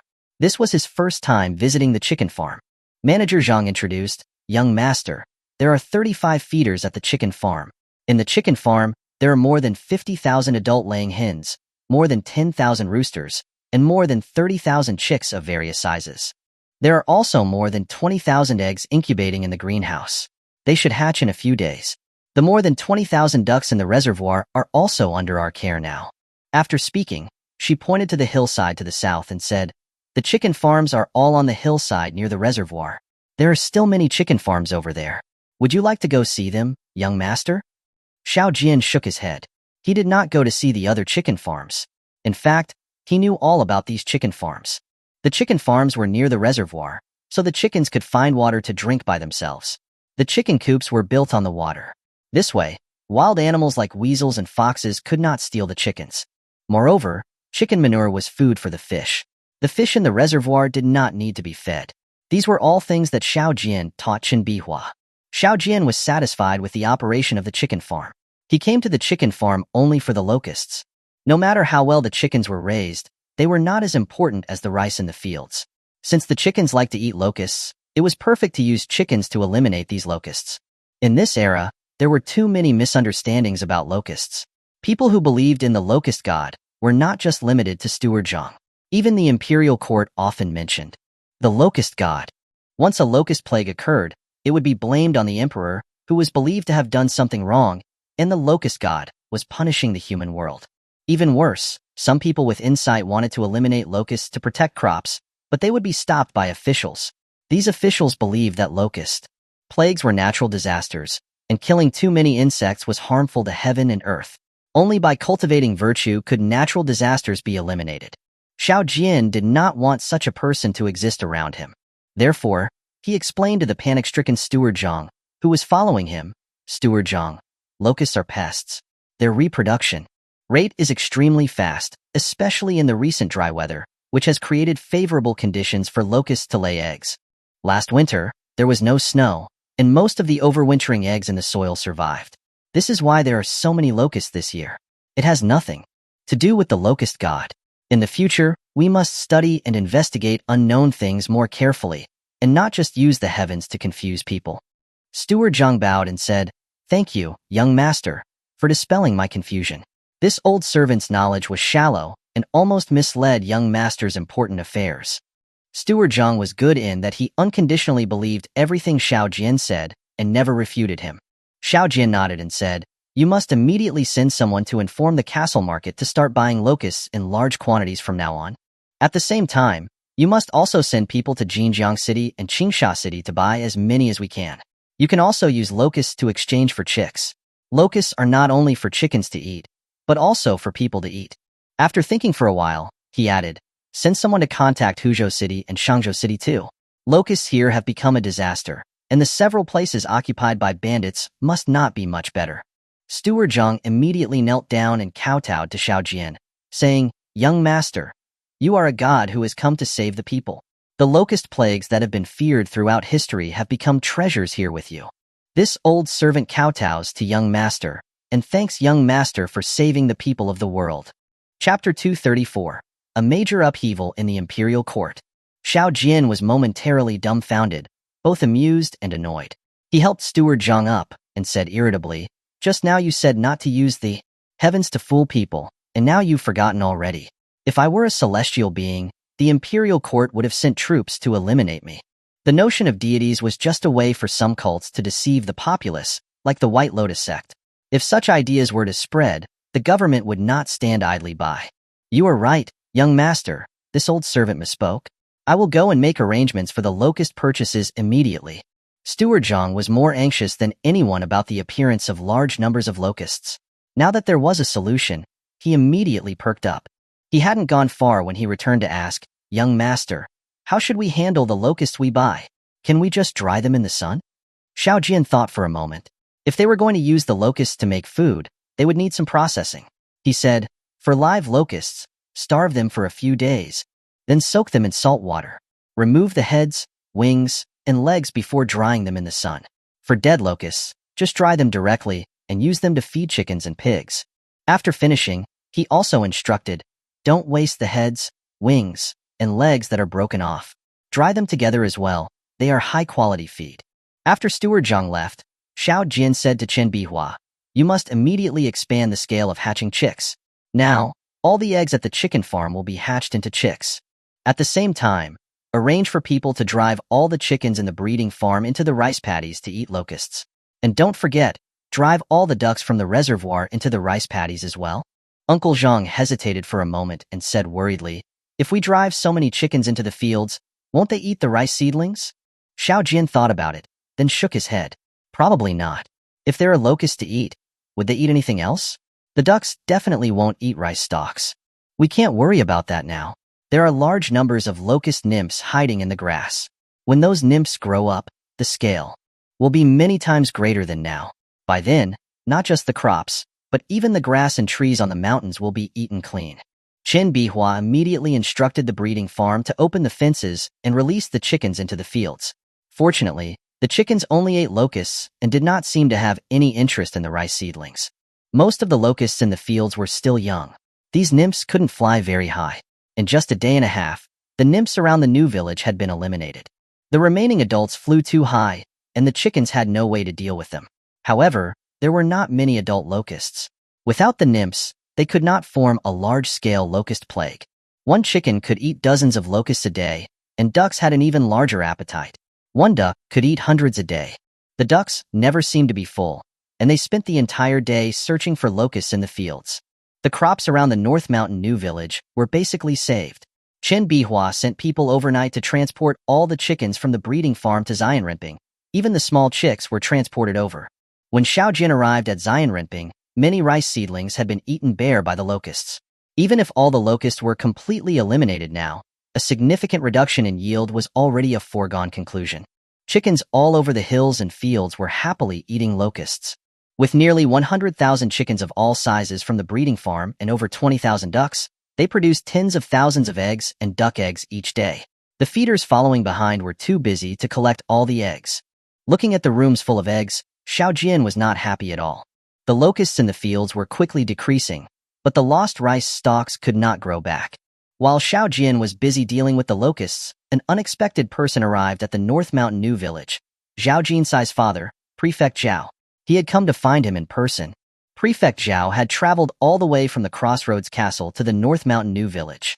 When he learned that he was dealing with the locusts in Xianrenping, he headed there. After receiving the report from the guards, Xiao Jian rode out to greet him and met Prefect Zhao on the Jinji Ridge Reservoir Dam. Xiao Jian jumped off his horse, bowed, and said, "Uncle Zhao, if you needed something, you only needed to send someone to inform me, and I would have come to see you in Jinjiang City. Why did you come to Xianrenping yourself?" Prefect Zhao said sternly, "Don't stand on ceremony. I came to find you in person because something major has happened. Li Changhong's southern expedition failed. He was removed from his position as crown prince by the court and thrown into prison. Some people in the court are jealous of the profits from the pharmaceutical factory and want to take it over in the name of the government. I refused to cooperate and was dismissed. I came to you for one purpose only, to oversee the pharmaceutical factory so it doesn't fall into other people's hands. If you can't protect the factory, you must destroy it immediately. The technology for cultivating pathogens in the pharmaceutical factory must not be leaked. Xiao Jian was at a loss from Prefect Zhao's abrupt words. He didn't react for a moment. Was the Crown Prince's removal even related to him? Seeing that he still looked confused, Prefect Zhao explained, Li Changhong is the current Crown Prince. I was also implicated by the Crown Prince, and since I refused to cooperate in taking over the pharmaceutical factory, the court dismissed me. There are also setbacks in the elevated water channel project in Beiping. Lord Wang has taken all the refugees from the construction site back to the refugee camp, and even the lumber prepared for the site has been transported away by him. Xiao Jian's eyes widened as he asked, Li Changhong was the current Crown Prince? Uncle Zhao, why have you never said anything about it? You mean he was thrown into prison? Prefect Zhao nodded and said sadly, Li Changhong instructed me not to reveal his identity. His status as Crown Prince has been revoked, and he has been thrown into prison. Whether he can get out is unknown. Now that you know, it doesn't matter anymore. Xiao Jian sat down on the ground, muttering to himself, What can I do? What can I do? This time, he was truly at a loss. Not to mention that the capital city was thousands of miles away. Even if it was right in front of him, he had no way to rescue Li Changhong. He looked up at Prefect Zhao and said, Uncle Zhao, you have been in the officialdom for many years. You must have a way, right? What should we do to rescue Li Changhong? Prefect Zhao shook his head and said dejectedly, Don't mention that I have been dismissed. Even if I were still the provincial commissioner, I might not be able to rescue Li Changhong. He couldn't bear to see Xiao Jian so upset, so he comforted him, Young Master Xiao, don't be too sad. Li Changhong is safe for the time being. As long as the emperor is alive, no one will dare to do anything to him. As he spoke, he pulled Xiao Jian up and patted the dust off him. He then said worriedly, What you need to worry about now is not Li Changhong but the new crown prince, Li Changwei. Li Changwei has come to Jinjiang City, and he's the one who wants to take over your pharmaceutical factory.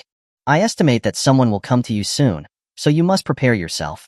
Also, for the Beiping Water Channel project, you have to make a decision soon. As long as Governor Wang is still in Jinjiang City, the elevated water channel project cannot be completed. It's better to stop it as soon as possible. Only then did Xiao Jin remember the betrayal of Governor Wang. He immediately became angry again, and there was no place to vent his anger. He wanted to catch Governor Wang and beat him up. As Prefect Zhao had predicted, they had not spoken more than a few words when someone arrived from the Crossroads Castle to report. Several hundred government soldiers had arrived in Jinjiang City, blocked the gates of the castle, and forced the leopards guarding the castle to withdraw, but the leopards ignored them. Chapter 235. Huang San turns his back. The Crossroads Castle was the choke point for Xianrenping. If it was taken over by government soldiers, all the supplies entering and exiting Xianrenping would be under the control of the soldiers. Xiao Jian was furious. He led his direct company and the guards, a total of more than 400 soldiers, fully armed, straight to the Crossroads Castle. Just as they arrived at the entrance of the castle, a group of government soldiers stopped Xiao Jian. Another unexpected person, Huang San, walked out proudly, with his hands behind his back. He said in a deep voice, Young Master Xiao, right? Under orders from my superior, I am taking over the Crossroads Castle and the defenses of Xianrenping. Please, Young Master Xiao, cooperate and don't make things difficult for me. His tone was as if he were speaking to a stranger. After speaking, he waved his hand, and a group of government soldiers, holding steel blades, immediately surrounded Xiao Jian. Xiao Jian was so angry that he could barely control himself. He looked back at Fuguwei and Haitan. The two of them also immediately led their troops to spread out, holding fire guns in their hands and counter-surrounding the government soldiers. Xiao Jian asked coldly, Huang San, under whose orders are you here to take over the defenses of Xianrenping? Go back and tell your superior that if they want to take over Xianrenping, they should send more people. Get out of here right now. Xiao Jian was trembling with anger. He had treated Huang San well. In just a few months, he had been promoted from a gate guard to a battalion commander. All of this was due to Xiao Jian's efforts. He had never expected that he would raise a traitor. Huang San drew his saber with a whoosh and pointed it at Xiao Jian, saying fiercely, Xiao Jian, don't be ungrateful. If you insist on being like this, don't blame me for crushing the North Mountain New Village. By then, not even a dog or chicken will be left. As soon as Huang San finished speaking, Haitan's short fire gun was already pointing at his head. The guards also pulled out their short fire guns and aimed them at the government soldiers. The fire guns of the direct company soldiers were also pointed at Huang San and the government soldiers. As long as Xiao Jian gave an order, these hundreds of government soldiers would definitely be turned into a honeycomb. Xiao Jian laughed loudly and pointed at Huang San. "Ha ha! Just a nobody like you dares to act wild in front of me? You want to crush my North Mountain New Village? Then try it and see who crushes whom."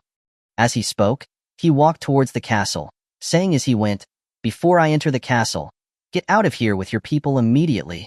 Then, he ordered Fugue and Haitan. "If they haven't retreated after I enter the castle, then eliminate them all." Haitan was pointing a fire gun at Huang San, who had no choice. He fully believed that as long as Xiao Jian entered the castle, he and his hundreds of government soldiers would turn into corpses. He said resentfully, "Xiao Jian, I hope you don't regret this." After speaking, he led his subordinates back to Jinjiang City with their tails between their legs. Xiao Jian had not paid attention to the construction of the Crossroads Castle since it began, so he went into the castle and inspected the defenses with Leopard. The triangular fortresses of the castle had all been completed. In order to quickly enclose the castle, the walls between the triangular fortresses were constructed in 4 layers. The outermost wall was built first. After the outer wall was built, the castle was equivalent to having a wall. The second layer of the wall was 3 meters away from the outer wall. There was a platform more than 5 meters wide on the wall where soldiers would defend it. At this point, the castle basically had defensive capabilities.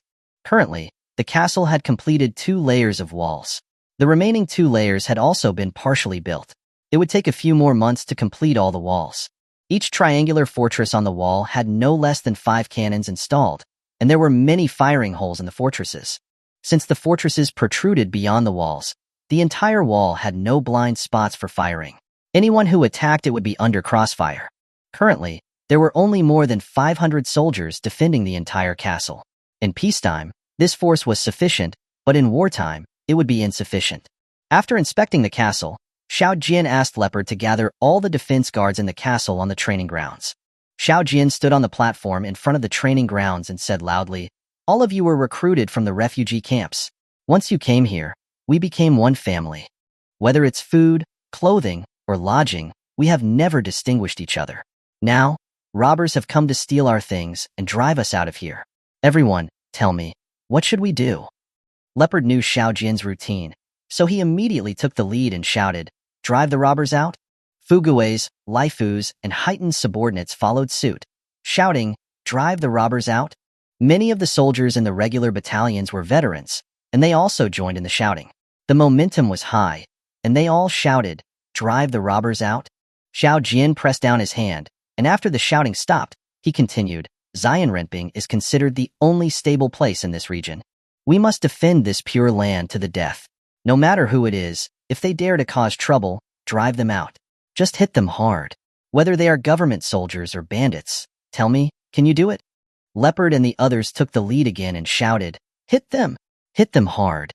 The soldiers also shouted loudly. Xiao Jian didn't intend to revolt, but if anyone dared to provoke him, he wouldn't be afraid. After encouraging the soldiers, Xiao Jian said to Leopard, "Fugue, and Laifu, our forces are still too small right now. Fugue and Laifu, you two will use the direct company as the backbone to form the 4th and 5th regular battalions. You two will serve as battalion commanders, and the direct company will be temporarily disbanded." Fugue and Laifu were still a bit lacking in leading troops independently, but now he could not find suitable candidates and could only make do with them for the time being. Since Governor Wang had turned against them, the China shipyard wouldn't be safe either.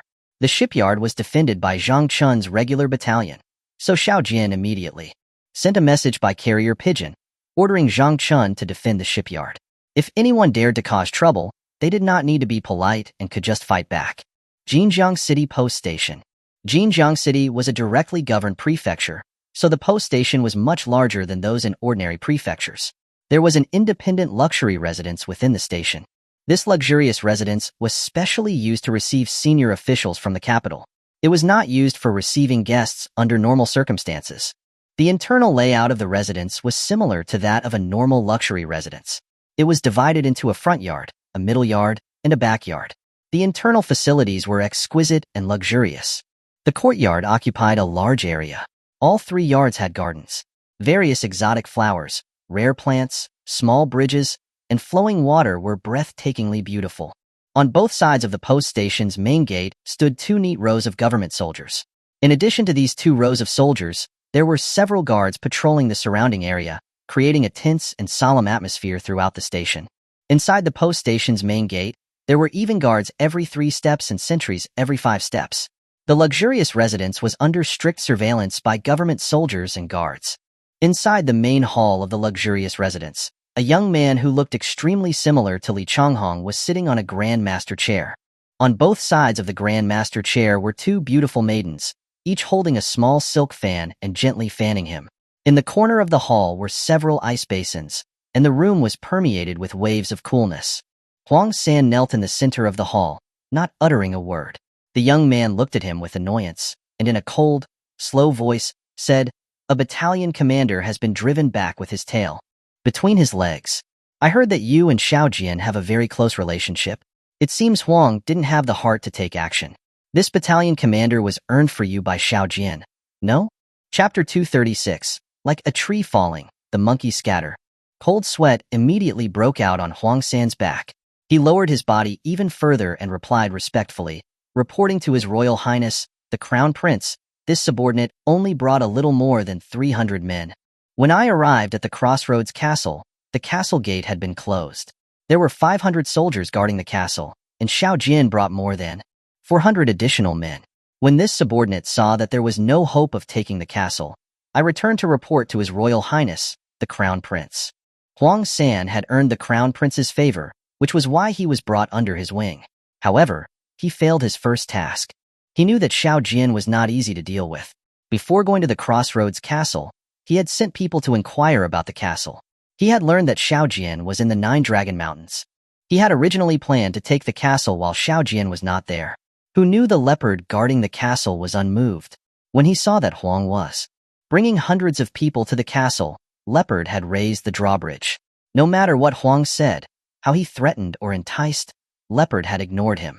In fact, before Huang San arrived at the castle, Prefect Zhao had visited the castle and had told Leopard about the changes in Jinjiang City and had asked him to guard the castle strictly.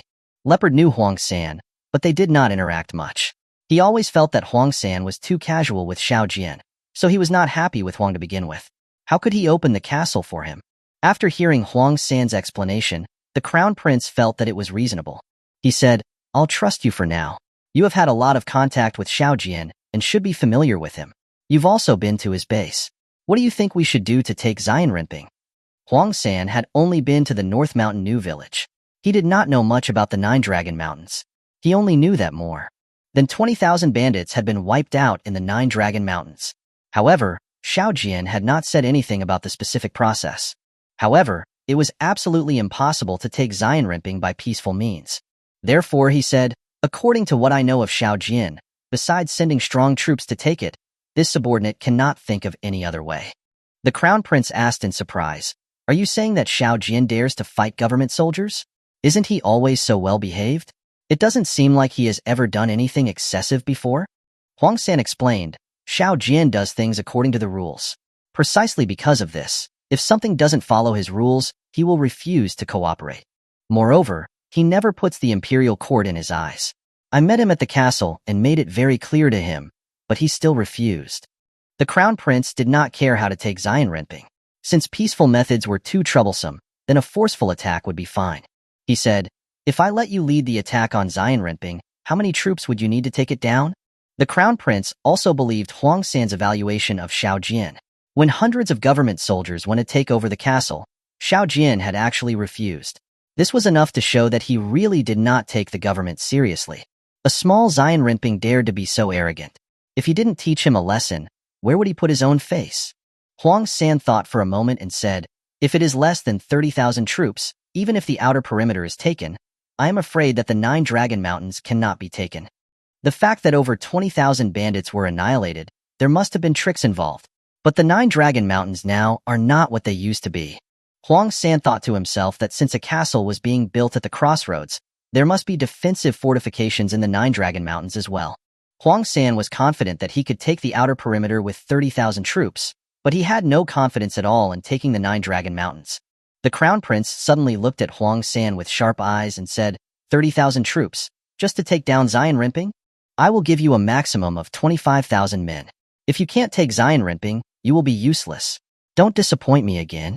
Qingsha City had more than 20,000 garrison troops and 5,000 city defense troops. Jinjiang City also had more than 4,000 garrison troops and 1,000 city defense troops. The total force of the two cities was only 25,000. It was more than enough to take Zion Rimping. After speaking, the crown prince called out, "Someone!" The guards who were waiting outside the door quickly walked in, knelt on one knee, placed their fist on the ground and said, "This subordinate is here." The crown prince ordered, "Take my token and go with Huang San to Qingsha City.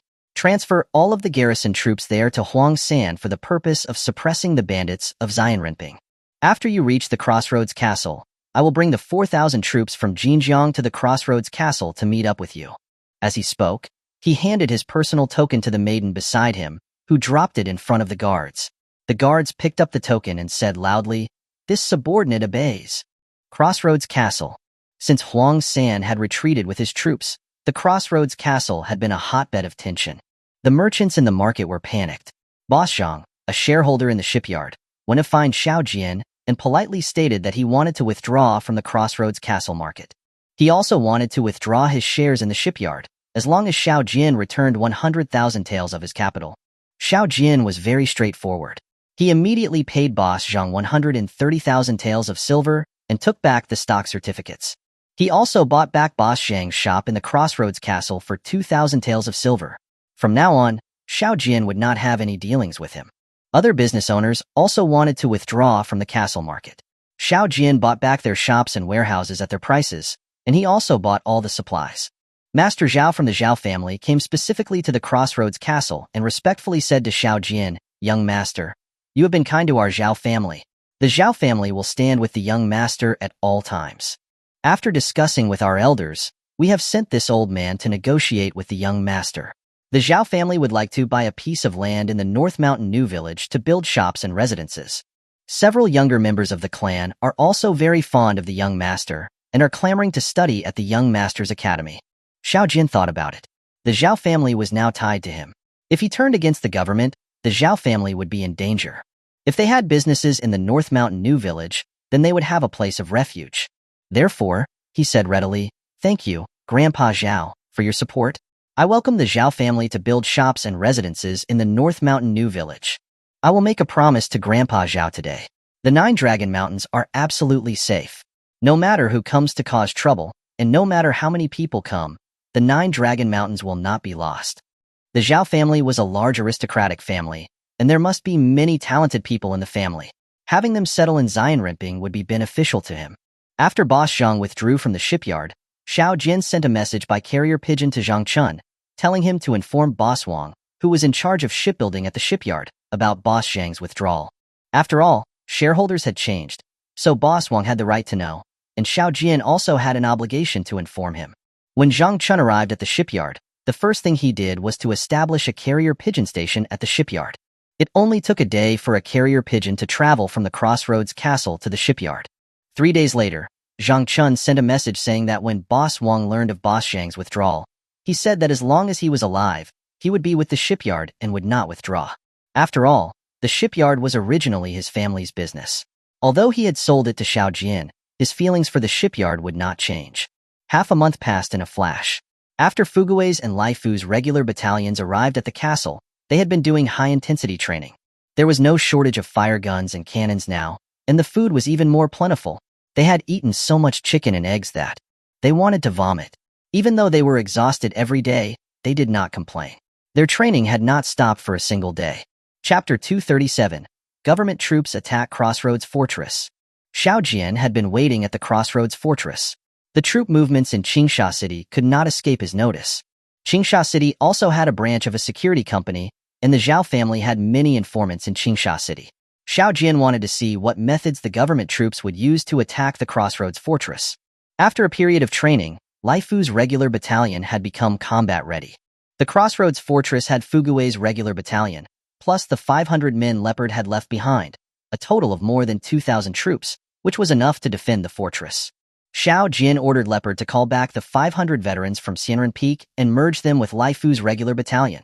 a total of 2,000 men, to set up a defensive position on the west mountain of the North Mountain New Village, to guard against government troops bypassing the fortress and directly attacking the North Mountain New Village. Xiao Jian was still not entirely confident in Lai Fu's command ability, so he appointed Leopard as the commander of the West Mountain position. Xiao Jian had already calculated the time the government troops would arrive at the fortress very clearly. That day, as soon as it was dawn, the cafeteria in the fortress had prepared breakfast to welcome the challenge of the government troops. 10 pigs were slaughtered in the fortress at once, and the soldiers' spirits soared. They could finally have a change of taste. During this time, everyone in Xianrenping was terrified of chickens. The chickens at the chicken farm were eliminating locusts, and they were full every day. The chickens grew very quickly, like balloons being inflated.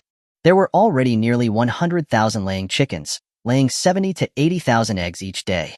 There were even more chicks, with the number having surpassed 100,000. There were no locusts to be found in the North Mountain New Village, and the locusts in Xianrenping had also been mostly eaten. Qin Bihua now had a headache every day. If they only fed the chickens grain, they would certainly go bankrupt. She sent people everywhere to look for places with many locusts, and even sent out fighters to help eliminate locusts in Huzhou City and Shangzhou City, which were occupied by bandits. The bandits had run out of the grain they had looted and couldn't find suitable targets for looting, so they had also begun to farm. Around noon, the more than 20,000 government troops from Qingsha City finally arrived at the Crossroads Fortress. In the afternoon, the 4,000 government troops from Jinjiang City also arrived on time. The two sides combined, totaling more than 25,000 government troops. They set up camp 3 or 4 kilometers away from the fortress, and Xiao Jian ignored them. Xiao Jian had no interest in eliminating these more than 20,000 government troops. Once they felt that attacking the city was hopeless, they would naturally retreat. For 2 days after the government troops arrived, they did not rush to attack the city. Instead, they were cutting down wood nearby to make siege tools. It wasn't until they were ready that they sent out more than 3,000 men to launch a test attack. These 3,000 men, carrying dozens of ladders, rushed toward the fortress in a chaotic manner. Before they even reached the city wall, they were blasted into confusion by the fire from the cannons and fire guns in the fortresses. The guards on the fortress didn't even start using grenades, and the government troops quickly retreated, leaving behind more than 100 corpses. The first probing attack failed without any suspense. The firepower inside the fortress was too fierce. Without suppressing fire, they could not get close to the city wall. Huang San spent several more days building many high platforms. The height of the high platforms was higher than the walls of the fortress. Behind the high platforms were sloping stairs. Soldiers would climb up the stairs to the high platform and shoot fire guns, cannons, or arrows at the city wall to suppress the fire gunners on the city wall. The front of the high platforms was all made of tree trunks. Fire guns could not penetrate them, and at a distance, even the cannons could not break them.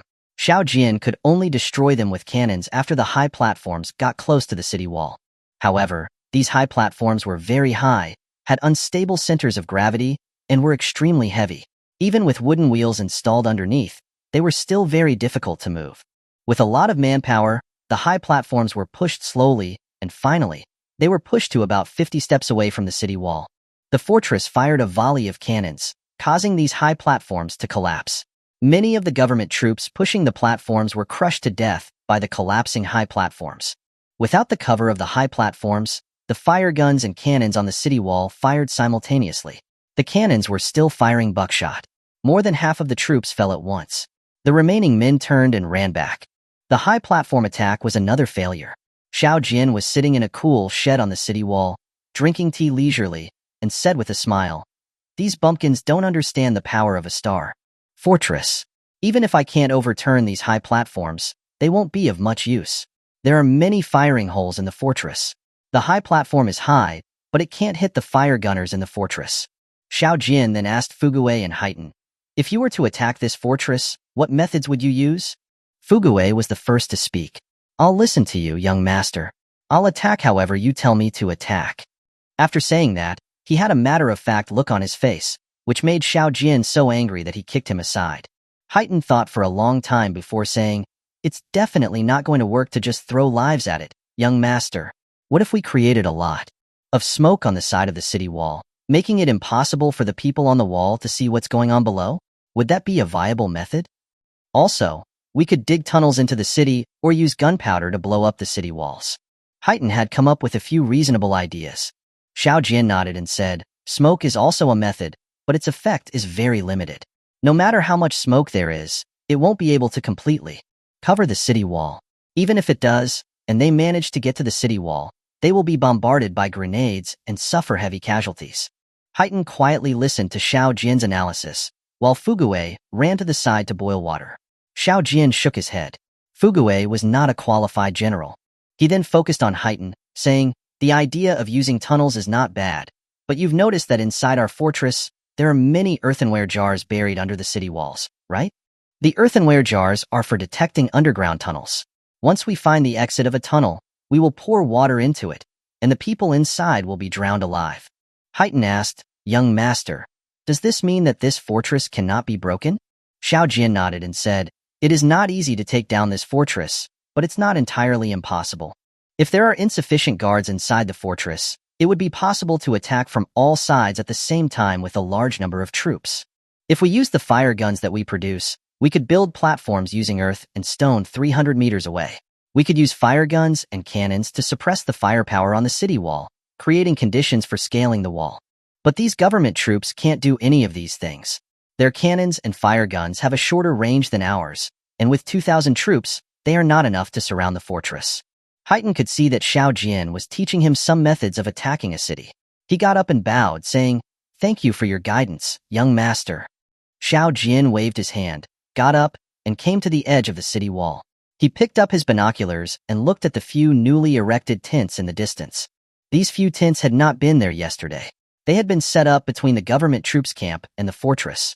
Xiao Jian carefully observed the movements in the tents and found that people were constantly going in and out.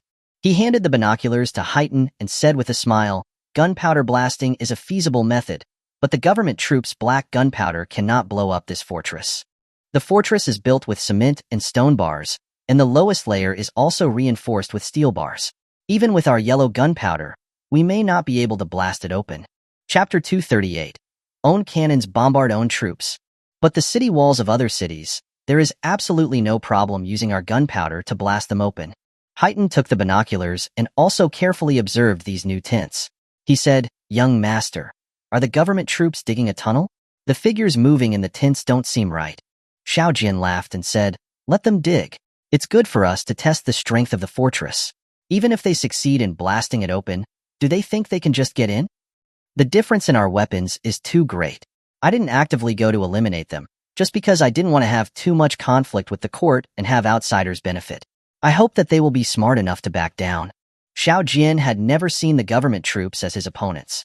His opponents were the soul-devouring fiends and the foreign tribes and barbarians controlled by the soul-devouring fiends. As Xiao Jian walked down the city wall, he said to Fugue, tomorrow is the time for a cannon battle. Transfer some cannons to the front to eliminate their cannons. Sure enough, as expected, early the next morning, the government troops pushed out all 50 cannons.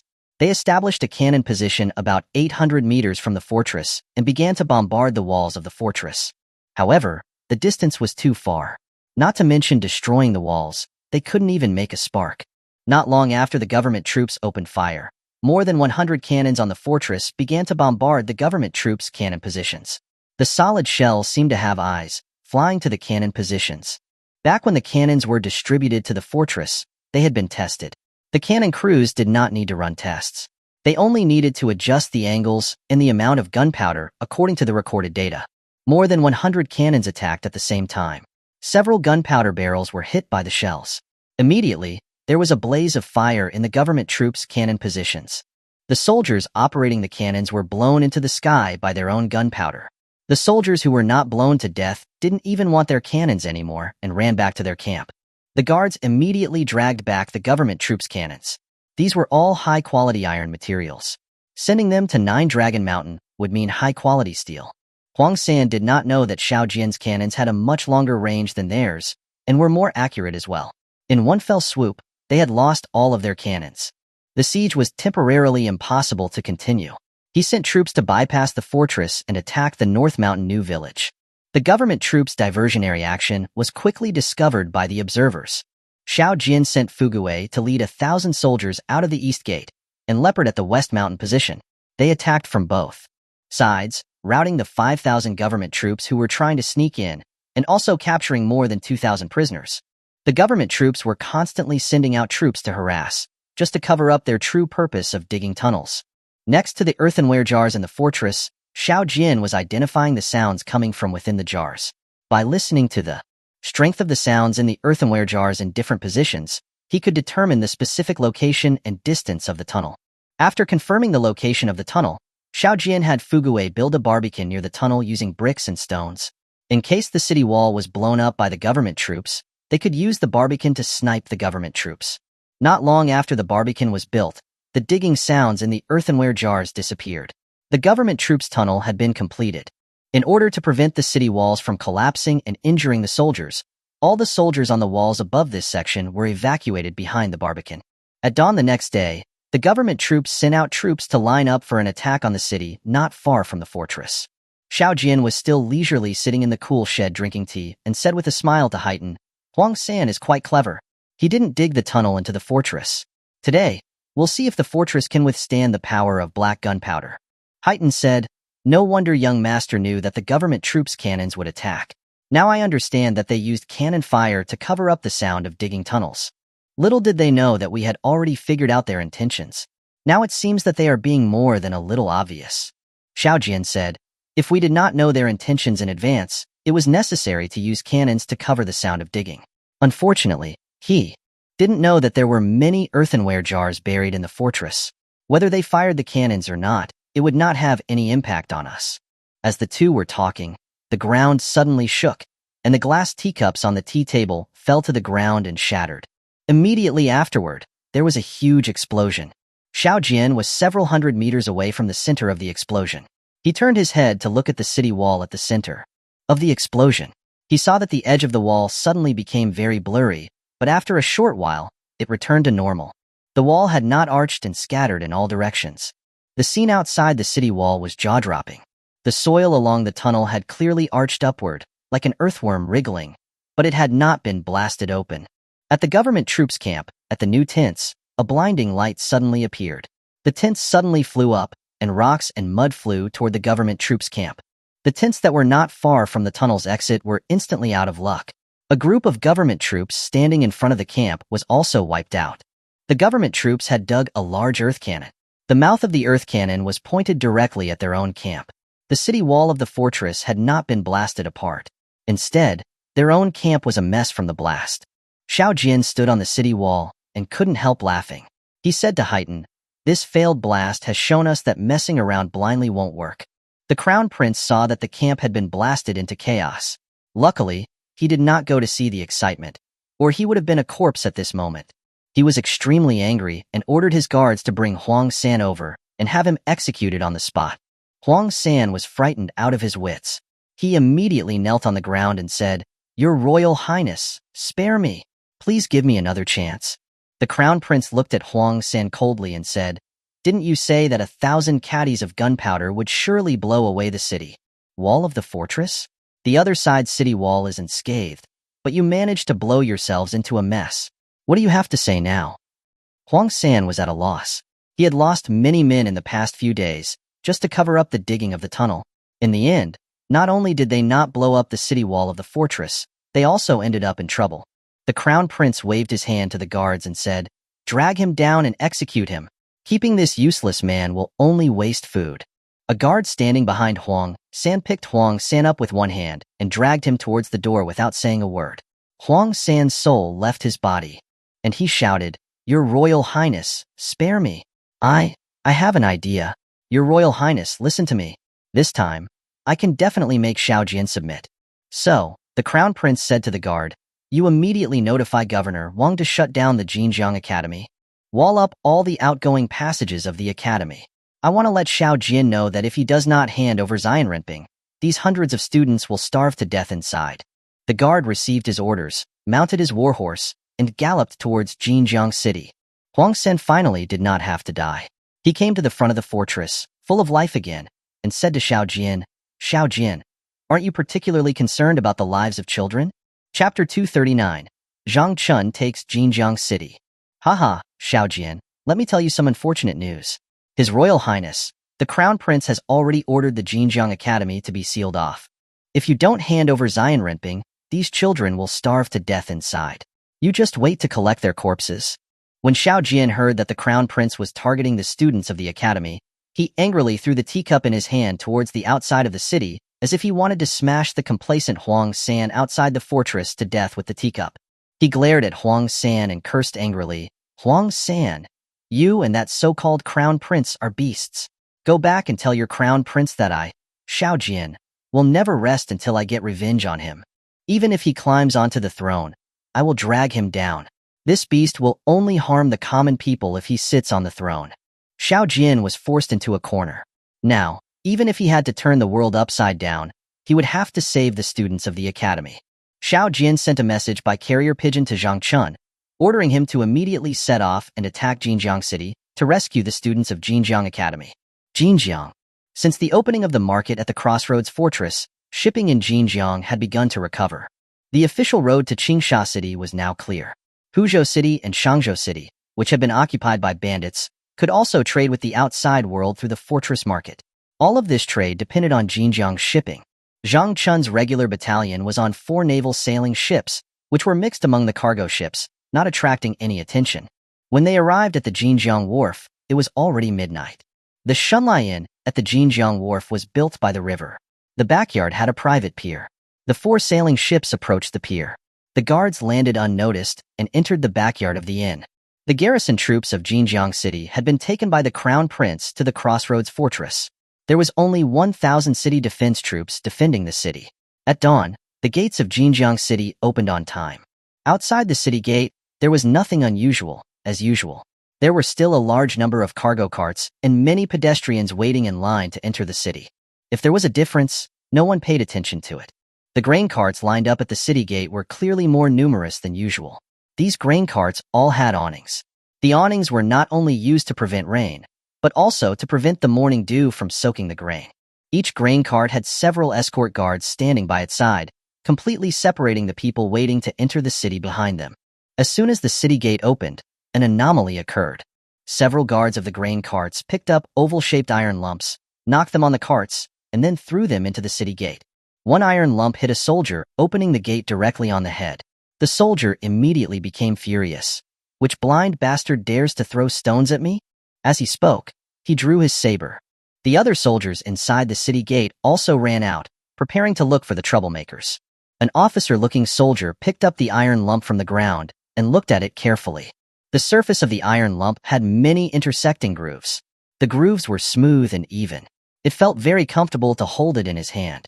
The lump was a bit hot, and a very small amount of smoke was leaking out of the seams. Suddenly, he thought of a terrifying legendary object, the hand grenade. They had long heard of hand grenades, but had never seen one. With a boom, before this government soldier could react, the grenade exploded in his hand. Boom, boom, boom. Immediately afterward, explosions sounded one after another.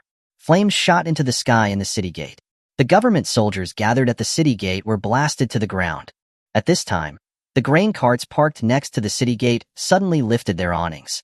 The grain carts did not contain grain at all. They were full of soldiers holding fire guns. These soldiers jumped out of the carts and immediately rushed into the city gate, controlling the area around the gate. The crowd waiting to enter the city outside the gate immediately scattered in all directions. After the fire gunners controlled the city gate, hundreds of cavalrymen rushed toward the city gate at high speed from the direction of the wharf, rushing into Jinjiang City.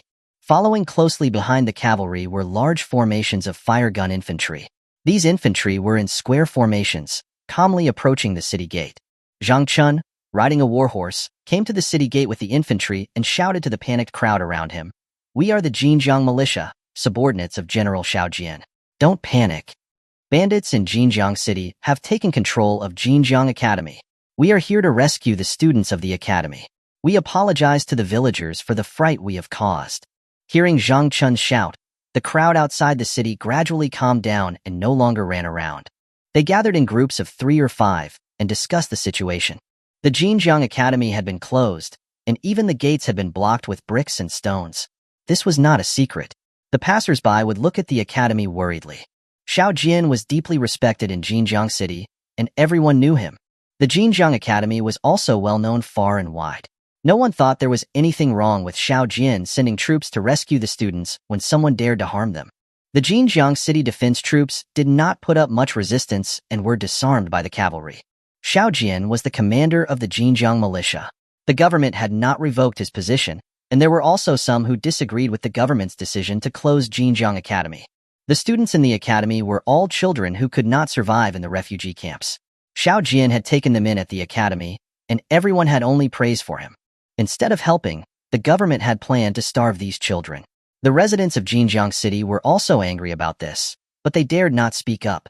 Since Huang San was not in the city, none of the government soldiers were willing to step up and oppose Xiao Jian's guards. After Zhang Chun entered the city, he immediately took control of the official grain warehouses, armories, and other government storehouses. He took over the refugee camp and city defense. Zhang Chun did not bother with the government office and the government officials. The guards were stationed in the barracks inside the city. Governor Wang was initially frightened to death and did not dare to leave his home. After the city quieted down, the guards who had entered the city did not take any action against him. His courage grew again. He came to Zhang Chun's barracks with a few government officials and questioned, "Whose troops are you? By whose order did you come to take over Jinjiang City? Are you planning to rebel?" Zhang Chun looked at Governor Wang and said in a cold voice, "I am under the orders of General Li to take over the defense of Jinjiang City. Since you cannot even guarantee the safety of the academy, from now on, we will be responsible for the safety of Jinjiang City. You can go back to doing whatever you were doing." Only then did Governor Wang know that it was Xiao Jian who had taken over Jinjiang City. He questioned, "Where are the Jinjiang City defense troops? When did the defense of Jinjiang City become Xiao Jian's responsibility? Do you have the Ministry of War's documents?" Zhang Chun stopped paying attention to Governor Wang. The city defense had already been taken over. The other matters were not related to him. Whether or not the governor of Jinjiang City would be replaced would be up to Xiao Jian to decide. Leaving behind 500 fire gunners and more than 200 sailors to be responsible for the city defense, the remaining 1,000 men all rode warhorses and set out for the Crossroads Fortress. Zhang Chun had captured Jinjiang City, but the government troops at the Crossroads Fortress had not yet received the news. There were no carrier pigeon stations here, and they were still foolishly waiting for Xiao Jian to submit. On the morning of the third day, Xiao Jian suddenly opened the fortress gate. More than 2,000 troops marched out of the fortress and formed an attack formation in front of the gate. Chapter 240. Government troops defeated. Huang San flees. In the center of the formation were 60 cannons. At the front were burly men holding steel shields. Behind the shield soldiers were 3 rows of fire gunners, 100 in each row. The attack formation approached the government troops' camp. When Huang San saw that Xiao Jian had come out of his tortoise shell, he quickly ran to the central military tent, knelt on one knee, and reporting to the crown prince, "Xiao Jian has left the fortress. It seems that he wants to have a decisive battle with us." The crown prince immediately stood up and asked nervously, "How many men did he bring? Are we in danger?" The siege battles of the past few days had made the crown prince and Huang San feel powerless. Xiao Jian's fire gunners could still injure the government troops at 300 steps. The 5,000 troops who were trying to sneak into the North Mountain New Village had been surrounded and annihilated by the enemy. They had less than 20,000 men left. It was no longer possible to take the fortress. If Huang San had not come up with the idea of using the Jinjiang Academy to threaten Xiao Jian, the crown prince would have retreated long ago. Huang San said happily, "Xiao Jian only has a little over 2,000 men. We really couldn't do anything about him inside the fortress, but it'll be much easier now that he has come out. With more than 2,000 men, surely we can beat his 2,000 men in the open field." Hearing Huang San's reminder, the crown prince was immediately filled with confidence. He immediately ordered Huang San to line up in front of the camp and attack Xiao Jian's battle formation. He couldn't allow him to retreat back into his fortress. The government troops' camp was about 5 kilometers away from the fortress. Xiao Jian's guards had only walked halfway when the government troops' 3 formations surrounded them from 3 different directions. Xiao Jian immediately contracted the formation, pushed the cannons to the front, and started firing solid shells. The government troops' 3 formations were moving at a uniform speed. Xiao Jian divided the 60 cannons into 3 groups and simultaneously bombarded the 3 formations of the government troops. 20 shells flew toward the government troops' formation like locusts. The government troops were immediately thrown into chaos. 60 cannons, in one salvo, killed and injured more than 100 men. When they fired for the 4th time, Xiao Jian noticed that only the left and right cannons were firing. The cannon squad in the front had not fired. Just as Xiao Jian was about to send someone to ask why, the cannons of the front squad suddenly fired. This time, the roar of the cannons was different from the previous times. The sound was clearly much deeper. At this time, the government troops in the front were less than 300 meters away. In the sky, dense shadows appeared, like a large net, pouncing on the government troops' formation. 20 cannons had actually fired grapeshot. Each grapeshot canister contained more than 100 steel balls. 20 cannons fired more than 2,000 steel balls at once. The front formation was immediately thrown into chaos, with more than 300 men falling at once. The entire formation became sparse. Especially in the center of the government troops' formation, casualties were extremely heavy. There were not many men left standing there in a daze. When dozens of cannons fired grapeshot in one direction, the number of steel balls in the central area was always the largest. Within 300 meters, they had reached the maximum effective range of the fire guns. The fire guns produced in the Nine Dragon Mountains could completely kill the enemy at around 300 meters, and the error was no more than 3 inches. Each side of the guard's square formation had more than 300 men. Each time, 100 men from each side took turns firing in volleys. The government troops continued to fall, and the formation began to become chaotic. Facing the fire gun fire, the government soldiers were hesitant and stalled. None of them wanted to go to the front to die. The government troops in front of the formation were already showing signs of collapse. The Crown Prince and Huang San were observing the battle from a high platform in the camp. When they saw that all 3 formations had stalled, the Crown Prince was furious and cursed. These bastards, why aren't they charging forward? Are they waiting to die? Where are the supervisors? Where have the supervisors gone? If they stop moving, kill them on the spot. The supervisors immediately followed up. After killing a group of retreating soldiers, the formations began to move forward again. In the guards' formations, the cannon squads on the left and right sides had also loaded grapeshot. At this time, the government troops' formation had already reached within 100 meters.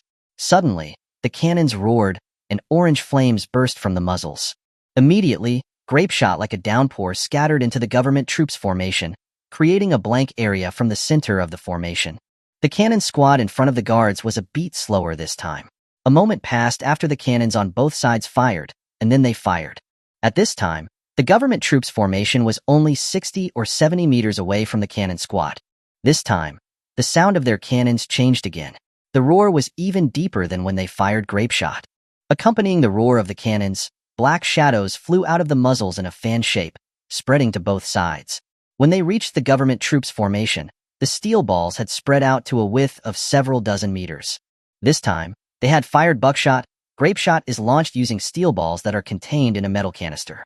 Buckshot, on the other hand, is launched using steel balls placed over gunpowder and a wooden board. A single cannon can fire more than 200 steel balls. After the buckshot was fired, it spread very quickly and covered a wider area, but its range was less than 100 meters. The government troops in the front formation had already scattered to both sides. The coverage area of the buckshot was even wider. 20 cannons fired more than 4,000 steel balls at once. The distance was also very close. The government troops instantly lost 500 to 600 men. This time, the front formation was finally completely defeated. No matter how the supervisors tried to kill them, the soldiers turned around and ran towards both sides. When Xiao Jian saw that the command of the cannon squad in front was clearly superior to that of the cannon squads on both sides, he asked Haiten next to him, "Haiten, who is commanding the cannon squad in front?" Haiten glanced at the front cannon squad and said, "I do recognize him. He was recruited with us from Shangzhou City. Back then when we fought with the bandits of Xianren Peak on the way back, he was also there. He is a member of Leopard's regular battalion, called Zhang Jiandong." Xiao Jian nodded and said, "This Zhang Jiandong is quite capable.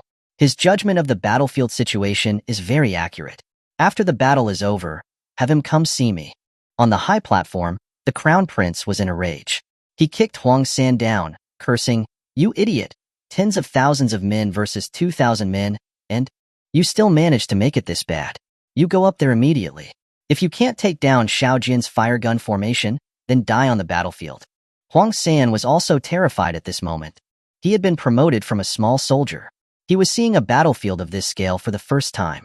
He had originally thought that even if he just used more than 10,000 men, he could still pile-drive Xiao Jian's 2,000 or so men to death. who knew that Xiao Jin's firepower would be so fierce that the government troops simply could not get through. He already had a premonition that the government troops were going to be defeated in this battle. His eyes turned. If the government troops were defeated, the Crown Prince would definitely not spare him. If he did not leave now, when would he ever get the chance? Just as Huang San was about to receive the order and pretend to personally go to the front to defend against the enemy and then secretly escape, the west side of the camp suddenly heard intense gunfire and the sound of grenades exploding. Huang San was immediately shocked. Before he could recover from his shock, gunshots came from the east side of the camp as well. The Crown Prince's guards immediately said to the Crown Prince, "Your Royal Highness, this is not a place to stay for long. We must retreat." As they spoke, several guards rushed the Crown Prince down the high platform, helped him onto a warhorse, and galloped towards Qingsha City. Huang San stood there, dumbfounded. At this time, the government troops' three formations had all begun to collapse. The sounds of gunfire and grenades exploding from the east and west were getting closer and closer. Huang San knew that if he fell into Xiao Jin's hands, he would absolutely not have a good death. No longer caring about the troops here, he jumped on his horse and fled towards Qingsha City as well.